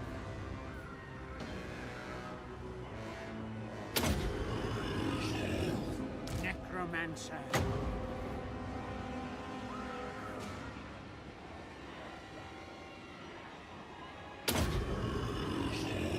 Mortals quail.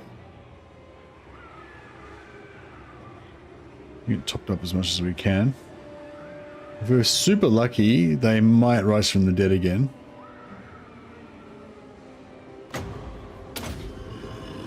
Necromancer. Life is a phase. Life is a phase. Everywhere is Alright. death. It's not too bad, all things considered.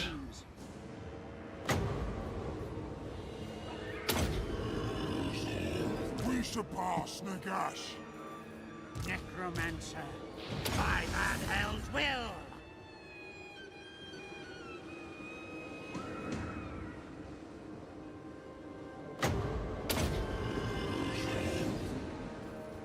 Alright, I think that's just done.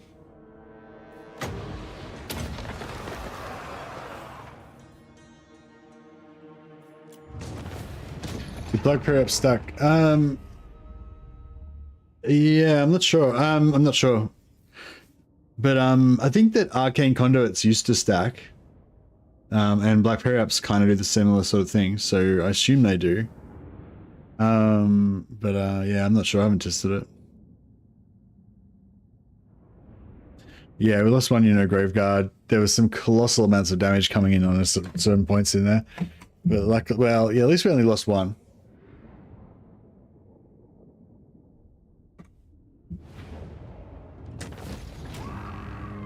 I meant the old Arcane Conduit, not the current Arcane Conduit.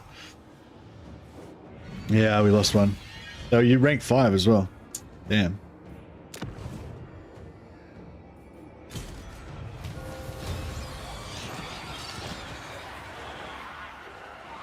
I'll take Sigmar's throne. More sleep shines. Fuck, I need a Necromancer.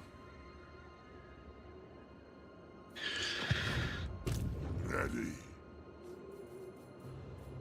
Deliver it unto me. At last. Light.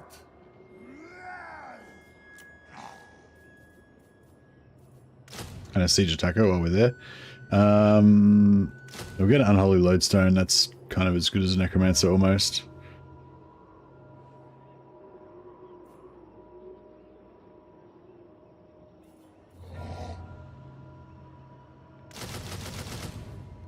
Yeah. Hopefully they'll get it done between them. Your wish, master. Guy's still on his mission to find Gorst.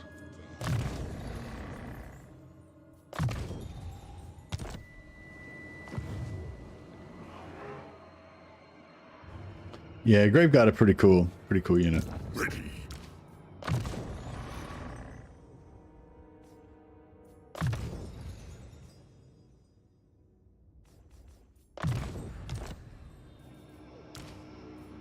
What do you want? Wolf von Bloodfang is an excellent duelist. Doesn't care much for magic, but at some point we'll probably have to give him some spells. But until then, his loyal necromancer Arturius Gretchlaw will handle all the nerdy spellcasting nonsense.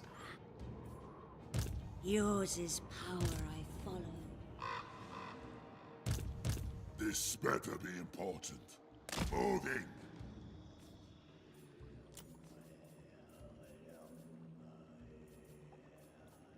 Agreed. For now. My bloodline calls. My bloodline calls. Dance macabre. Bring me flesh to craft. I'll comply. I don't know if these extra armies are really that necessary. I'll be all powerful. Everything dies. How far down here does these stuff go? Oh, he only stops there. That's cool. Necropolis awaits.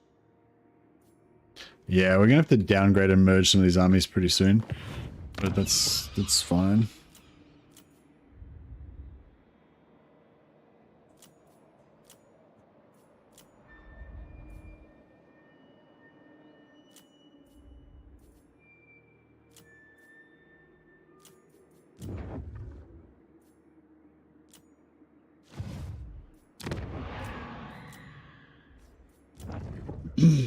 Intelligent, nope. Ready.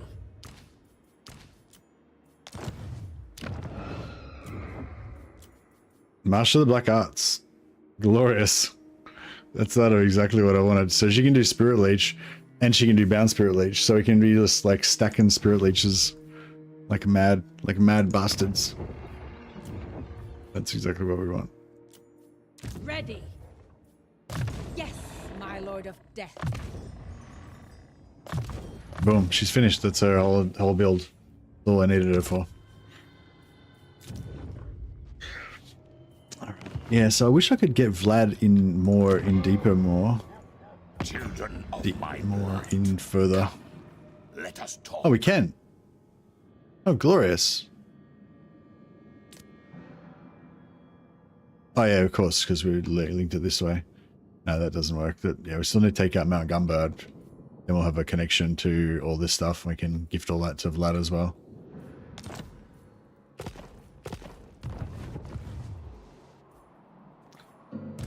Ready now. My hunt. This night.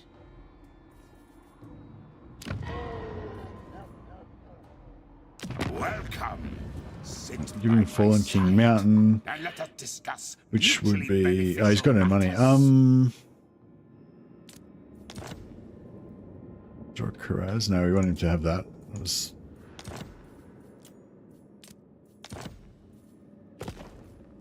Yeah, no, we'll wait. Wait.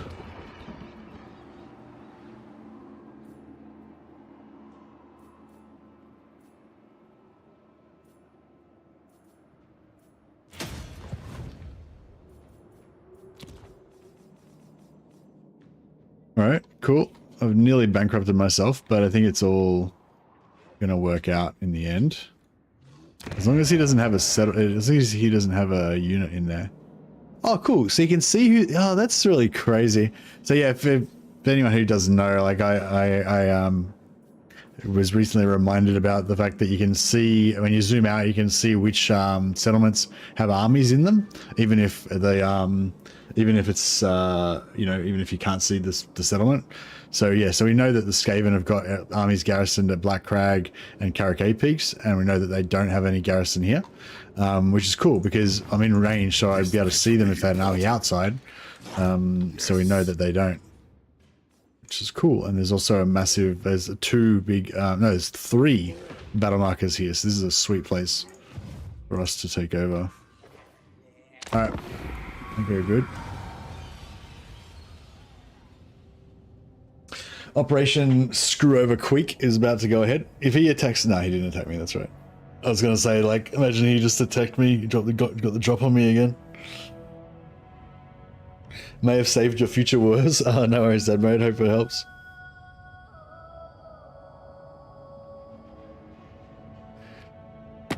Mortals, thou hast trespassed.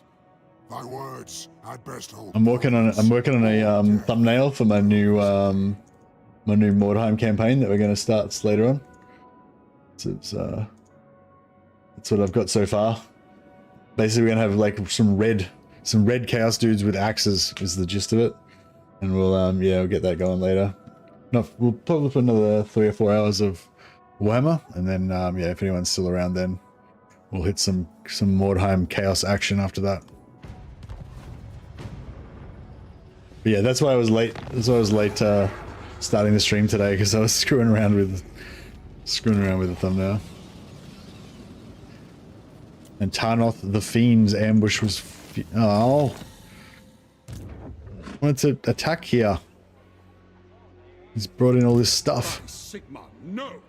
Fuck, this is why I should have had a... I should have brought a like an assistant army.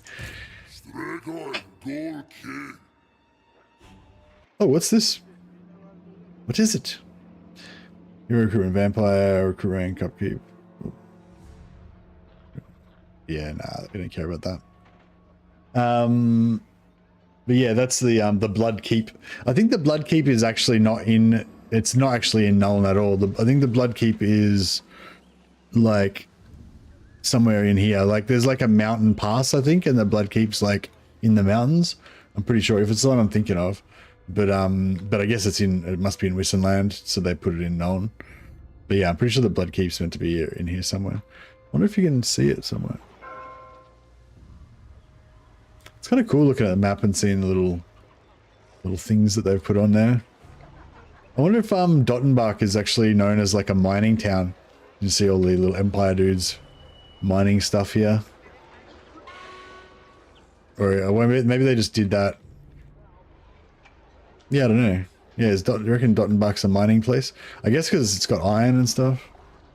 kind of makes sense. But I wonder if they yeah, I wonder how much they like went to the lore. Probably not.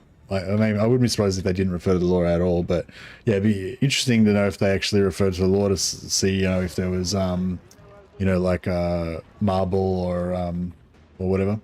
The old world's full of stuff like. What do you mean, like little things on the map that you can little landmarks and stuff on the map? Do you mean, or you mean like landmarks in the settlements like this? Possible. Like this type of thing.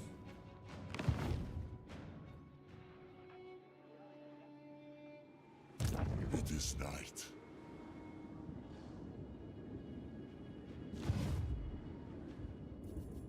What? Physical landmarks, not in the settlements. Oh, okay. Oh, really? Because that's sort of the thing that's been putting me off actually trying the old world mod, because when I've seen people like playing the old world mod, it looks like more sparse to me. Like, you know, like this world looks really dense and like all filled with all these little handcrafted little details everywhere, you know, little bespoke little details everywhere. Whereas when I've seen other people playing the old world mod, it seemed like it was just like big kind of expanses of plain kind of boring terrain and stuff like that. But maybe I was looking at the wrong bits or something. More sleep shines. What do you want? All right, let's get this sieged up here.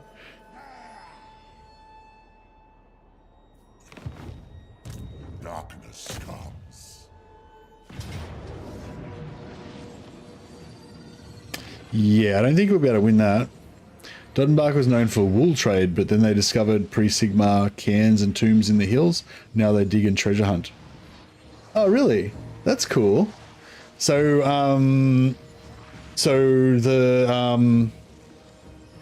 there is sort of mines and stuff there, but they're treasure mines, not iron mines. That's cool. So there's sort of like there is a relationship there between them putting that stuff on the map and stuff. Kill them. Raise them. Destroy them. It's night. Yeah, but sorry. Get some more coffee. Yeah, I might check out the old world map after the DLC comes out. Once he updates it again. As yeah, I'm not really interested in SFO because I feel like SFO changes the game too much. But but yeah, I probably should try SFO at least one day. But yeah, it just doesn't really interest me, that stuff. But like the conversion stuff, but the just making the world bigger and more detailed and having more stuff in it, like that's pretty much exactly what I want. Like I used to play with Medieval 2, I used to play pretty much, pretty much almost only played Medieval 2 with the stainless steel mod on, which basically it changed a lot of stuff, but it basically just the main thing that it did was just doubled the size of the world. Like just like zoomed everything in and made like 4 settlements in the area where there was previously only one or two or whatever.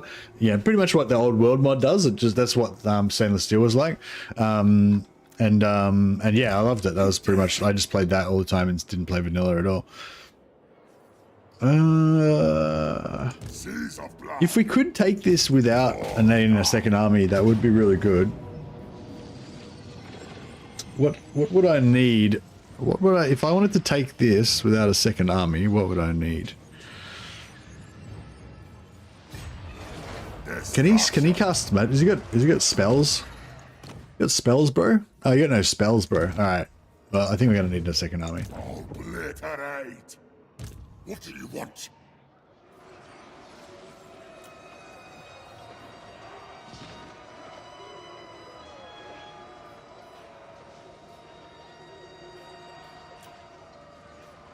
Good, this will do.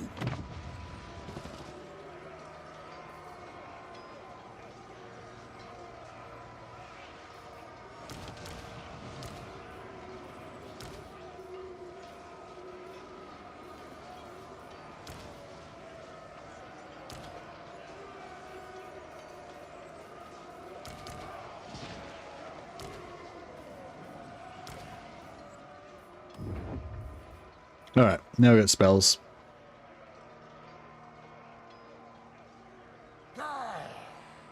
Yeah, I don't like painting the map really.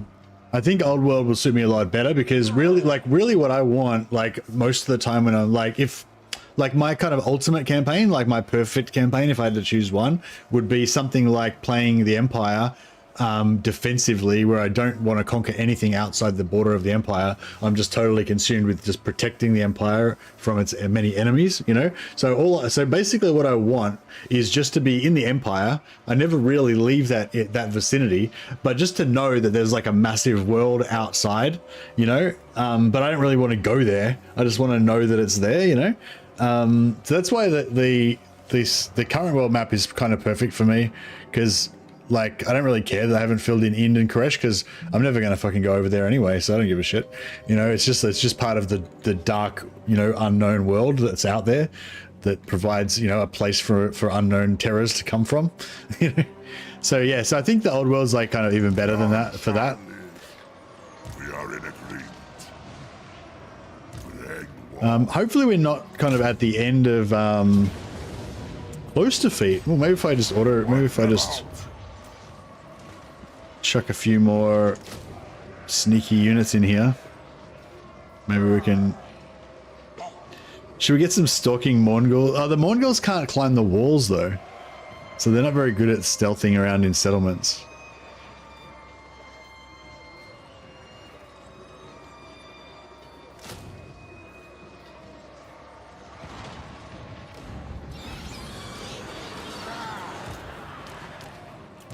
This night.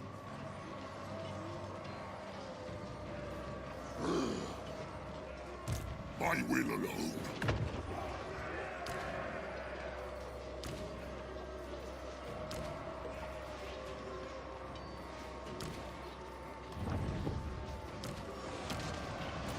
This better be important. I am ready.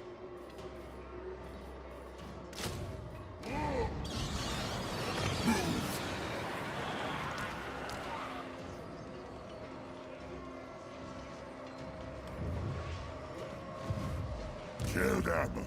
Raise them. All right. I am a rune lord, not some smith. Close defeat. Why can't I just auto-resolve it, bro? Give me the auto-resolve. I already got heaps of stuff on him. I guess just in case we do need to parry up our way through it, we can grab a parry up on him. Relic sword, berserker sword, they can go.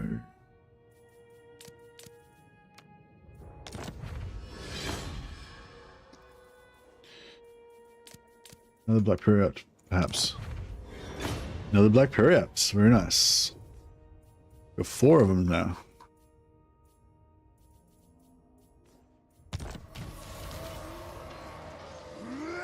Darkness comes.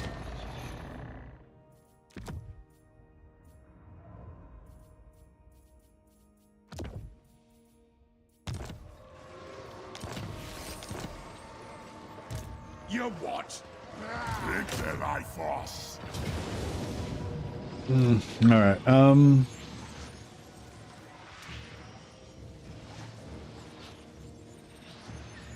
Does he already do terror? Yep.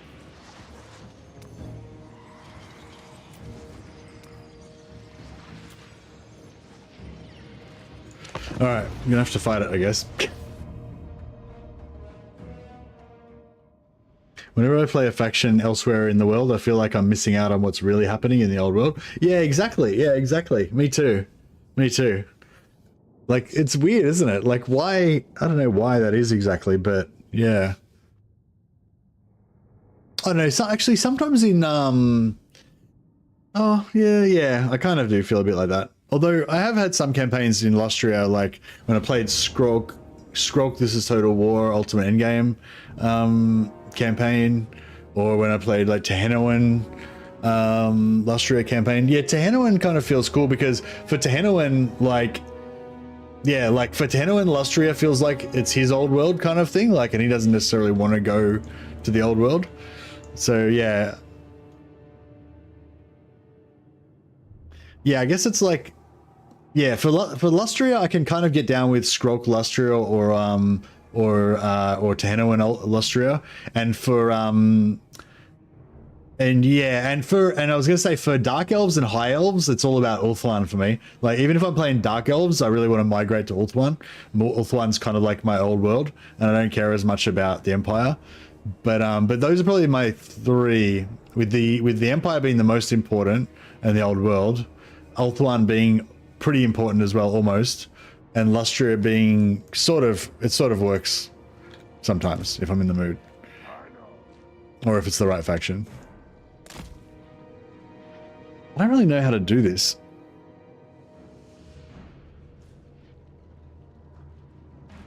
That'll be right.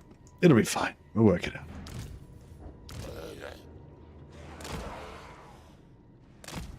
I don't know. Maybe we should wait.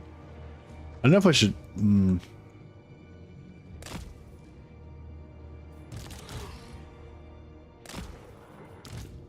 Vampire Lord.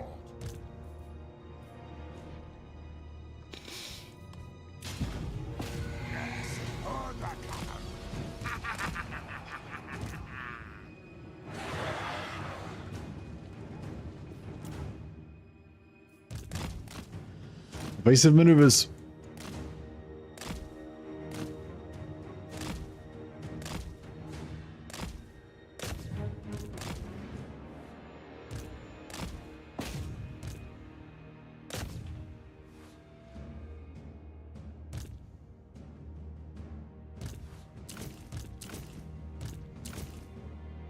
All right.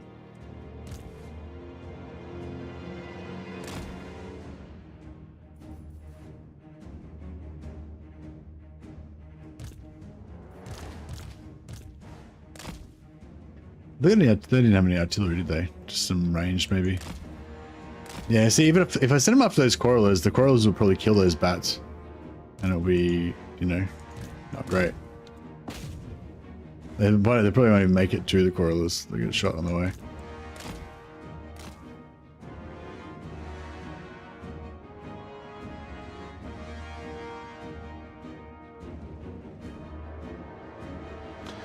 Moors, yeah, well, in this campaign, because I'm there, like, kind of being an enemy to the other, like, I killed Thorek really early, so he never even probably, you know, barely even went to war with Clan Moors in my campaign.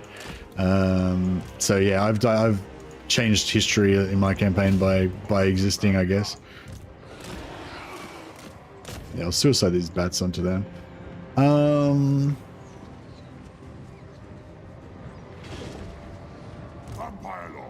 Alright, okay, let's try and jam some shit through this door. How's that going? Oh, those dogs are doing okay now.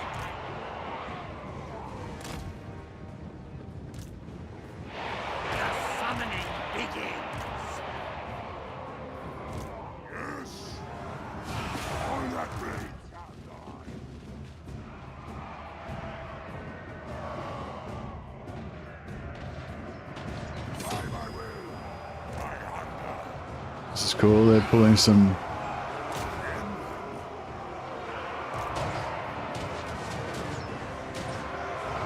Good, they're not jamming us in the doorway. We can get a few units through there before they start jamming us. That'll be really good. Necromancer. With haste. Yes, it goes like these bats just charged these guys and done nothing. Now these ranged units are just going to kill them with bats.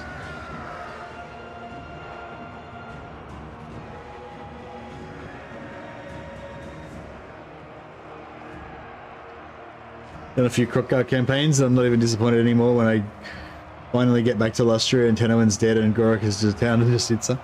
Yeah, I wonder if... Yeah, I've been thinking about doing a Crookguard campaign for ages. Like, I keep thinking about doing a Crookguard campaign, but I don't know, I can never get excited about it because I think like I really like Tehenoan campaign because I have that feeling of like Lustria being like the Lizard Man old world, you know? That's where all your famous like special buildings are, and you know, that's where the old ones speak to you if you're playing Lizard Man or whatever.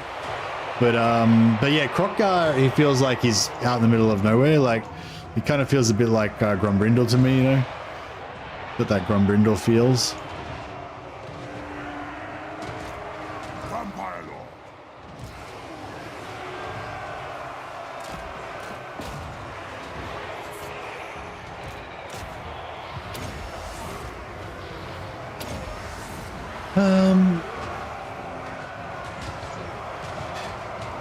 Oh yeah, you can see here, it does stack. See, Black Perry at plus 160, 160, plus 40. So we've got 380% recharge modifier right now.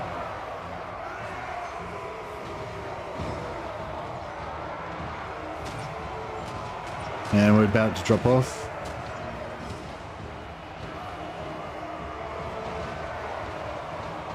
Why is it not dropping off?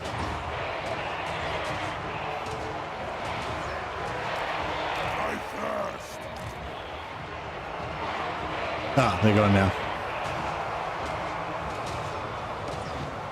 Plenty of room for everybody, exactly. Just jam on in there. Alright, try and get that Necromancer in the middle of the pile. How's that Lord going? Did we make any inroads on him? Alright, let's start Wind of Death thing some stuff.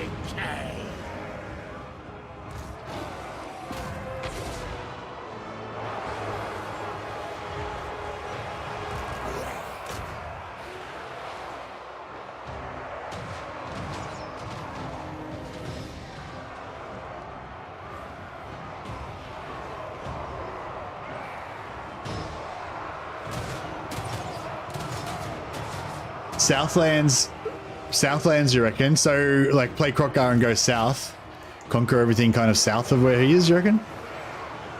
Because yeah, I feel like playing Kroq-Gar and then going into the desert and fighting the orcs and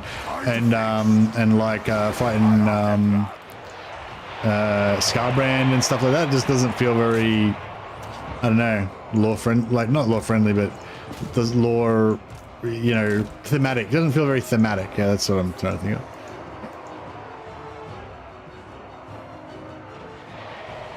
Yeah, saw it. Thanks for the spell, yeah. Yeah, I liked and commented on it. Vampire Lord. Rip their souls out.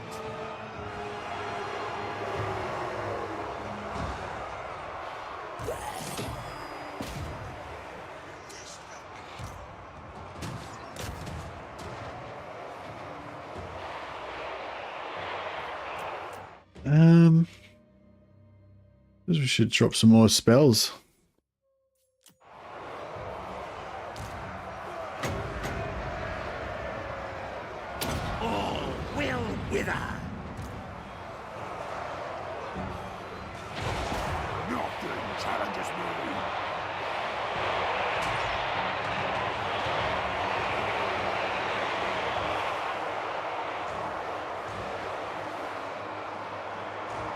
Dragon Isles from Kugath.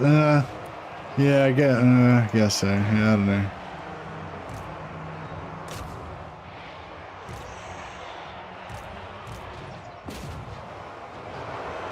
Oh, bro. Wind of Death me. Get my recharge going.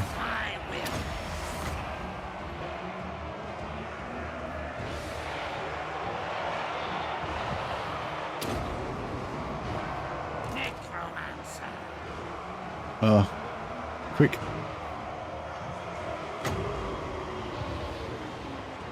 Ah, you know, too late. Yeah, we missed a heap of it. Oh, well, it did a little bit of damage. Yeah, a little bit. Little bit.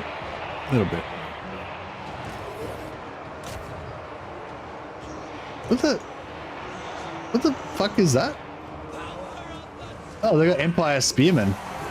They got little blue Empire Spearmen working for the dwarfs. It's like, dwarf spearmen? What's going on?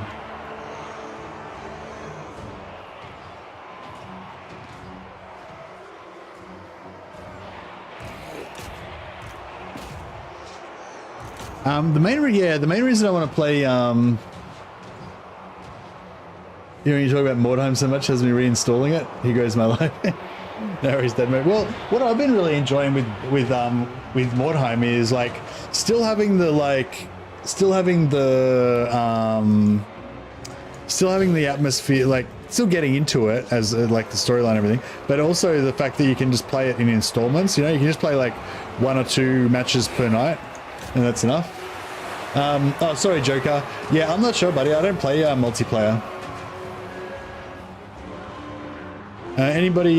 Joker asks, what's the best race for multiplayer battles? Does anyone been following the current meta that can give us a quick rundown on, you know, what races are strong right now, which ones are shit or whatever?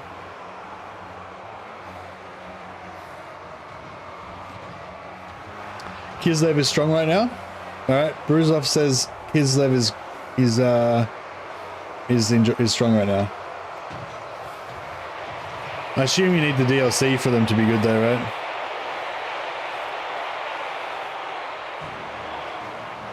Cathay and Kislev. I only know that Kislev is banned in competitive multiplayer. Oh, okay. There you go, Joker. Kislev is currently banned in competitive multiplayer, so probably they're the strongest.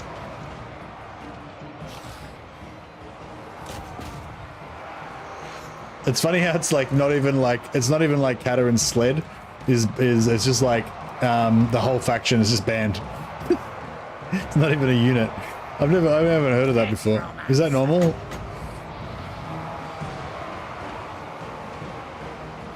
Yes, yes.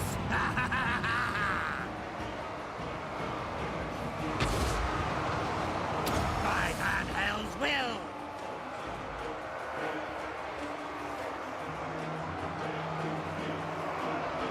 Gotta throw the whole faction out, yeah. Don't know the current meta, but Slanesh is good. Speed is such a nice advantage. Speed is, yeah. I remember Zeech used to be pretty good when Warriors of Chaos, like when Warhammer 3 first came out. But that was the last time I was really interested in multiplayer. I haven't really played multiplayer for a year or so.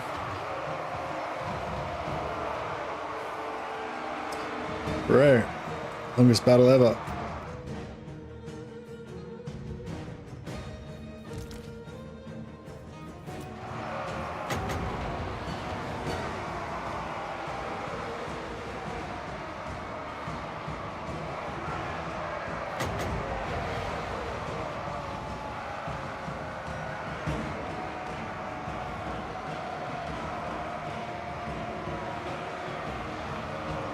Beautiful decay.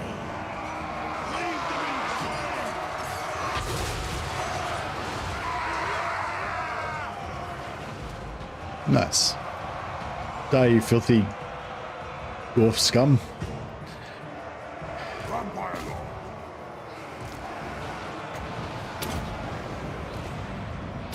Blood magic.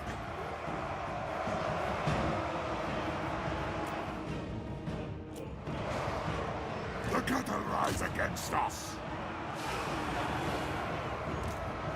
Vampire Lord. To war.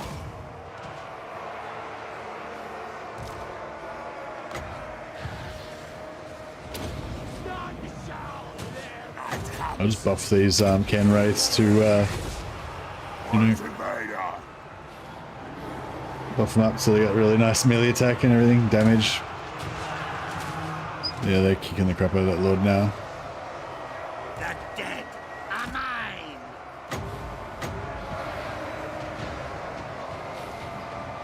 All will wither.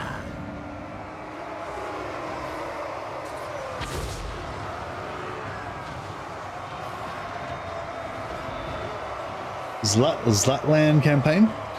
What's a Zlatland campaign? Oh, is that a mod? Must be a mod.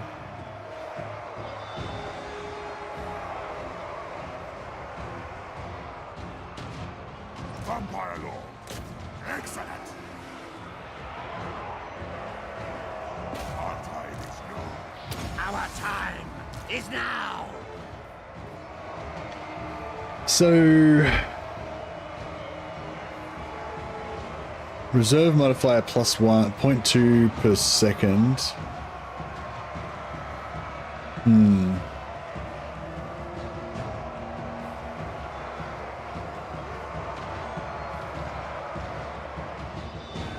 Yeah, no, sticks and stones. Yeah, I thought so. Fear them out.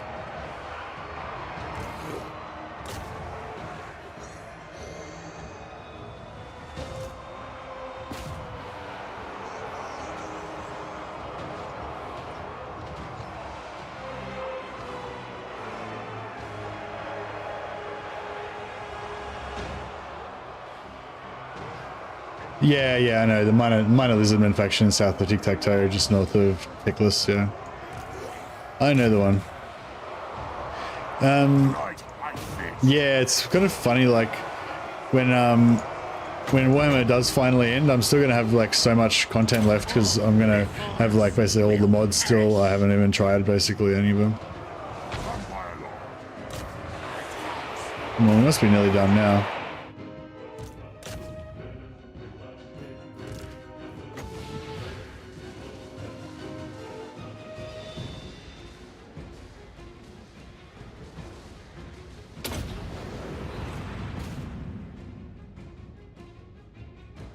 What if we can bounce a Winds of Death in here?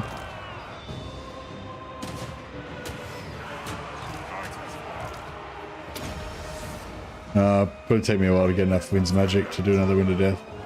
Might be about done there. Alright, I can't be bothered healing my zombies. They can just fucking die for all I care. Alright, cool. Vampire music was playing, so I'm safe. Yeah, nice.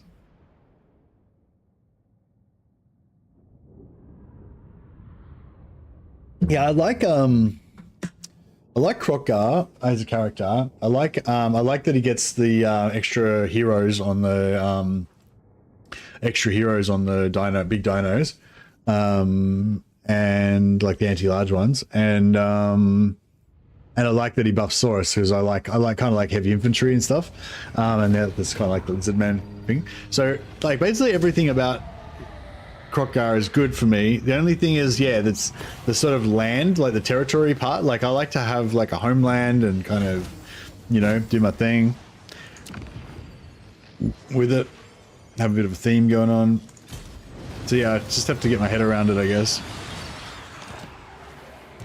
My bloodline calls. Yeah, like the old Krokgar start was sort of like, you know, you're in that kind of corner right at the edge of the map. And it was sort of, yeah, like that was kind of your little homeland, and you kind of expanded out of there. So that kind of made sense to me, although it was actually, I felt like it was actually really painful to play the old Krokgar. Like it just, yeah, I don't know, it was, just wasn't, just was really sort of slow and weird. Have we already got all their money? Was that this turn or last turn? Oh no, I haven't done it this turn. Alright, cool. No, I can't give him Doc Karaz. Ron Peak? Nope. Zupa? Nope.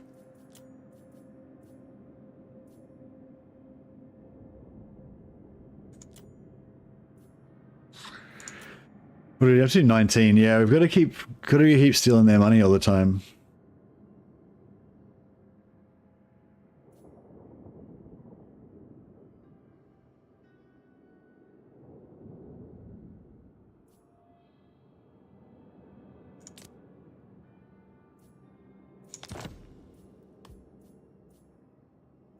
At last!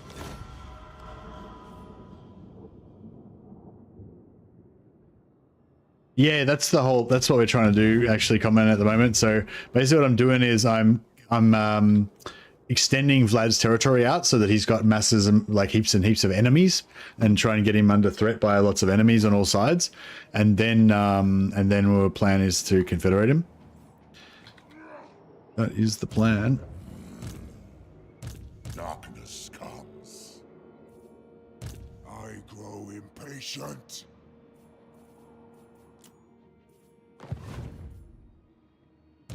Yes. I don't want to mess with... I don't really want to mess with... Thine right is mine. I don't really want to mess with...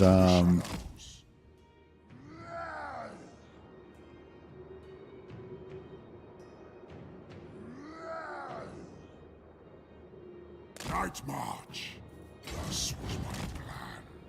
I don't really want to mess with Stop that. I will with Ungram anymore. my ancestors. So if I can get him to leave me alone, I just want to pass through his lands peacefully, and then and leave him at war with Vlad. Welcome. Sit by my side. and let us discuss mutually beneficial matters. And then,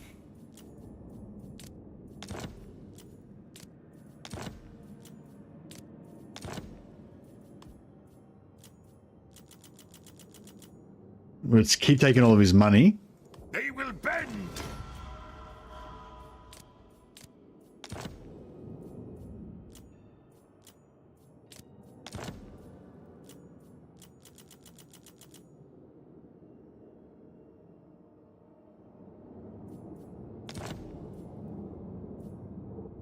I approve. Sorry, I got distracted by what I was doing. I need to like kind of do a thing and then talk about another thing and then do another thing and like I try to do it all the time, talk about something while I'm doing something at the same time, and I'm just not really capable of it.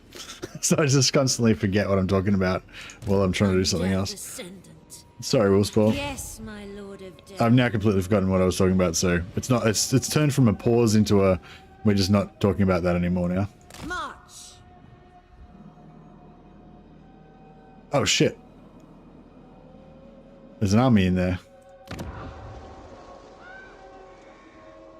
Expand Oops. Sylvania's borders.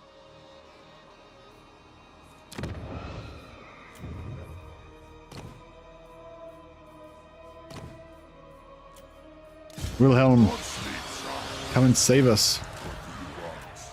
Alright, he can bring in some heavy artillery if need be. Alright, we'll just keep him as a backup here.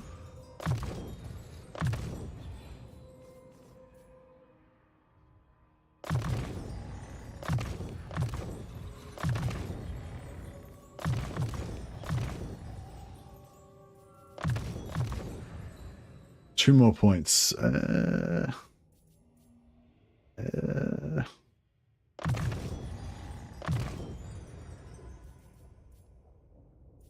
That's fine.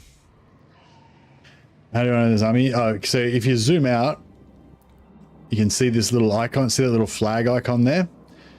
That means there's an army here. So this one's got no army. This one's got an army. This one's got an army. This one's got an army. This one's got no army, etc. What do you want?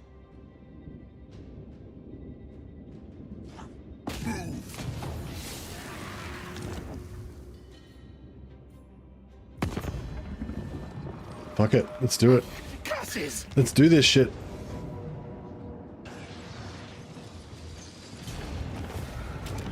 Yeah, no worries. Into the breach.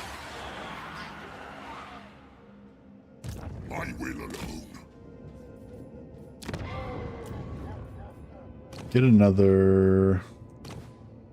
Have we got enough? No. Dolph Jaeger. What is your will? Alright. Didn't really coordinate. Didn't really coordinate as fully as I maybe would have liked to, but it's okay.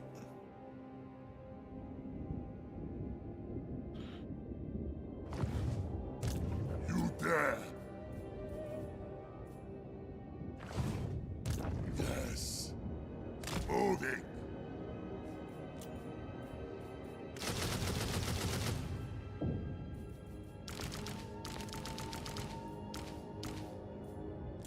I hunt. Switch this guy out for somebody else. Like this guy. Darkness comes.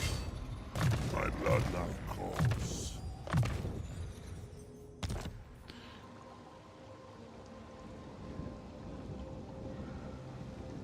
Wonder if you could revive the Ghoul King. Yeah, I'm sure we could, but there's no reason to though. He's not a unique lord or anything, right? What do you want? This better be important. Kill them, raise them. Soon I'll be all powerful. This guy didn't make it in time. Yeah, there's no purpose to having this guy in really anymore, is there? If there ever was. Nah, not really.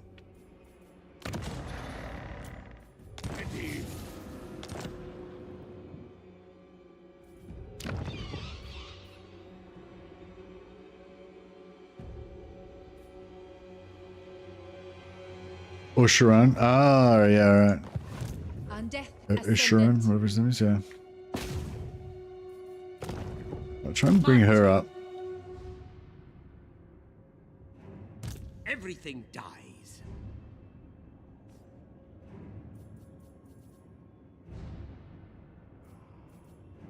Yes, empty the tombs. Going. Is that? Bring it all to me.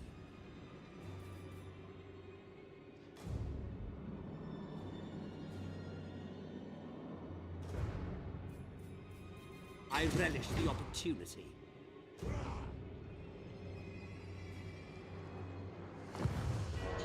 Grave times. Yeah, so he'll be able to make it to there next turn. That's fine. What's this guy gonna do now? He's kind of just stuck in the middle of nowhere here. I don't really want to... Yeah, I might have, like, overly recruited a little bit too much here. I mean, we need to invade here and wipe out all this stuff, but... we can probably just raise new stuff on the way there. We don't really need to be paying for it the whole time.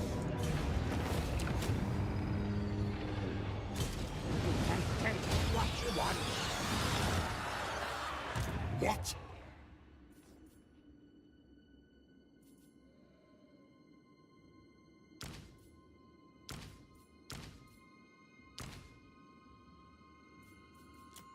Yeah, I think we need to have a bit of a period of an austerity period. We need to reduce our expenditures. More sleep shines. What do you want? Badlands suck. Yeah, I don't know if I should I keep the Badlands? Or, I don't think I really need to keep it. There's nothing here I really want apart from Galbraz. I think I might just sell it to either Arcan or what's the name, so that I can be surrounded by friends. Dance macabre. They will serve. Yeah, this is cool. We'll merge these two together, basically. Put all the good units into his army. This guy will be his assistant. So they can have a double stack. And then this guy can... yeah, go in the bottom here, maybe. So his first target's going to be like one of these two. Probably Misty Mountain, yeah. No, he's got to go through there. Okay. Yes, Neferata was right. Yes, my lord of death. Soon I'll be all powerful. It's really expensive, but yeah, that's right. It'll be fine. Morgheim for the Strigoi. I don't think there's any landmarks though, so that's what I'm saying. Like oh wait up. What do we got? Yeah, no, I don't really care about that. It's all about ultimate power for ultimate power for what's his name? Oh, all right, fuck it. Okay, fine. We'll take Morgheim. Just for you. So we can have all the landmarks. It's nice for us to have like a little spot, like a settlement spotted around the place. That way, at least we can recruit lords when we need to. Do you think they'll ever give Daniel a rework, or is he just doomed for eternity? No, I assume he'll keep getting, you know, topped up every now and again or whatever. Yeah, I mean, like, there's heaps, I imagine there's heaps more chaos, like Beastmen chaos and Warriors of Chaos content to come. And every time they update that stuff, you know, he gets a little bit of a refresh. So, yeah. Yeah, he always gets access to the new units and stuff. Exactly, yeah. It is night. But yeah, if you mean a complete rework and a complete change of his mechanics, I don't know if anyone's calling for that. I don't know what's the major complaint with Daniel right now.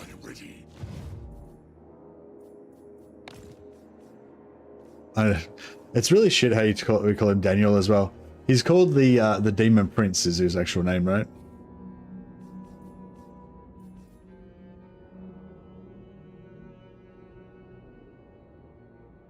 Like, yeah, like theme and atmosphere and vibe is like one of the really big motivators for me for playing campaigns, and having a lord called Daniel just makes me have like no interest in even remotely touching that.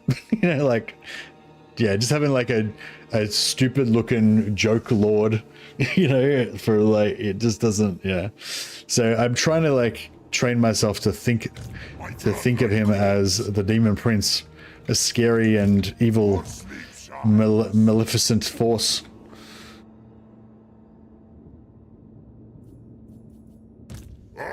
Yeah, actually, I reckon they will probably rework him at some point, because yeah, that's a good point. Like, yeah, not having any equipment slots is really shit.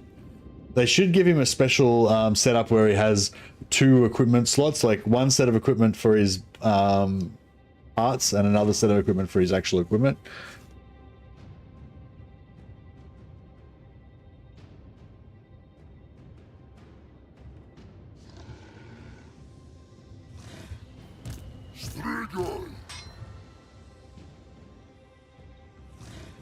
I'd love them to do like what I would really love if they do a new, better version of the Demon Prince, but it's a mortal dude, and he starts off as a human, like a Norscan warrior, and as he goes along, he gets like, you know, a mutant fucking tentacle arm, and he gets horns and glowing eyes and shit like that.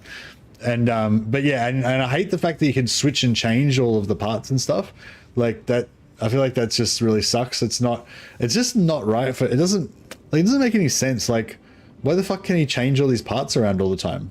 Like, how does that relate? So the way it works with chaos is that you devote yourself to a god, and then you do great acts, you kill enemy champions, you pervert things in the way that your god likes or whatever, and they grant you gifts. And some of those gifts can be horrific, but you have to embrace them. You have to embrace your new fucking tentacle groin or whatever. But you don't get to choose. Like, you don't get to like be like, I don't like this tentacle groin, I'm gonna change it for an axe hand. Like, whatever you get is what you fucking get, And yeah, I think that's one of the my main problems with Daniel. Like, it's like, why the fuck can he change shit around all the time? It just doesn't make any fucking sense. Like, if they let you choose your gifts as you went along, I could deal with that. But they're still permanent, right?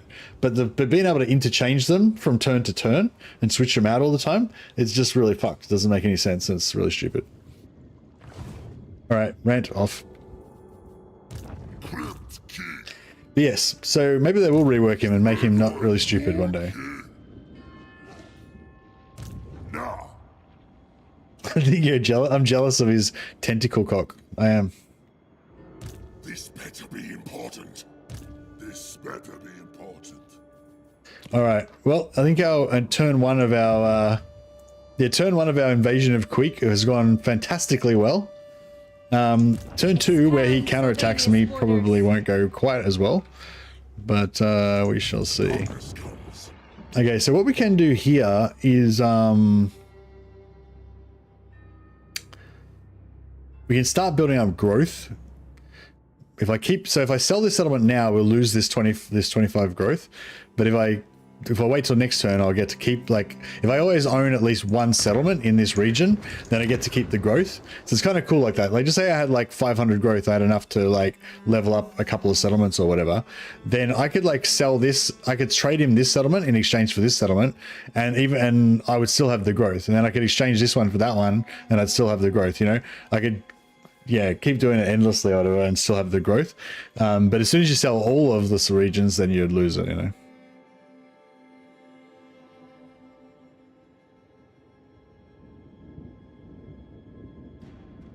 I think the role player is that the player is taking the place of the Chaos Gods and we just have to pick what he looks like. Yeah, I think that's kind of bullshit, but I could accept that. But I can't accept that you, like, we take the place of the Chaos Gods and then we pick what he looks like, and then the next turn he fucking changes to something else. Like, one turn you could be like fully devoted to Nurgle, and then the next turn you're fully devoted to Khorne, and the next turn you're fully devoted to fucking Slaanesh, who Khorne hates. Like, you know what I mean? Like, what the fuck's going on there? It doesn't make any sense at all in the lore. Like, it's completely fucked. And also, it doesn't, like, yeah, fuck Daniel. They should just fucking delete that faction out of the game.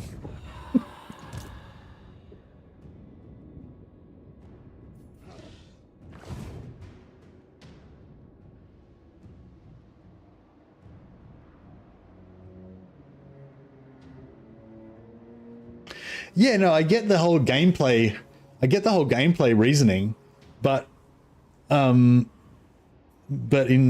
like, it doesn't make sense. Darkness comes.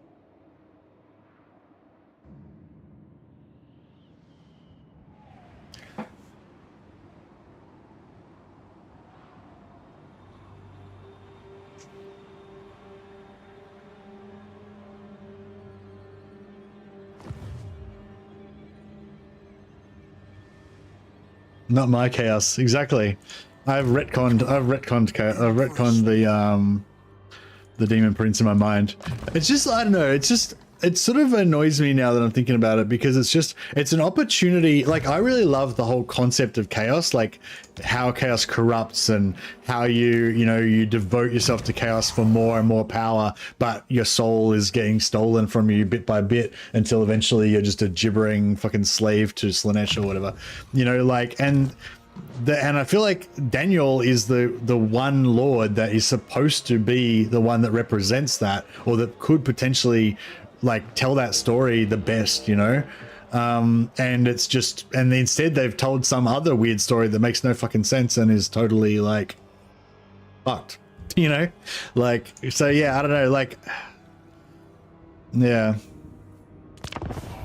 I'm not sure if I'd actually ended my turn, but yeah, I hadn't actually ended my turn. I might have to just retcon that end turn as well.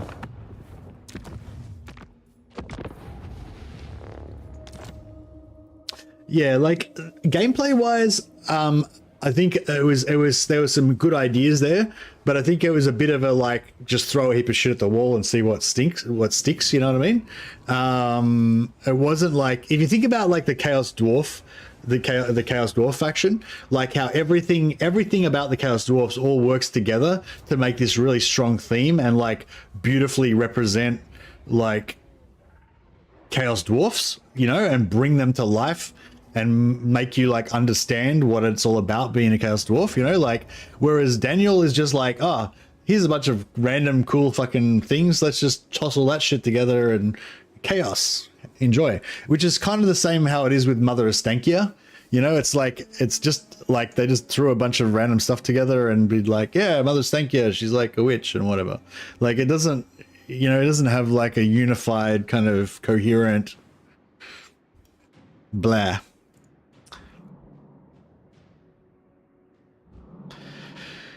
All right. Look on me and despair. Finally, I get to crush some Empire men. I've been looking forward to this for ages. Let's give Pinchy some speed.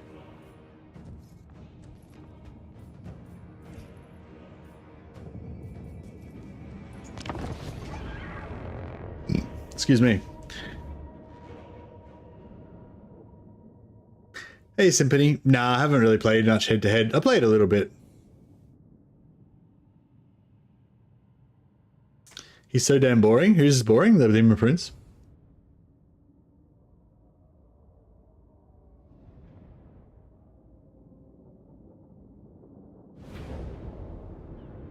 There's at least 3 Demon Princes. There's way more than 3 Demon Princes. There's probably thousands.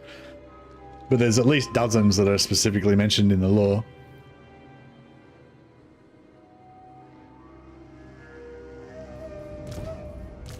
But there's only one in Warhammer 3. Playable demon princes? Oh yeah, there's only one.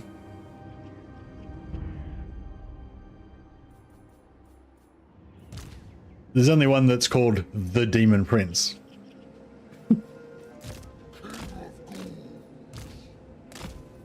Yes, awake, minions!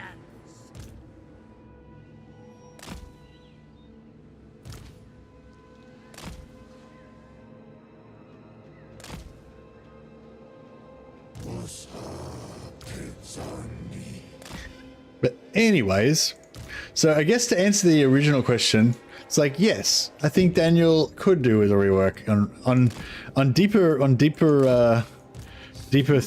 thought about the issue. I'm like, yes, I think Daniel could do with a rework.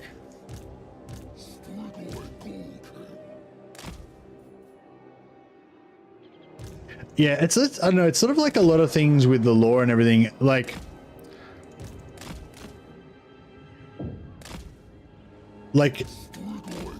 it's like there's a lot of things that you could do in the lore and you could make up a reason why it's okay and stuff like that, but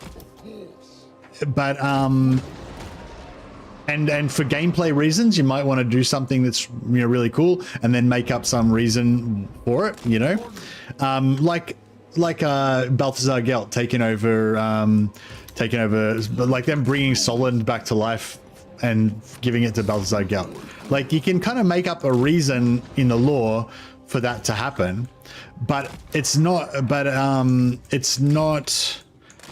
doesn't add to the lore. Like what I like to see is like the Creative Assembly using stuff from the lore in order to inspire, you know, in-game characters and units that they can bring into life, and so that they can use those in-game characters to kind of express what Warhammer is all about, you know.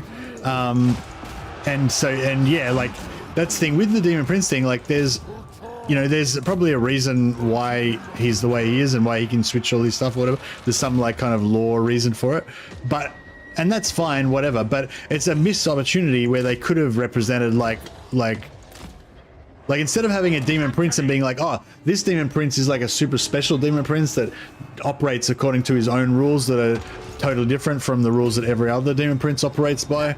He doesn't, you know, he's got his own special rules. It's like, yeah, that's cool and everything, but like, why don't you put in a Demon Prince that did operate by the rules that everyone else operates by, so we could actually find out something about the Warhammer world? You know what I mean? It's like, that's kind of what I'm trying to get at. It's like, it's kind of like the dwarf rune golem thing, right? Like rune golems, you know, may or may not exist in the lore. They may be, you know, there may be some kind of lore reason that you could explain why rune golems should be added to the game, but they don't do anything to represent the like character of what it's like to interact with dwarfs in the Warhammer world.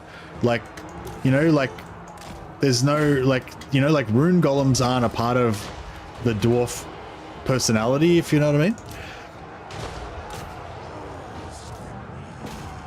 That's why I'm kind of hoping that they never get added to the game, because I feel like they're kind of just not in line with like what dwarves are all about, kind of thing. And same with like shard dragons and stuff like that. Like, imagine if dwarf armies had like just rune golems and shard dragons and shit in them. It would just be like, okay, cool. Like, maybe there's some kind of reason why that could be a possibility, but it's not really a representative of what you think of as a dwarf army. Everywhere is death.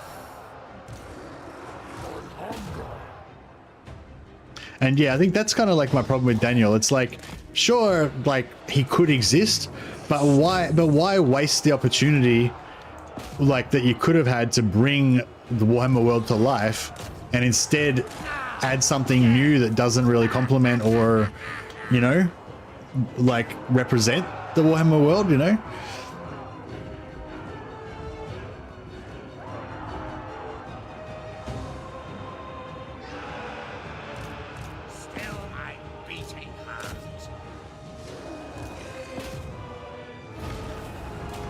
Well, yeah, I don't know. I guess it also comes down to what books you've read, you know? Maybe if you've read the book where they talk about how awesome fucking rune golems are, then maybe you'd be way more into it or whatever, you know? I don't know.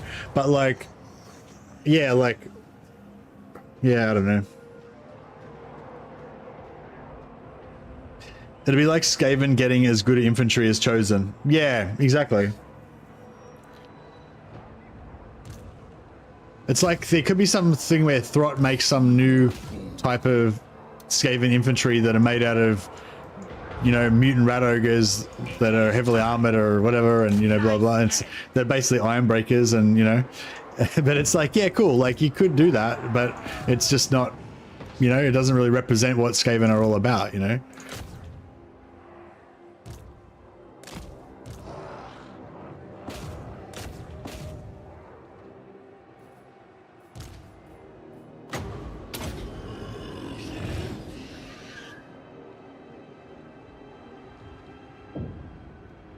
But yeah, I don't know. I feel like it'd be, yeah, like if they made it so that your choices were permanent, or they made it like, actually what I would really like is if they made it so that you had more than one demon prince.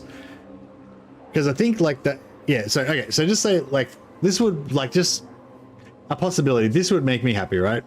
Just, I'm not saying in terms of gameplay, in terms of like my little outrage burst that I'm having here about why I don't feel like it represents.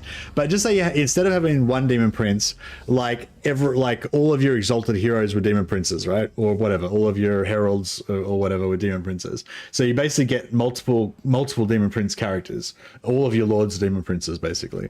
And then every time you get to so you get 5. Yeah, every 10 levels, you get a gift, right? And if the game deems that you've been like mostly Nurgly or whatever, then you'll get like a Nurgly themed gift. And if you've been mostly Cornate, you'll get a Corny themed gift, etc., etc. And it'll be like the Dark Elf Names of Power.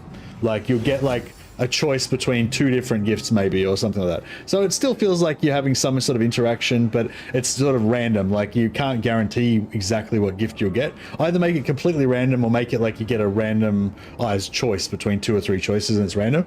And so you're unlikely to ever get exactly the combination of gifts that you want, but you might get 2 or 3.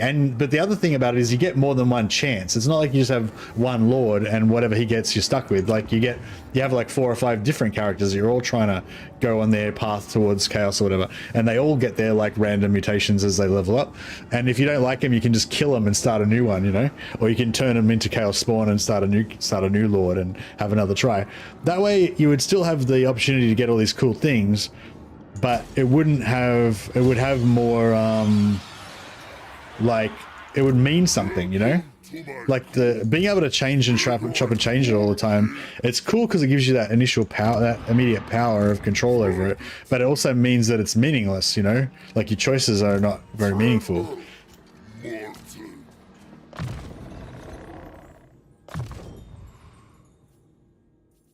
Marienburg Landship and Thunderbarge could see having similar model and both being a wooden ship, so I think those will be added too. Yeah, maybe. Yeah, or even if there was choosable, but you have to stick to it, that would be cool as well. But I feel like choosable is a bit weird though. I don't think you should have like, you can just open a book with a library of every possible mutation and pick whatever one you want.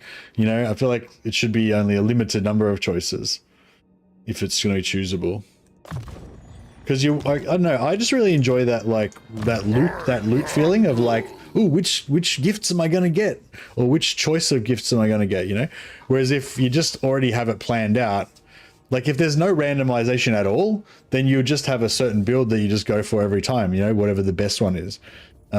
Whereas if you get a random one, like let's say you level up your dude and the first choice of gifts you get are either clawed feet, which makes your guy go 30% faster, his run speed is 30% faster, or you get wings, and you can choose either wings or clawed feet.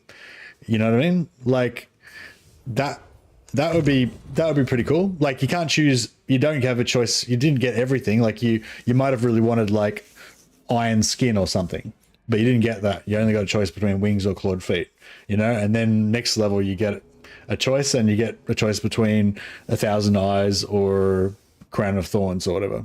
Like that would be cool.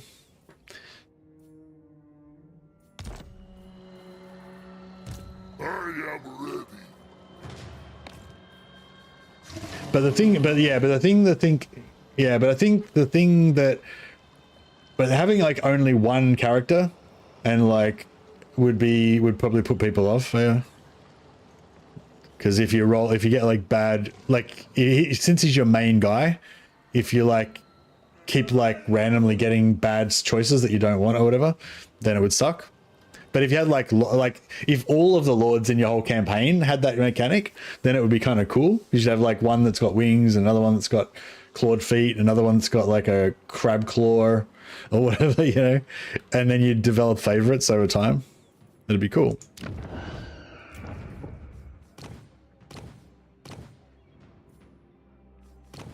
All right, we'll give this guy an assistant lord.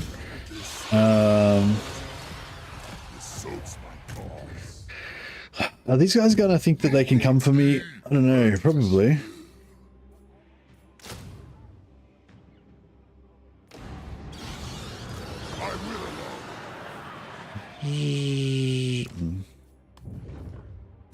It is night.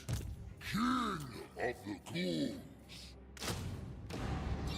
He's too weak overall. Like his peak as each form is the same strength as generic Demon Lord of Zeech.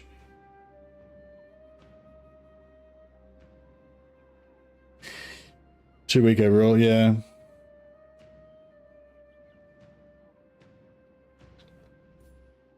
What is your will? Ghoul King. What do you want? Power level is super easy to change, so you don't really even need to talk about that. You know, you can just give him some quest items that make him fucking have regeneration and, you know, do heaps of damage and fucking do whatever you want, you know? Like, that's not really difficult to, like, you can just make him really good. Like, that's no problem. But I'm talking about just the fundamental kind of vibe of his character, you know? Like, being like, yeah, I don't know. I don't know. I guess, yeah, a lot of people disagree with me, so maybe I should just shut up about it. But yeah, I don't know. I just feel like I feel like less is more in a way, you know, like with choice. Like having randomization adds having randomization or whatever adds replayability, you know? Whereas if you just choose the same things all the time, like it kind of, yeah, I feel like it takes something away from it as well.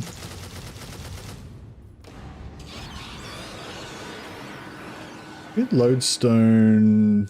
Yeah, we've got a bit of a lack of necromancers, don't we? We've got this one necromancer though, so better than nothing. He's got Wind of Death now, right? Yep.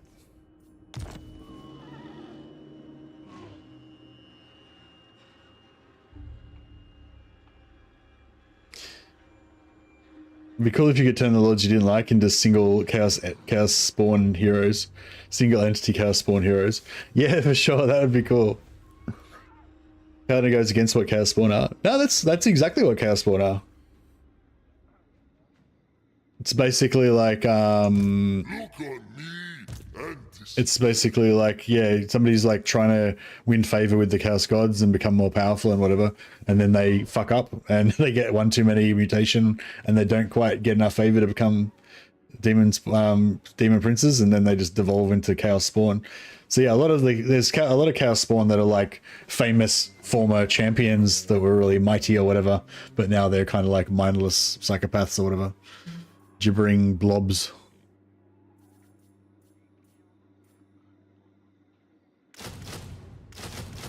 Do I want that? What do we want against this crappy empire? They're possibly going to have another full stack that can force march into combat as well. We don't know what's over here.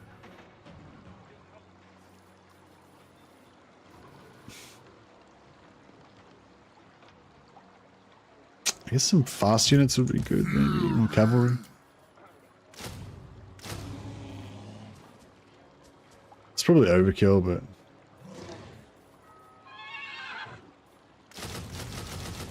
alright, let's see what happens.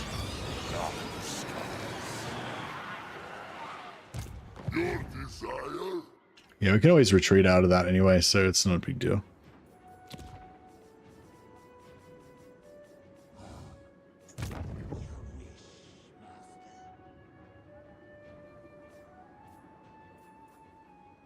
Actually, that's a good call, actually, Bulls Paul. You could make it that you can refuse. You could make it like you could refuse the gift or something. It's sort of would, again, not be really like exactly how Chaos is actually meant to work. But if you wanted to like soften the mechanic or whatever, you could be like, you know, you pray to the gods and you're offered, you know, some gifts and you're like, fuck that. And you just like close your eyes and refuse the gifts or something. But yeah, again, that's not really how Chaos works, but you could do that and then like, so make it like kind of like farming traits. So there's like you can either take it or you can wait a turn and not get anything. Something like that. But anyway, again, like it's not going to happen anyway. Like this is just me talking about like my general feelings about it. I guess I'm kind of a bit emotional about it because I really, like I said, I just really love the whole concept of the chaos fall from grace corruption thing, and I just would really love that to be in the game, and that was like a perfect opportunity for that to be in the game, but they just went a different way. So I like really hope that they'll have another crack at that with another character down the track maybe or something. Everything dies. I think we're good. Are we good? We're good. Fuck it. That'll do. I'm ending the turn. Pulling the trigger.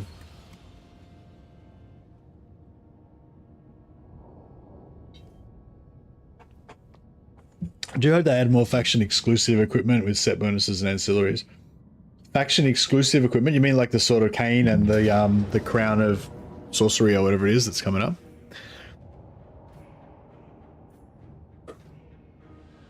They did that with the tutorial campaign, which nobody gave a shit about. Yeah, did they fix the tutorial campaign so that you could actually click through the boring shit without having to like learn how to click on the build queue and learn how to issue movement commands and shit?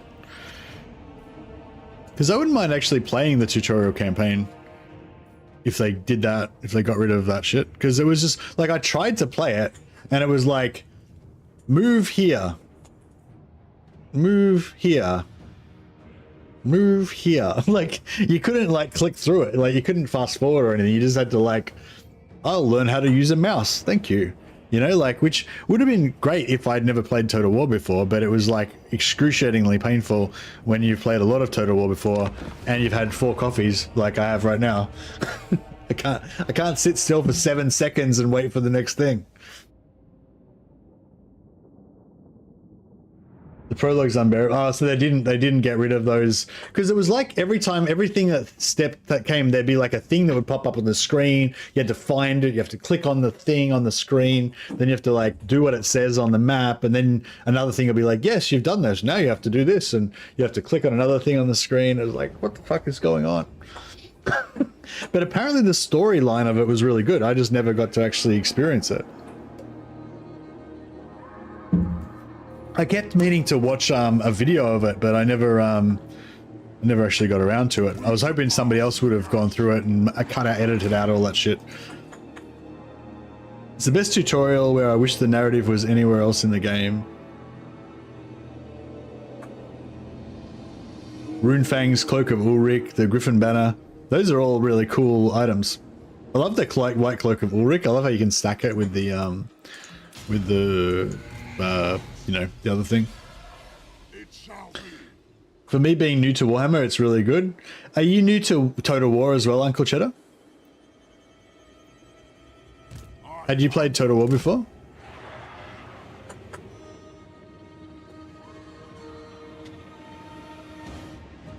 She's having fun with the ball. My little cat.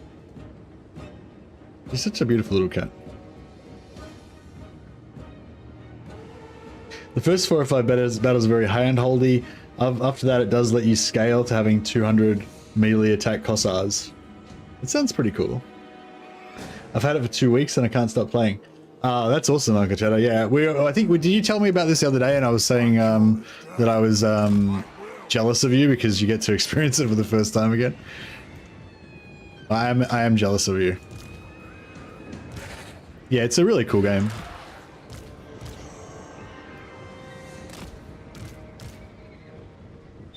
Alright, let's make a blob. Instead of a block, let's make a blob. Actually, fuck that. Let's just... I'm not gonna risk the lives of my undead warriors. Logan Grunderdrak, I challenge you to a duel. Spare the lives of your men and fight me. If you win, I shall leave this place. But if I win, you and the souls of all your men are mine.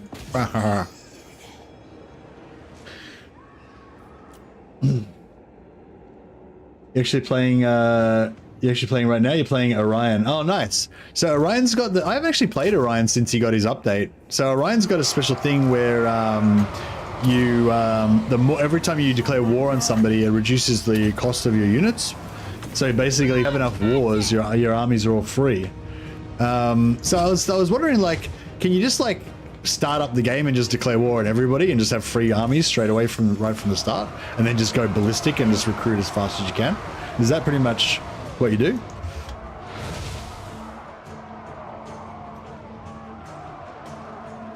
Cool. Yeah, I should do that one day. I don't know. I was kind of put off by it because it seemed like kind of too cheesy or too easy, you know?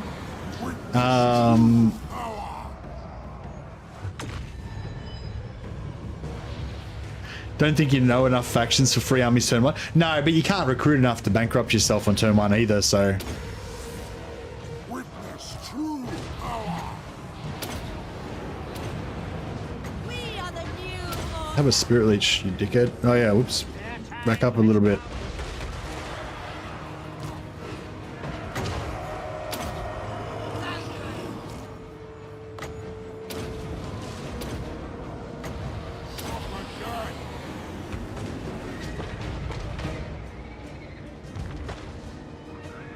Oh yeah, Brozo. I fucking hate that as well.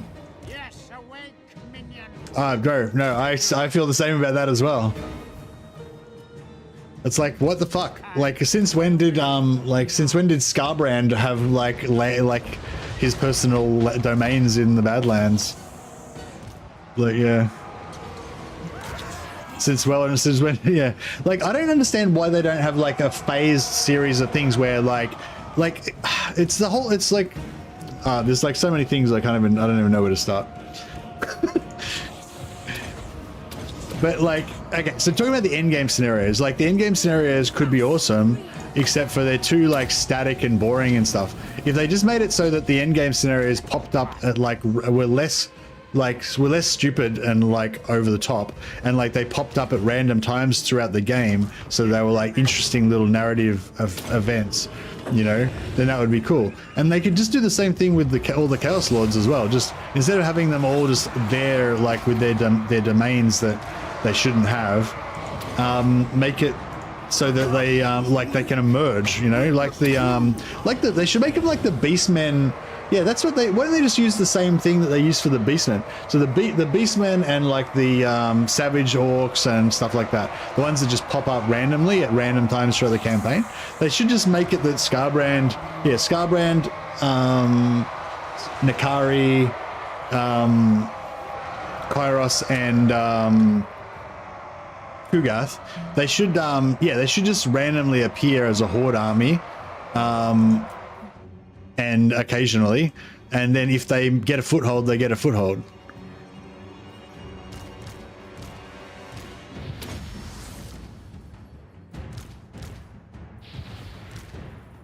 They shouldn't be like a normal part of the world that you need to do diplomacy with if you're a neighbor of theirs or whatever, you know? Demons can't control cities in the lore. Oh, demons can probably do whatever they want, but I'm saying that in the lore, Scarbrand doesn't own a nation in the middle of the Badlands. Nakari doesn't own a nation in the middle of Ulthuan. You know what I mean? It's weird having them be like settled factions that own territory and can have alliances and diplomatic relations with all their neighbors and stuff. It's just fucking weird. It shouldn't be like that. Like the only reason that like they should come into the world is if they're invading through some demon portals to fuck shit up or whatever, you know? So yeah, I think they should immediately get all of the monogod demons out of the world, and probably Daniel as well, the Demon Prince as well, and then make it so that they just sort of emerge randomly throughout the campaign. Maybe make each of them emerge once at some random time during the campaign, but you don't know where, you don't know when, and use the same kind of mechanic that they use for the Beastmen and stuff. But maybe make it, instead of making it that they spawn inside your faction, make it that they spawn just outside your faction. Like they spawn somewhere nearby to you, but not in your actual territory. So you have a chance to react to it, and they have a chance to like kill some other weak factions maybe as well or whatever.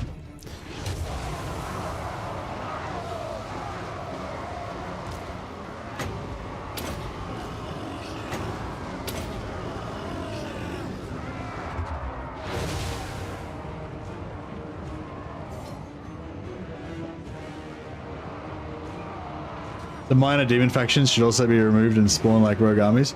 Yeah, I don't mind there being demon factions in the Chaos Wastes. Like that's fine. But yeah, I'm guessing it's just a gameplay reason. I mean, I'm guessing that they just couldn't figure out how to make it work any other way, so that's what they did it. Find me if you dare! Oh, whoops. It's not going to work, is it?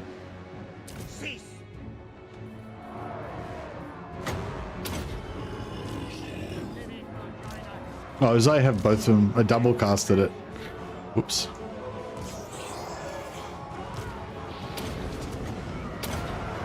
We are the new order! Oh, shouldn't have wasted that.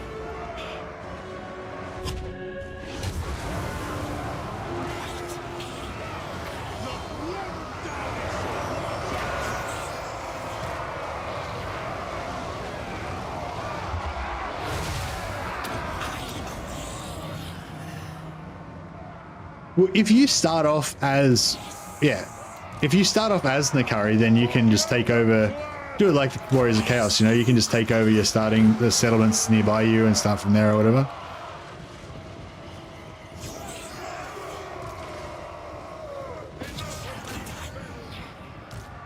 Die, serve me. Vampire!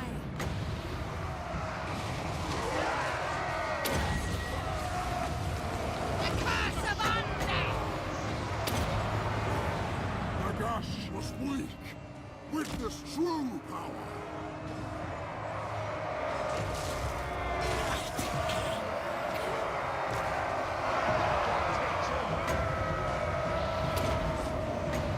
Witness true power.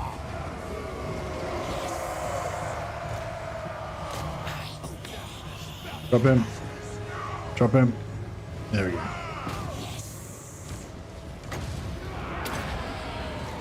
My dominion over all. We are immortal!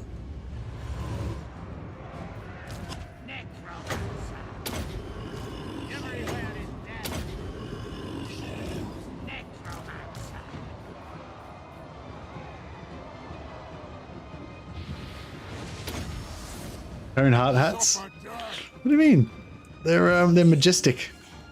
They're majestic high elves.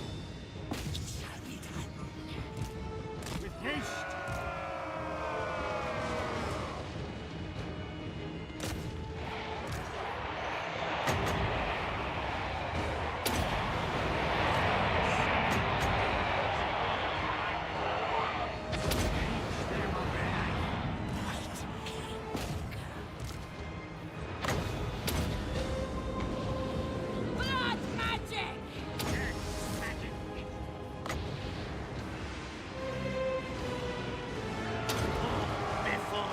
No, bros. Oh, I got flames. Oh god, it's the flames again. Fuck. Stop that shit. Somehow.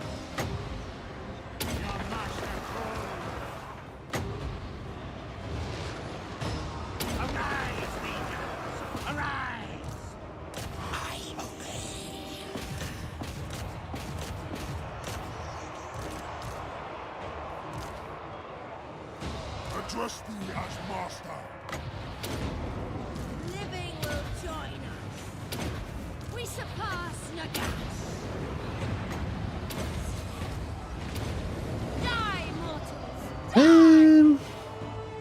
Don't really have anything to cast.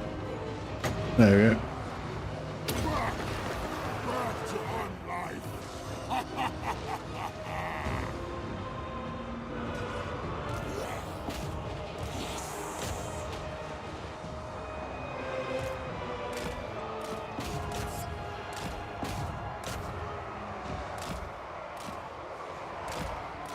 But yeah, that bros off there, like what you're saying about the not the flames. I know the flames are brutal. That thing with the start positions of the demon factions having like established lands on the campaign map. Yeah, I really hate that. And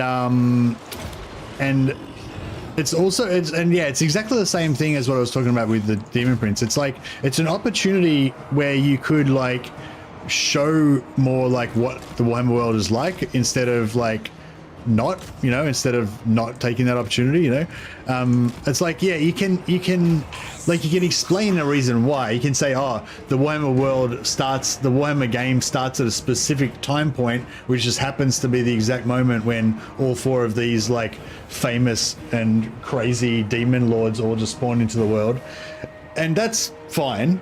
But like, I think it would be more representative of the world and kind of give you more of a feeling of the right vibe if you made it like the normal Warhammer world is like this, and there's different petty kingdoms having their different wars and stuff like that, but then something crazy happens and an apocalyptic event happens, and this huge, ferocious, catastrophically destructive demon Scarbrand tears his way through reality, and all of a sudden there's just a fucking holocaust about to happen in Avaland or something, like, because that's kind of like more like that's more like how it goes down. It's like we don't like the Warhammer world isn't like the Walking Dead world where the whole world's taken over by demons and fucking shit, and everyone's just living in a post-apocalyptic landscape or whatever. It's like just before that, it's like it's just before that happens, that's kind of the Warhammer setting. So I feel like it would be better, it would be more representative of that if you could have them emerging a few turns after the start of the game or during the middle of the game or whatever. With haste, now!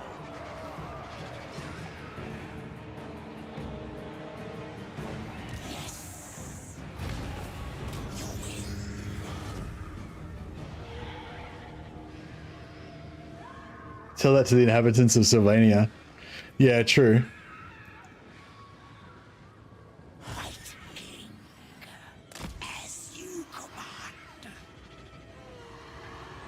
The current Immortal Empires map is getting really cramped at the moment. Don't mind having less legendary lords everywhere. Yeah, exactly. Yeah, that's another issue. It's like they just keep jamming more and more legendary lords in there, and I think that it would be a really good idea to have some of them not start on the campaign map by default at the start of the campaign, especially if they're going to add another 30 more legendary lords into the game potentially. Maybe less than that, but but yeah, if they're gonna add heaps more, they're just gonna keep jamming them closer and closer together. It's just, I don't know.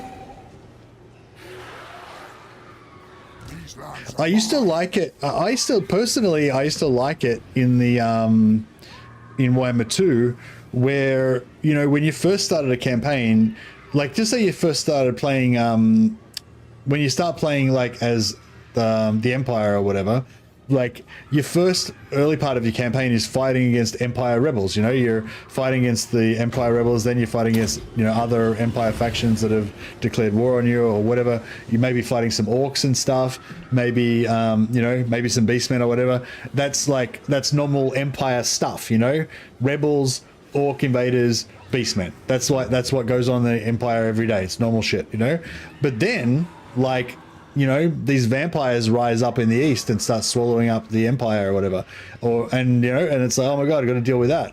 But then some other further away thing rises up, and it's like there's a natural progression of the campaign, whereas now it's just like a pizza of fucking everything all thrown in together. There's no theme to the early game campaign of the Empire anymore. It's just like 17 different factions all attacking you at once. Which, don't get me wrong, I love the Empire campaign, I have a lot of fun with it, but I like kind of what Brozov was saying, like I do think like it was actually kind of nice having a bit less, having the legendary lords more spread apart. Like, do you know what I mean? Like, does there really have to be like some ultimate legendary evil around like every single corner? Like, there should be a little bit of a gap between things where there's just some regular rebels or some regular, you know, evil baron or whatever, you know?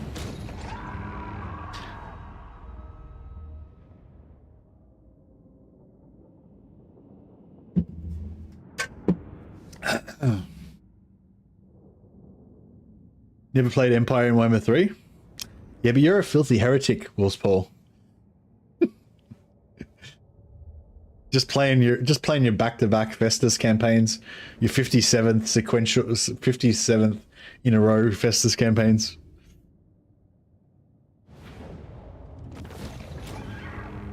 Damn humans. What do you mean humans are great? They're little receptacles for you to infect with your plagues.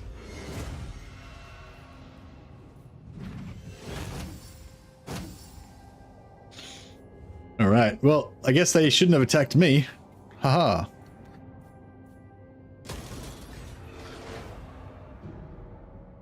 Wonder what Queek's going to do about my invasion. Hopefully, if I did it properly, he shouldn't be able to get in range of any of my armies. Oh, except for that one I forgot up the top. Yeah, actually, I forgot about that one up the top. Hopefully his army up there's crap and he can't do anything about it. Most recent I played was Wolfheart, which is actually really fun. Yeah, Wolfheart is pretty fun. Wolfheart's a nice one if you like want to play Empire but you want something different, because he actually does feel really refreshing and different. No.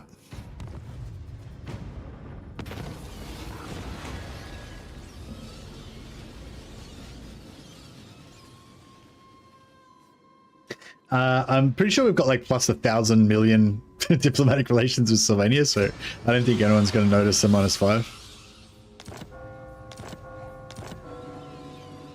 Hey Symphony, learn any good cheeses recently of any race?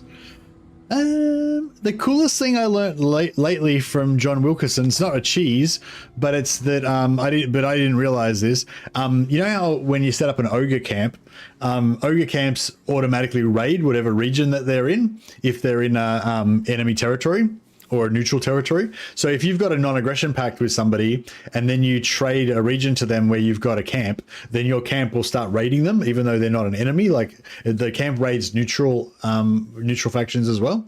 But what I didn't know is if you're allied with them, it doesn't raid them.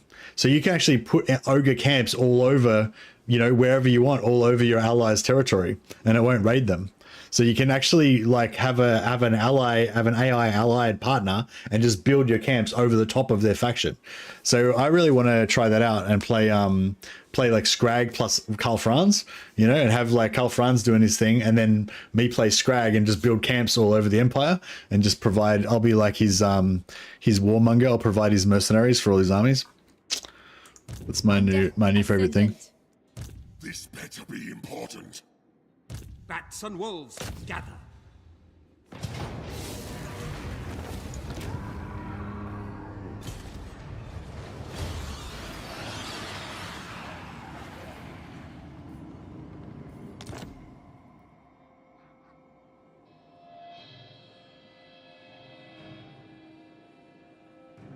Guess the players didn't like Horde factions, so they gave the demon settlements. Oh yeah, they don't have to be a permanent Horde faction. I'm just saying, like, make it so that they start. Yeah, so if, like, you know, with Warriors of Chaos, you don't start off with the settlement. You start off next to a settlement and you occupy it on the first turn. So you're not there. So the world doesn't have like established Warriors of Chaos factions. The Warriors of Chaos are just wandering around and then they conquer some stuff and take it over. But yeah, Brosov was just saying, like, with the demon factions, they start off already established with like Slaanesh lands that belong to them, you know, and that's kind of weird because that's not how, like, there isn't any established Slaanesh domains or Khorne domains or whatever in the Warhammer world. Like, that's not how it is. But yeah, but the way that Creative Assembly explains it is that we're you know, I think is that we're at a specific moment where all these demon factions have come through and they've set up bases just here. So if we were like one turn ago before the start of the campaign, then they wouldn't be there, but they've just all set up at the start of the campaign now. So what I was proposing is that you just like, if you play as the if you play as Khorne, you could still just start off the same as you do now. Like, he's just come through a portal, he's created a settlement, whatever, you know. But if you don't play as Khorne, then Khorne is just not on the map, you know. It's like the way that Grom is. Like, if you play as Grom, then you start off wherever Grom starts. But if you don't play as Grom, he starts off somewhere else, or he used to anyway. So I'm just saying, like, if you don't play as Khorne, just make Khorne not be on the map. And then, but let them have the chance to re-emerge the same way that Beastmen factions and greenskins and stuff can. Oh shit! I don't know where any of his stuff is. All of his armies have left his settlements. He's got no settlements that have got armies in them. So I don't know where any of his forces are anymore. That's terrifying. I thirst. All right, well, Johann von Wilkinson, this might be your last hurrah.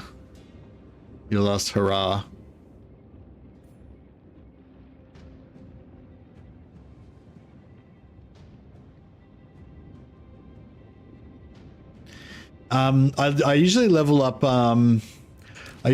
up Slaughter Masters for the technologies, but I don't usually steal technology with butchers because it takes a while to get like access to the butchers. But yeah, I might try and do that a bit more next time, maybe. And no, I don't bother farming Ikit or Thorgrim's traits because you can only farm them once every 5 turns, or maybe twice every 5 turns if you manage to be lucky enough to catch them outside of the settlement. It's just not worth the mental energy, I don't think, to like bother with it, you know?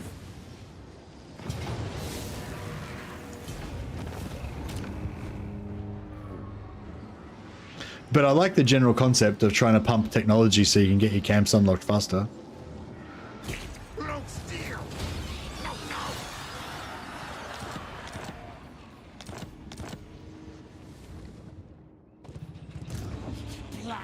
What's his stuff? What's his strength? Is he's strength doing 9, so he's rolling around with some armies.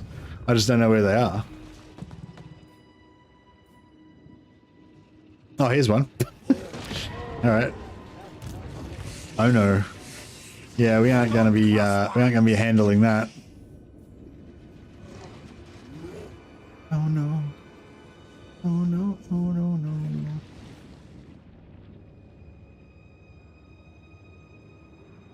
I could probably confederate Vlad right now. Vlad von Carstein, welcome thee.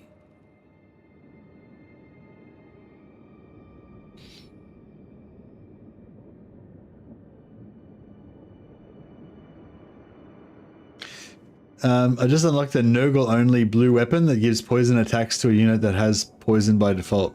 Awesome. Don't lose that one. He's got an empire. He's got an army in Valea Sorrow.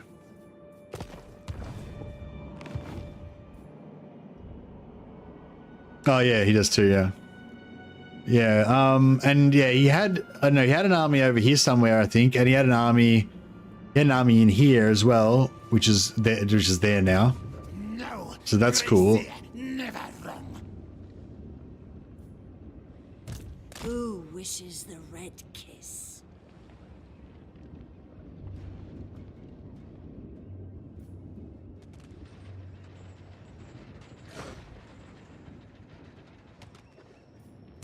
My will alone. Yeah, so we don't need this dude. After all, I don't think. More sleep shines.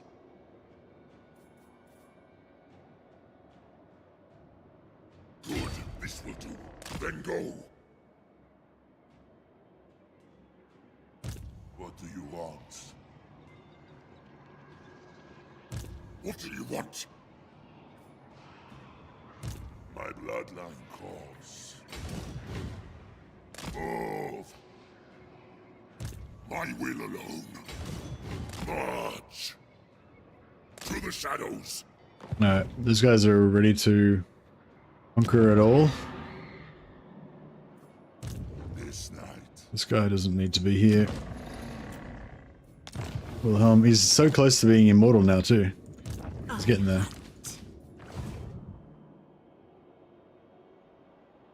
Thine right is mine. These guys are chasing me. I don't care about you. I want to go and kill Astrogoth and get his trait so I can get ultimate power. Stop following me. This night. Oh man, where's some more I need some more I'll take Sigmar's throne. Bring war. I need to go to the toilet. Destroy them. Sorry, on a personal note, I need to go to the loo. Let's do a bit of a sneaky heal there. By all means. It shall be done.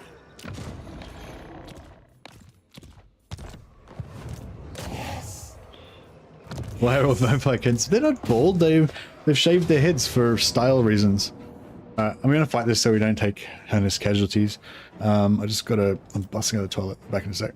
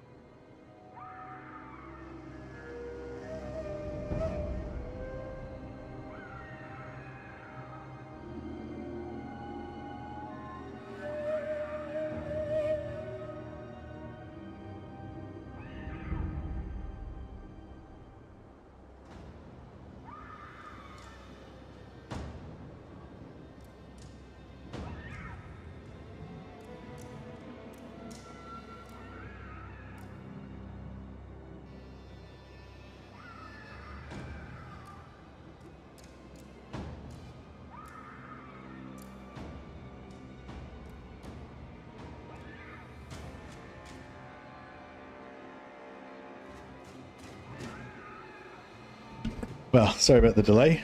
I feel a lot better now though, I gotta say, a lot lighter on my feet. There's a little bit of a bounce in my step now, you know?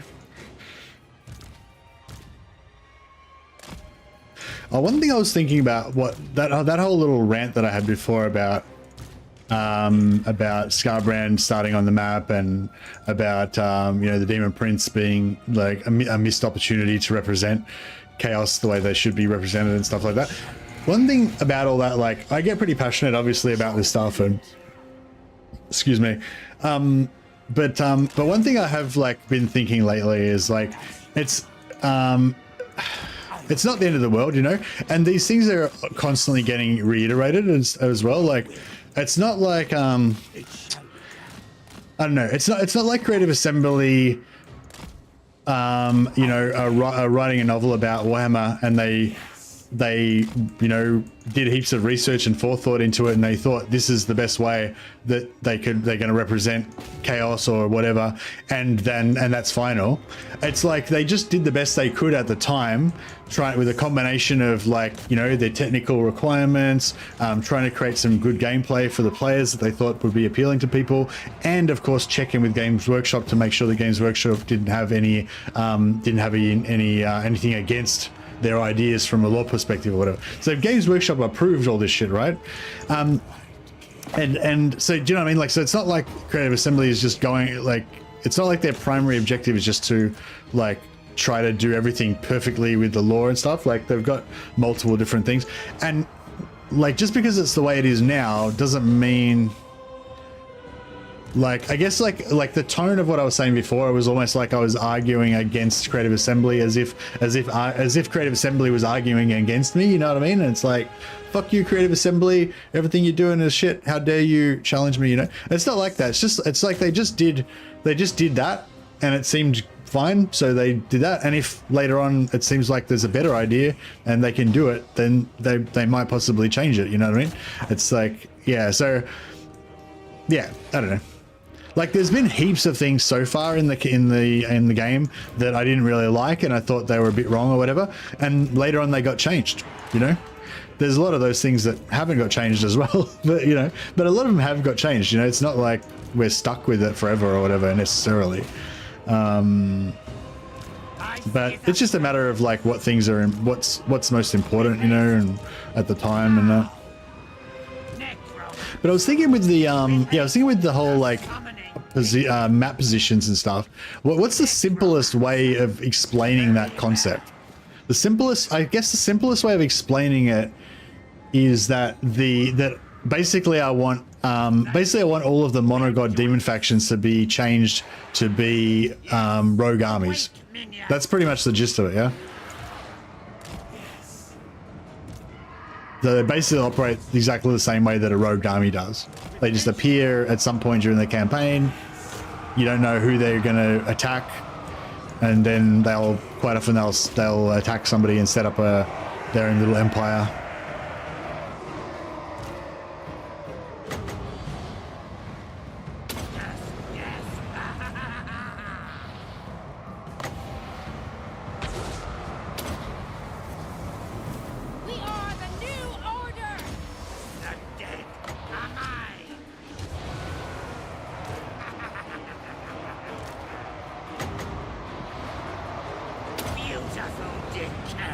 Well, they just raise everything to the ground, yeah.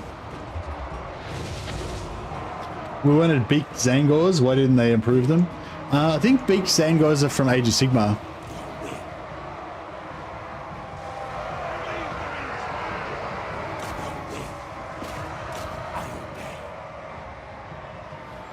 I think the reason they gave was that beaked Zangors are from Age of Sigmar, but the counter argument that I think Grey Book of Grudges or somebody gave was, oh yeah, but in other examples you've used the Age of Sigmar version of the art, like where a unit exists in both Age of Sigmar and in the Warhammer world, they've used the Age of Sigmar version as if that's been like retconned backwards, so that's like the real version in Warhammer as well.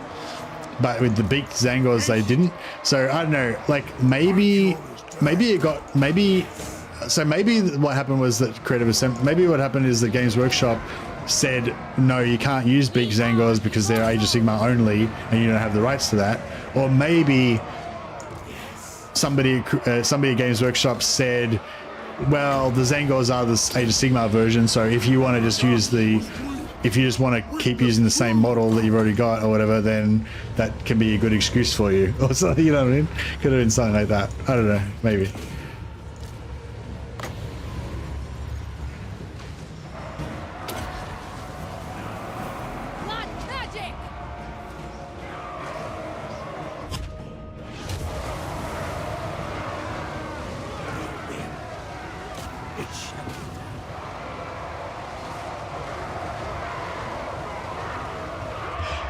Yeah, but the thing is, like I'm pretty sure Greg just said that the Keeper of Secrets model that they used is the Age of Sigmar Keeper of Secrets model.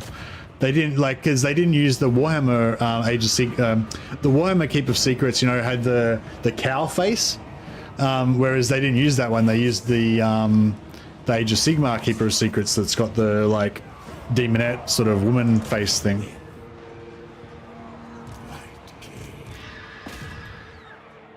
These guys doing a great job of just absorbing arrow fire and not caring.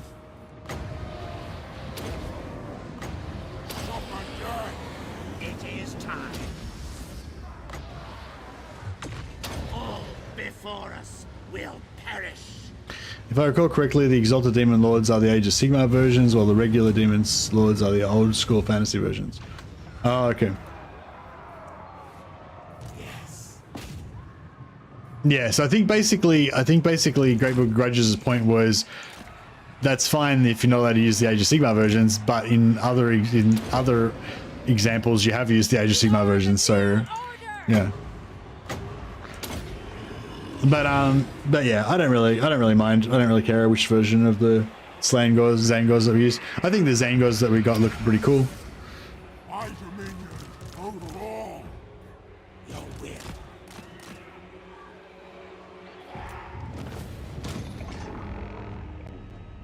I don't really like yeah, I don't really prefer either the beaked ones or the non-beaked ones. I feel like the Zangors should be like they should be all like mutated and stuff. Like if it was like they should have all like different mutations and gifts and stuff. That'd be cooler. I feel like I remember something about like Beastmen not getting as many mutations though because the Chaos Gods don't care about them, basically.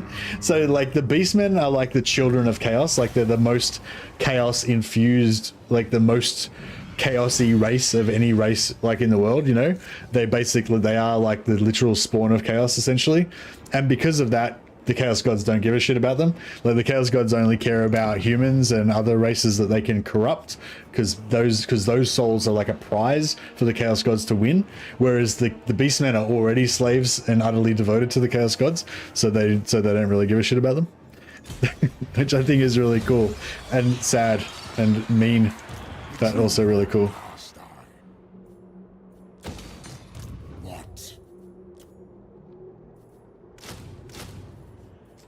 Glory.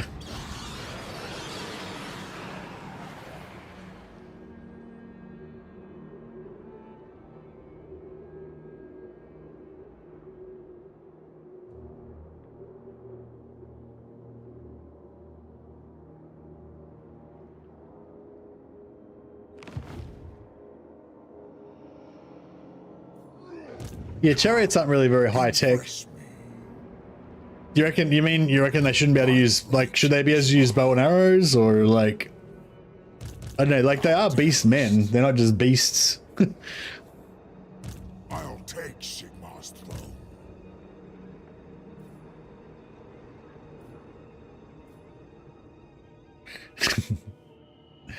Alright, what else are we gonna do here?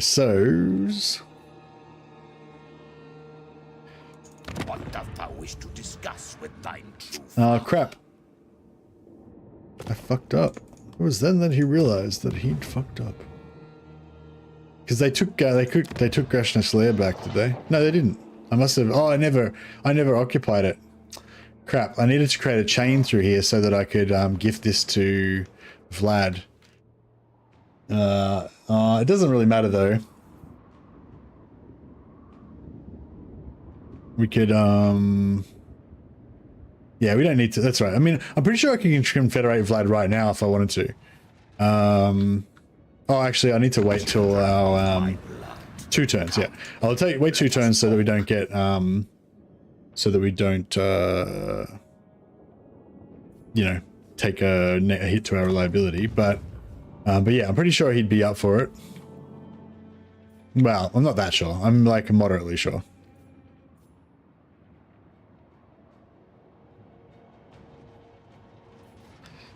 Maybe sure is the wrong word. I think he probably would be up for it. That's what I'm trying to say.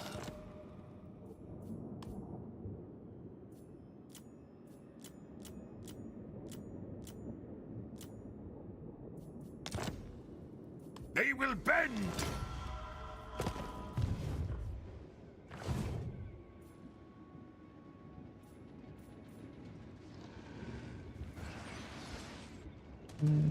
Yeah.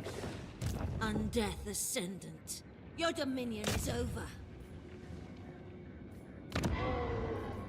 We could bring some heavy artillery in here if we wanted to.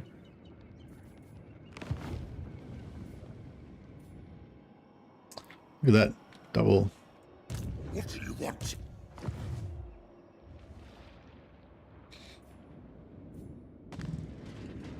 I, Vlad von Carstein, welcome thee.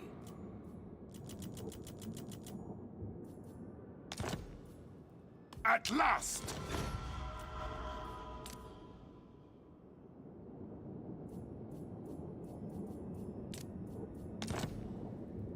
Man, Squirrel's 137. Jesus. Let's trade it for something valuable. What can we trade it for? I don't really want anything. I suppose I could trade it for...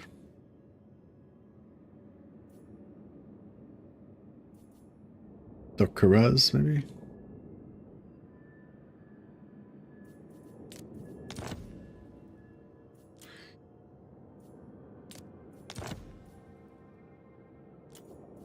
Fallen King Mountain's pretty good.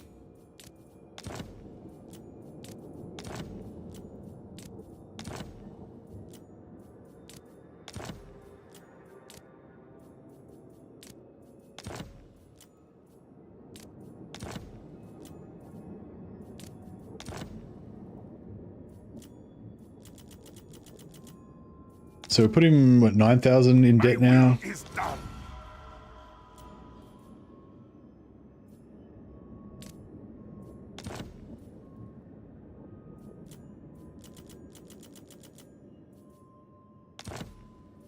If you insist.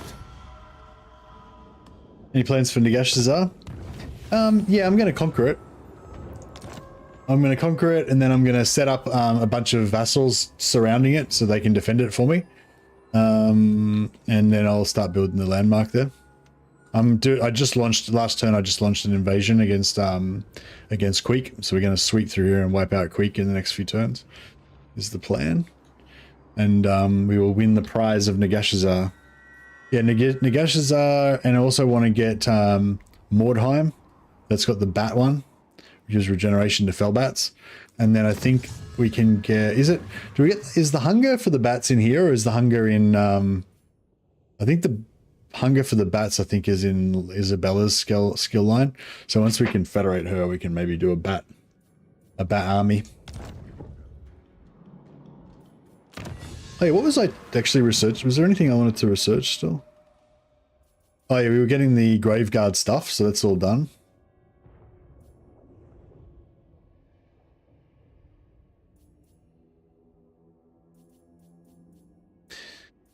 I don't really like beasts much, but eventually we will want to do the bat thing. Is there anything we want to hear? Income? I guess the income would be good. That'd be really good, actually. That'd pump us up quite a bit. Income from cities would be really good as well.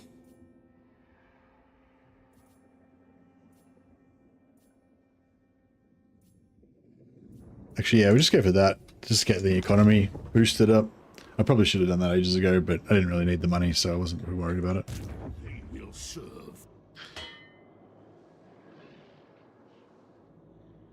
Where's this guy going? He's going for Misty Mountain.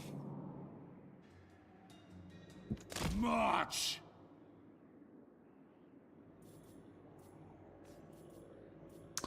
I can't really remember where any of the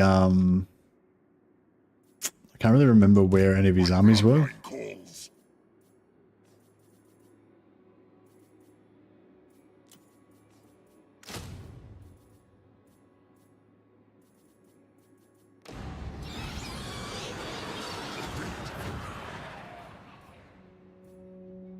guess he can go after Morgheim, and he can... So what does that push there? Like, which one?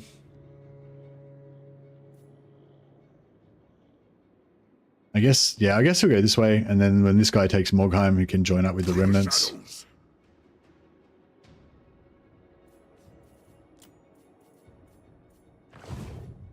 Bats and wolves, gather. Everything dies. Who wishes the red kiss?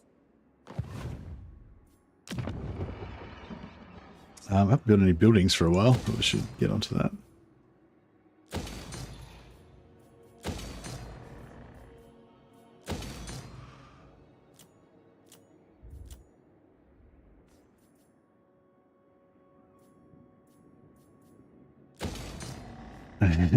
We might have to sell some more stuff.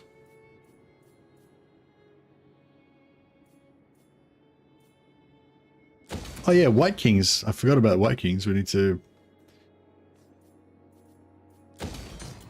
Build more White King capacity.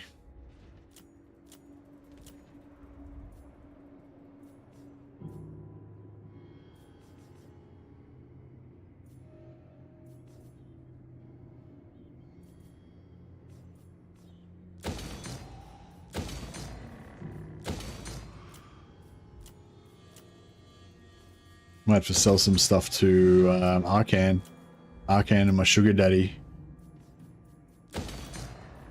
We're gonna keep Pools of Despair. Yeah, we're gonna keep Pools of Despair. Silver Pinnacle we aren't gonna sell to anyone, so we don't need to build that. High Place.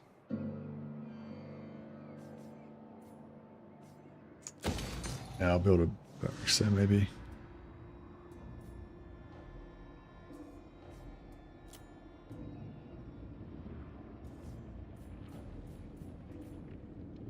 We have much to discuss, and thou art most welcome.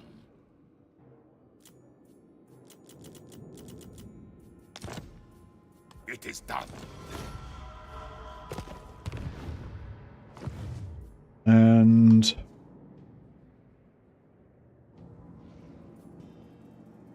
yeah, these regions I wanted to sell to Arcan or Sartosa. Arcan would probably be better, but we sell, what is it? Sunken Kernak and Floating Village. I don't think he'll be able to reach either of them. Oh yeah? Cool. Give me all the money. Oh, that's not very much money.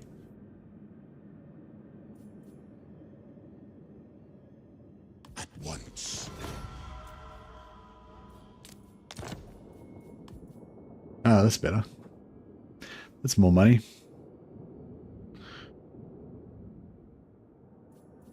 Oh, just make sure that we're on the right side. When you sell a building and you're encamped inside it, just always make sure that you go out on the side that you want to go out, because if you get pushed out and you're on the wrong side, then you have to walk all the way around it and lose half your movement.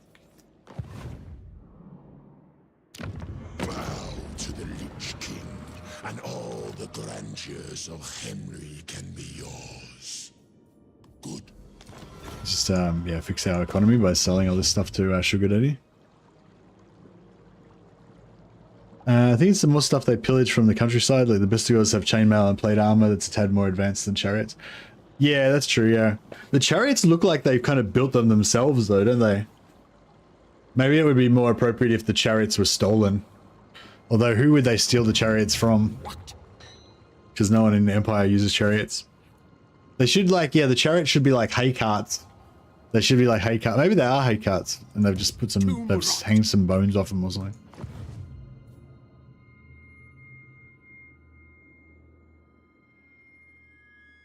Alright, I think this is looking good. I wonder how long it's going to be before Tic-Tac-Toe declares war on me.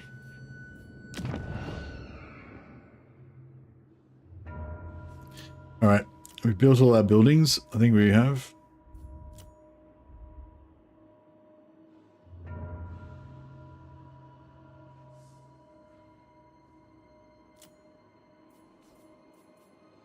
Oh yeah, we can build this thing now.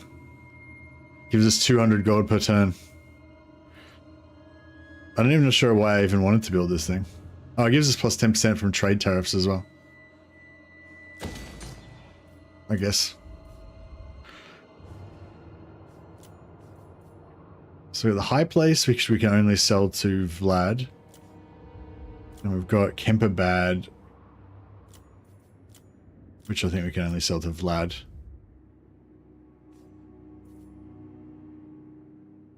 Actually, no, I don't want to sell Kemperbad yet because I want to,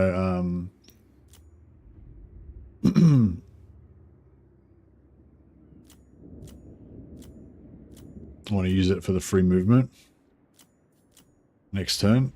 The high place we could sell, but we'd only get like 2,000 gold for it.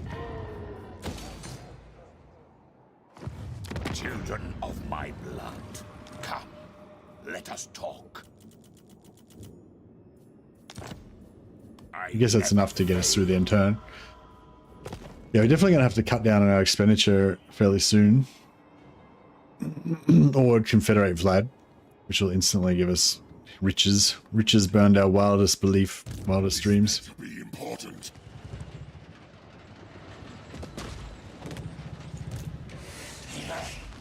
Bad plan scheme. Move.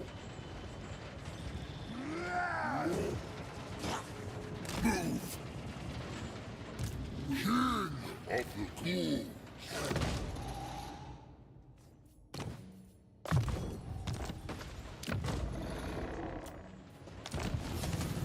All right, so he can, so hopefully he'll take Iron Rock from our ally, and then we can retake it with this guy, and plus she can reinforce, and she's got good recruitment there as well if we get money next turn. And then we can sell this back to Vlad again to screw him over even more financially. Moving.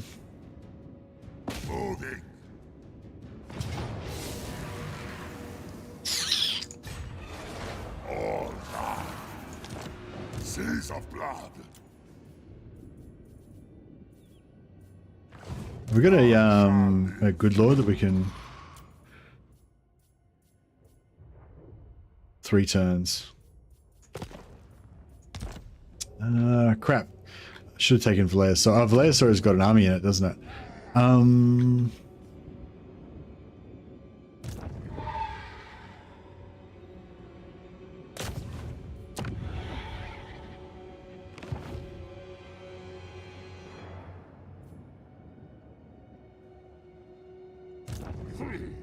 Darkness comes. No, maybe I should get rid of this army. I don't know.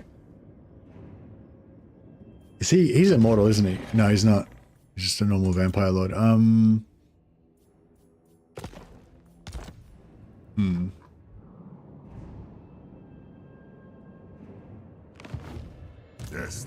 That's fine. We'll leave him there.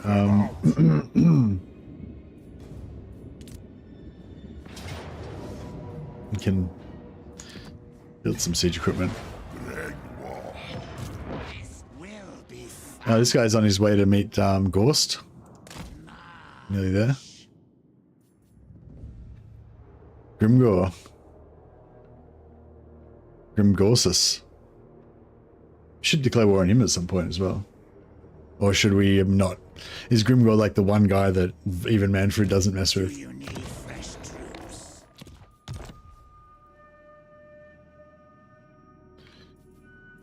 But yeah, so is there any other landmarks that we haven't thought of yet that we should really get in our quest for ultimate power? Sleep shines.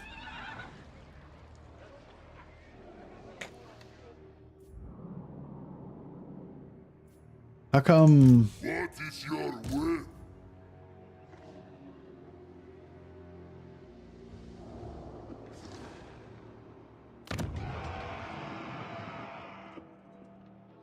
What do you want? This night, darkness comes.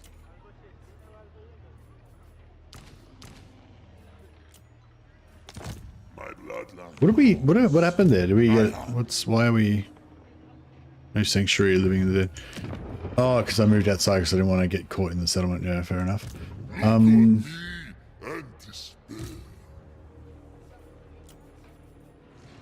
Oh yeah, nice. Alright, let's just From the tomb, heal up our Cryptoros. I am ready. Tremble, mortal. Your desire? Nice thing about having a uniform army. Anger. Fear me. Welcome to my court.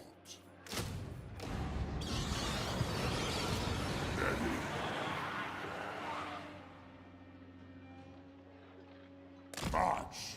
You're gonna in ambush stance? Take the life force. Nope, apparently not. Obliterate. You want to say there's one in Cathay? Oh, for the those Cathayan vampires. No, we don't have any vision over there yet. I could make an alliance with some Cathayan factions, but I probably would end up just...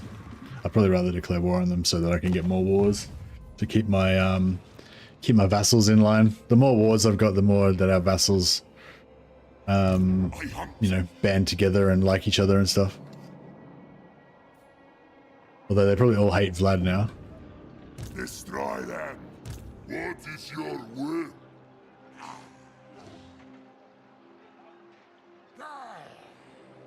Going. Bring war.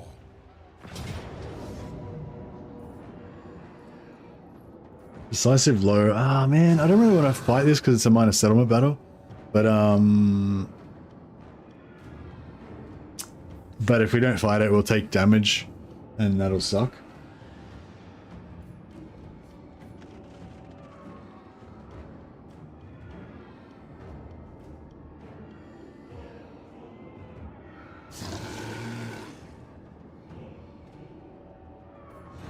Nah, we gotta move quick. Oh shit, we lost some dudes.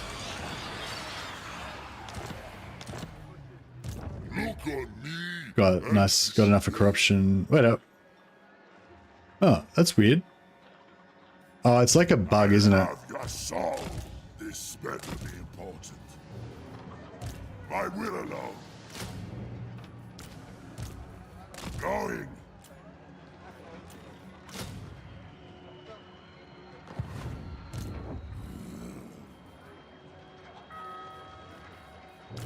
So how come we don't have...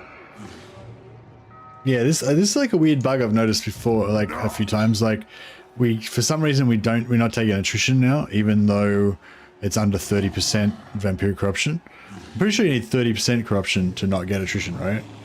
But for some reason, yeah, it's just not bothered. Which I'm not complaining about, but yeah.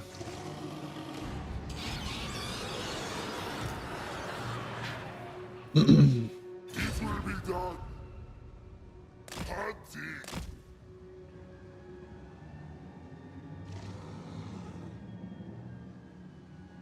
If you own the territory, you don't take attrition. Oh, really? Yeah. It kind of makes sense, but I thought that I had been in similar situations before and I had taken attrition. To my court. Seeking souls. Not likely. More sleep shines. Alright, these guys are potentially going to get wrecked, but it's alright. He's immortal.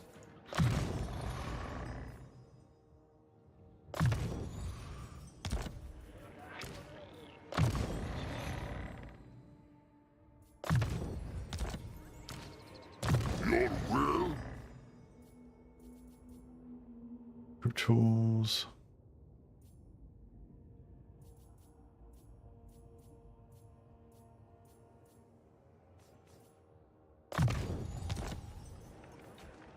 This better be important. This guy Necroc? Oh, he's just a vampire lord. What is he for? Maybe I should switch him out for a Necroc. Oh, we can't. That's right. Gregor, goal king.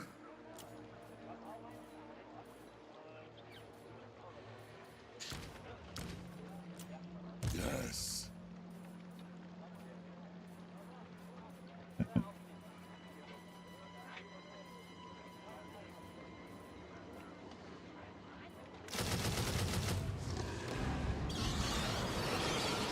What? All right.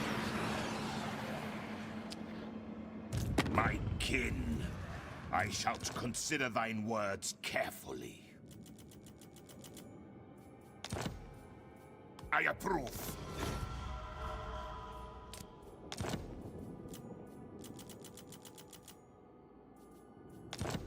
I will permit it. And we need to declare war on some new enemies. Potentially. Who's over here that we can make him more threatened by? Oh, check the wood elves out. They're going ham.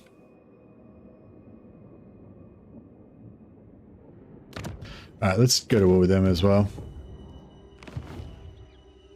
Your words and heart are hollow. Maybe I shouldn't go to war with any more people. I've probably got enough wars already. Flesh. And they are pretty serious business. They're rank 16. By the light of the lady. How far are you from actually confederating Vlad? I'm not sure. We could probably almost do it right now. It's just that we've got 2 more turns before I have to break the vassal treaty before I can confederate him. But like, yeah. So, but if I break it now, then then I'll lose reliability, and then I might lose my other vassals. So I got to wait 2 more turns. But yeah, I could have a crack in 2 turns.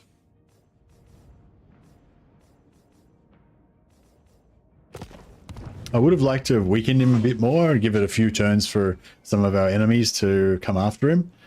Yeah, I was hoping that Draika's pretty strong. I was hoping she was going to try and take some stuff from the north here.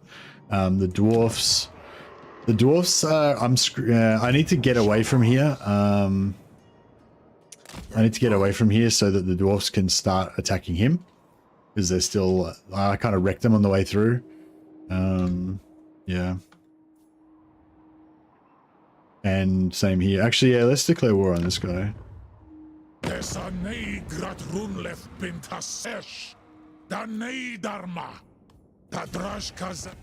declare war on Draz as well. Then they should be feeling pretty threatened about now, I would think.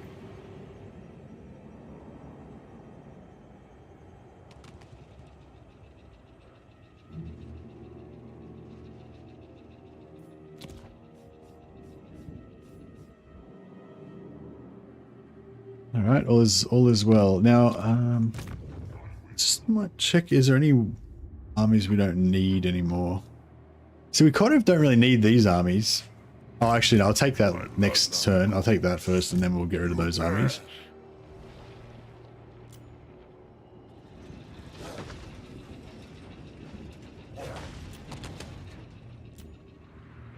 Don't really need that army.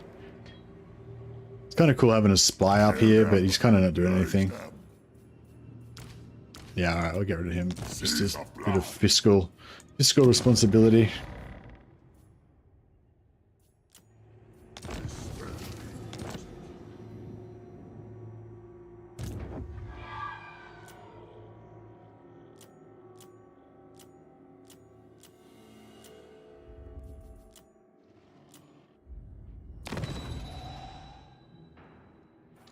Cool.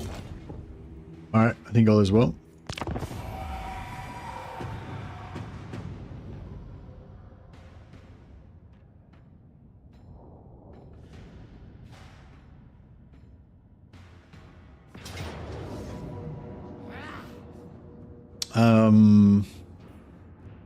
Nope, we will not underway intercept.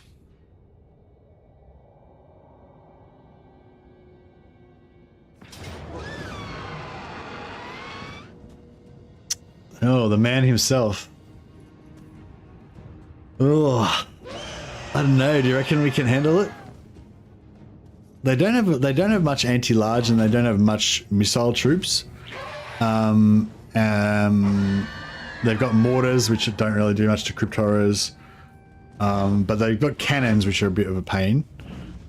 They've got anti-large demigryphs. They've got lots of great swords. I don't know. I feel like we could probably win that.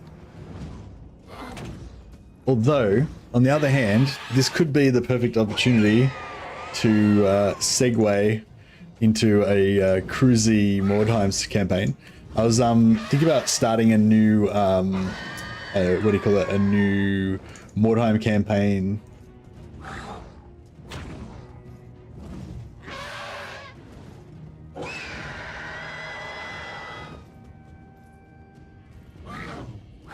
Of a new corn themed Mordheim campaign. So that might be a good thing to wrap up the evening with. I might finish a little bit early so we can play a little bit longer on the corn warband.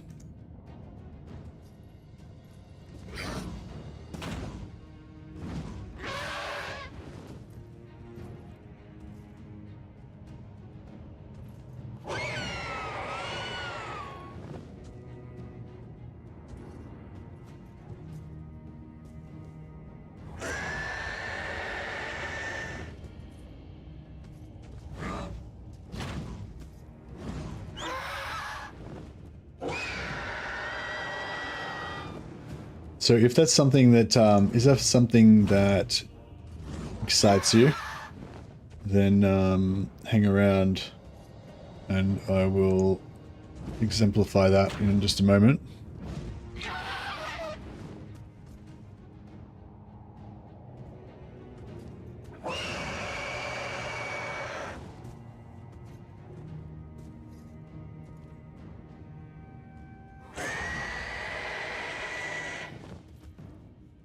I'm just setting up the stream. Be a sec.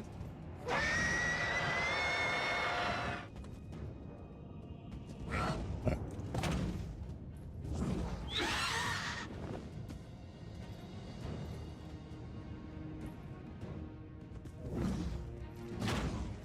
All right, my dudes. I will see you guys in Mordheim in just a minute. Thanks for everyone for hanging out with the Crypt Ghouls. They're not Crypt Ghouls, they're Crypt Horrors.